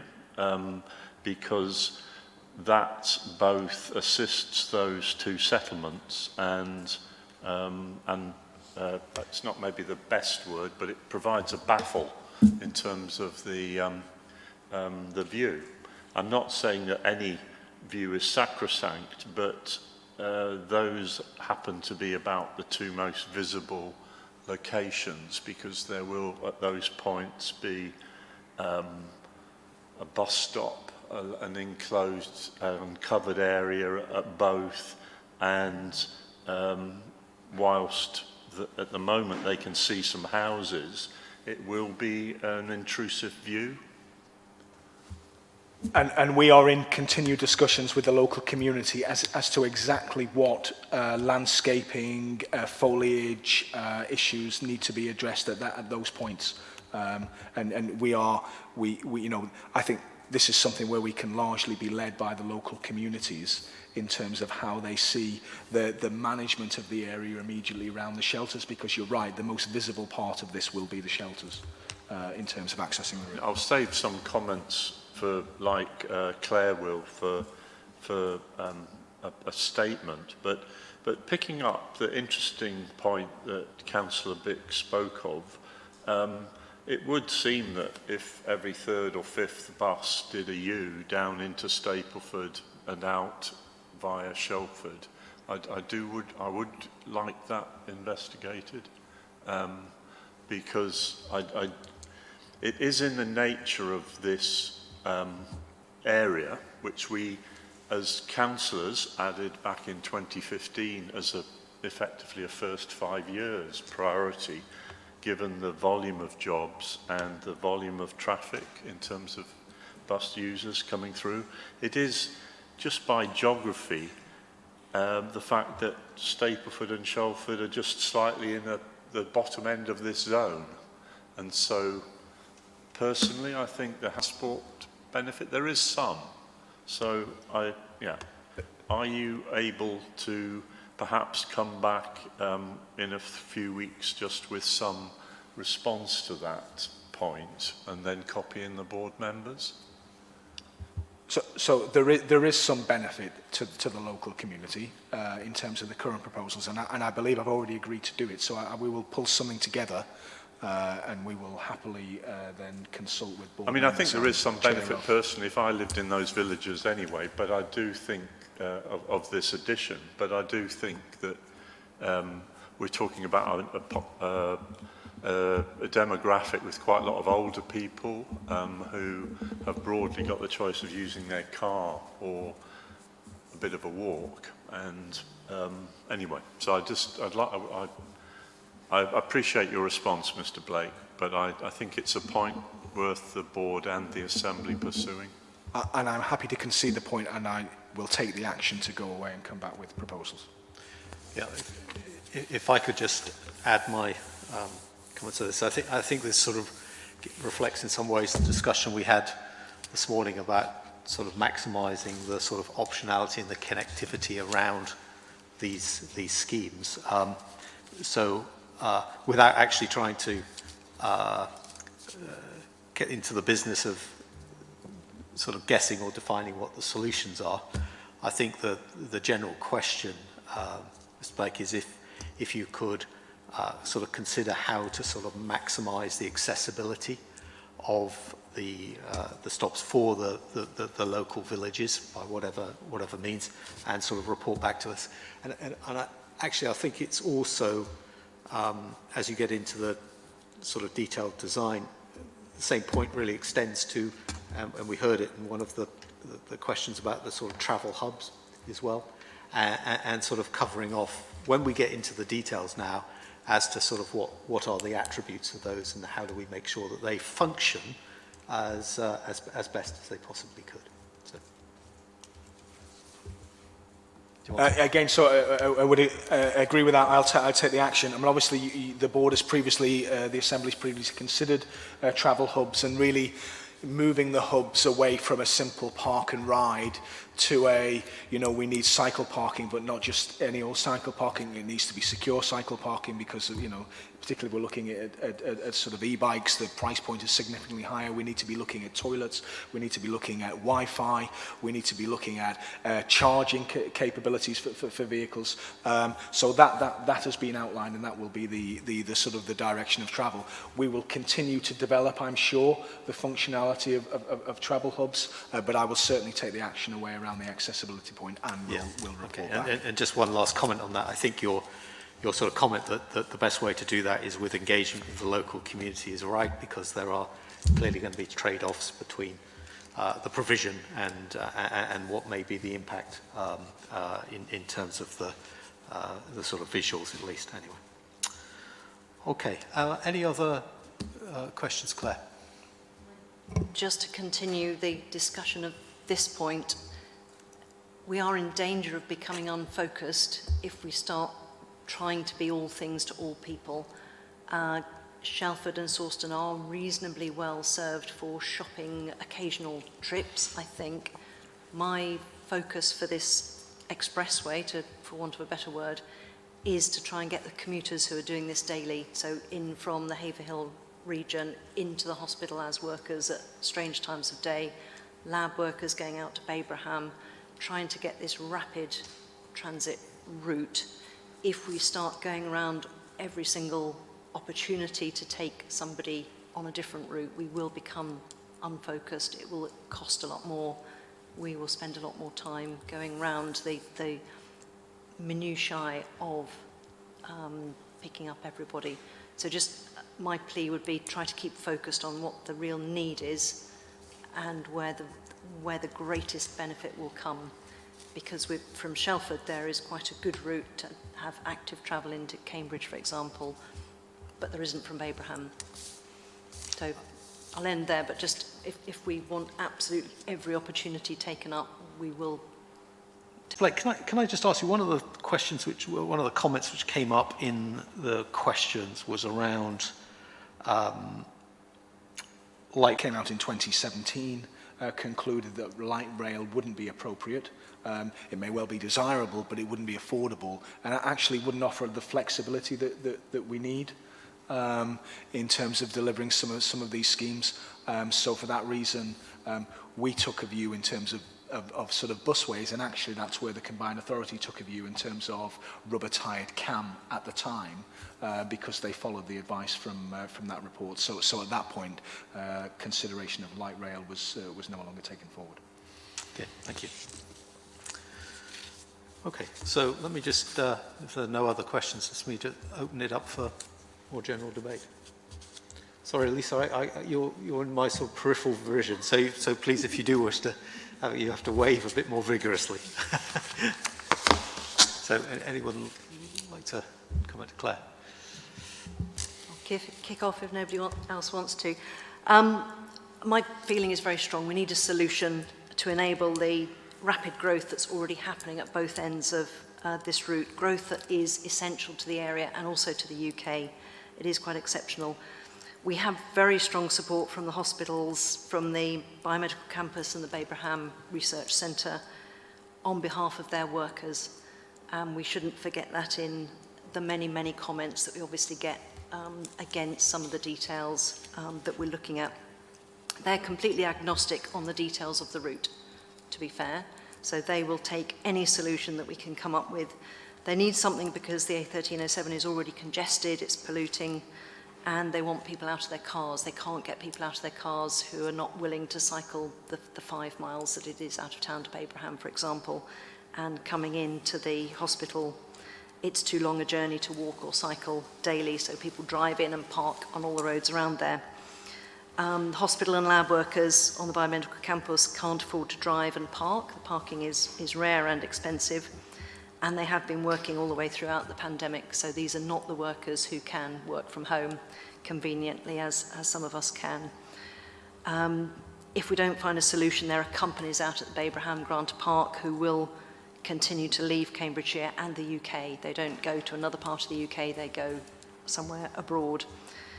We've got a real issue in my view. I appreciate politicians want to be popular. Please shut your ears, those of you who are sensitive to this one. But I am really unimpressed by politicians who get photographed with every placard. They write letters to us claiming that everyone is against this scheme or other schemes.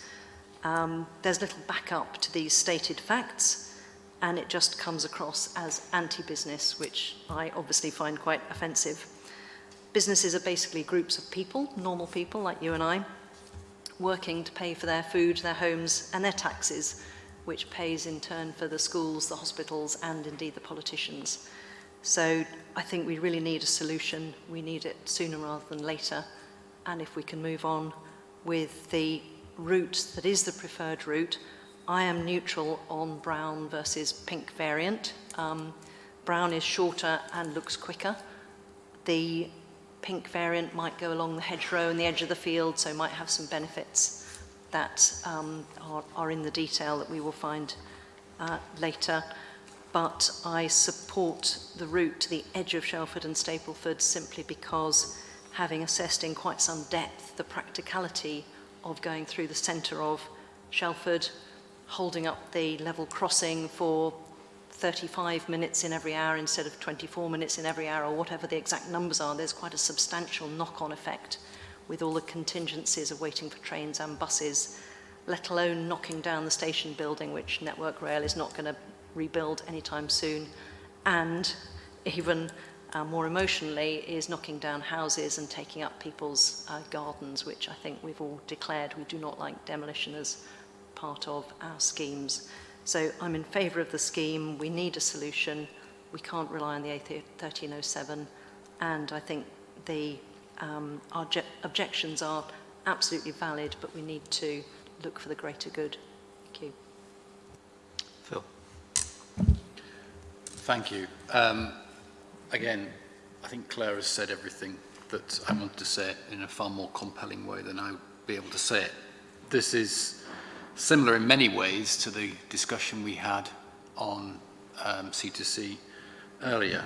There's obviously a lot of local concerns about this, but I think it's strategically necessary for all the kind of reasons we've talked about, and we know that growth is happening and more growth is coming, and we need to do something to address that. So I'm confident that it's necessary, it's justified, and I think the next step in this process is the right one to resolve some of the arguments and disagreements that come down to what I would say are differences of view. How do you weigh the green belt against a strategically important transport infrastructure? The right way to do that is through a planning application and a public inquiry, and that's why I think we should be moving to support the recommendation. Thank you. Lewis. I read one article this week where another politician said that we should avoid putting transport routes through the green belt. It's unavoidable. We have gone through a sequence, and I appreciate the comments and the issues that have been raised by people in Stapleford and Shelford and others about this particular countryside. It is valuable countryside and a wonderful recreational area. The route on road has been assessed and is not deliverable, nor is, in practical terms, the route through Shelford, simply because there isn't enough space and people have built on what space there was. So this is the best route. And going back to the need is slightly different to the need in the other scheme that we've looked at this afternoon. But the reason why it got greater attention, and it has been looked at, as people have said, since 2015, is just that really rapid jobs growth. And if you look at sites, I think I saw the data for Granta Park, where way over 90% of people who go to Granta Park arrive by car, and it's not much different at Babraham. And just in the nature of the fact that there isn't really enough space at the biomedical campus for all of the linked businesses and employment and research. So it is in the nature of this area, plus people, the hundreds of people who travel every day in from Haverhill, and many resort to cars because that's the only practical option that they're sometimes left with, plus the fact that the whole area of not just the biomedical campus but Addenbrooke's is just a disaster zone in terms of transport because people don't have an option at the moment on how to get in and out easily. So I do think this scheme is necessary, and if I came back 10 years after it's built, assuming it does get planning permission, I do think it will be universally welcome and valued and heavily used. Thank you. Elisa. Just very, very quickly again, I think a lot of the things have been said. Politicians will confuse you. I am completely aware of that. The same politicians will hold out placards, do not run a narrow strip of bus-bearing thing across the green belt. The same politicians will go on to campaign for wide and extremely quick development on the green belt in another place, which is not very far from where we are discussing.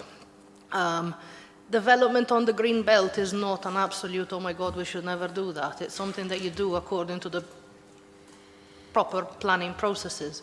There are those that you follow for housing and professional accommodation, and there are the things that you follow for transport, and I do believe that we are following the latter quite well. I do look forward to seeing how the next stage develops, and I also want to, you know, in terms of, I read all the things that were given to me about the pink, slightly less pink, slightly more pink, brown. I'm also quite neutral, to be honest, whatever works, and I believe we will get further input about that. I note that some of the most intrusive work that would be required to go through Shelford cuts across estates of people that don't have a clue that people are talking about that. That is dangerous. We have a whole sheltered accommodation estate, access to which would be curtailed. You do not want to do that. And I do actually think we want to look at making this a little bit more integrated, because there is probably space to accommodate something that works very well, both as a very straightforward, thorough route, and something that perhaps those people whose houses we're trying to save can use. And I think we can do that. And I very much look forward to seeing what happens next. Thank you, Elisa. Thank you. Let me just sort of see if I can summarize this and make my own comments as in doing so. So again, rather like C2C, in the discussion we had there, I think first of all we need to go back to what our role is here, and our role is to deliver the local transport plan and underpin the local plans. And I think I'm hearing from the board members is a sort of consensus that this scheme does that, and it delivers on the strategic goals of underpinning economic growth and opportunity. And I think the additional element of this scheme is, well, not the additional, it's contained in all our schemes, but the one which is particularly pertinent is that given the importance of the employment centre, it is expanding transportation opportunities, which increases the ability of workers to access high quality jobs and expands the scope of participation for people in the economic success of Cambridge. And that is one of the other elements of what we are trying to do as a board. No scheme is perfect, and this scheme does involve the development of the Greenbelt. I think that's well recognised, that is would be ideal if we could avoid it. It also involves stops for the buses which are on the edges of the villages, which also has certain issues associated with it. On the latter issue, I think we've covered that. I think Councillor Bick raised that. Mr. Blake's assured us that he will be working on that and report back to us on what the mechanisms are to sort of try and ameliorate that disadvantage. But in terms of the other element, in terms of the green belt, it turns on then the issues of alternatives. And here I think there are alternatives which have been put forward very well, I would have to say, by the parishes involved. And if we deal with the Shelford rail alignment first, I personally went there 4 times. I know a number of other board members went there numerous times. That was a reflection, I think, of how seriously the officers and the board members reviewed that. I am confident in the assessment which has been presented to us in the report pack, that scheme is really flawed in a number of significant areas. We've talked about the demolition of houses. I know there's an argument about to what extent that demolition is required, but I point out 2 things, one of which is that in the Waterbeach schemes which we reviewed this morning, demolition was such a significant issue there when consulted upon that it caused us in large part to drop one of the options. And secondly, if properties are not demolished, they may still be impacted by the existence of the tree screens, and the Shelford rail alignment would result in exactly that too as well. So I think that those issues are certainly relevant, and as Claire Russell route, which is in front of us. As Phil Alderman said as well, the ultimate decision on whether this scheme will get planning permission to be developed in the Greenbelt is for the planning inspector. But on the basis of the papers in front of us and as a board, I think we should consider whether we feel that the scheme is capable of satisfying that requirement. And from my personal perspective, I am, in that we've got a scheme for which it delivers on our strategic objectives, and the alternatives are inferior to the scheme which we have in front of us. So that concludes my comments. As I said, I would ask the board when we look at these recommendations to bear in mind, in particular, the issue of whether you feel that this scheme does deliver on our strategic objectives in the delivery of the local transport plan and the local plan, and also this issue of, which I think we've debated and understand quite well, of the potential impact of the scheme on the Greenbelt and the landscape. So we've got 3 recommendations in front of us on page 528, which I will, for sort of 2.1 A, B and C. And I would just at this stage ask the board whether I can take those in favour of those recommendations.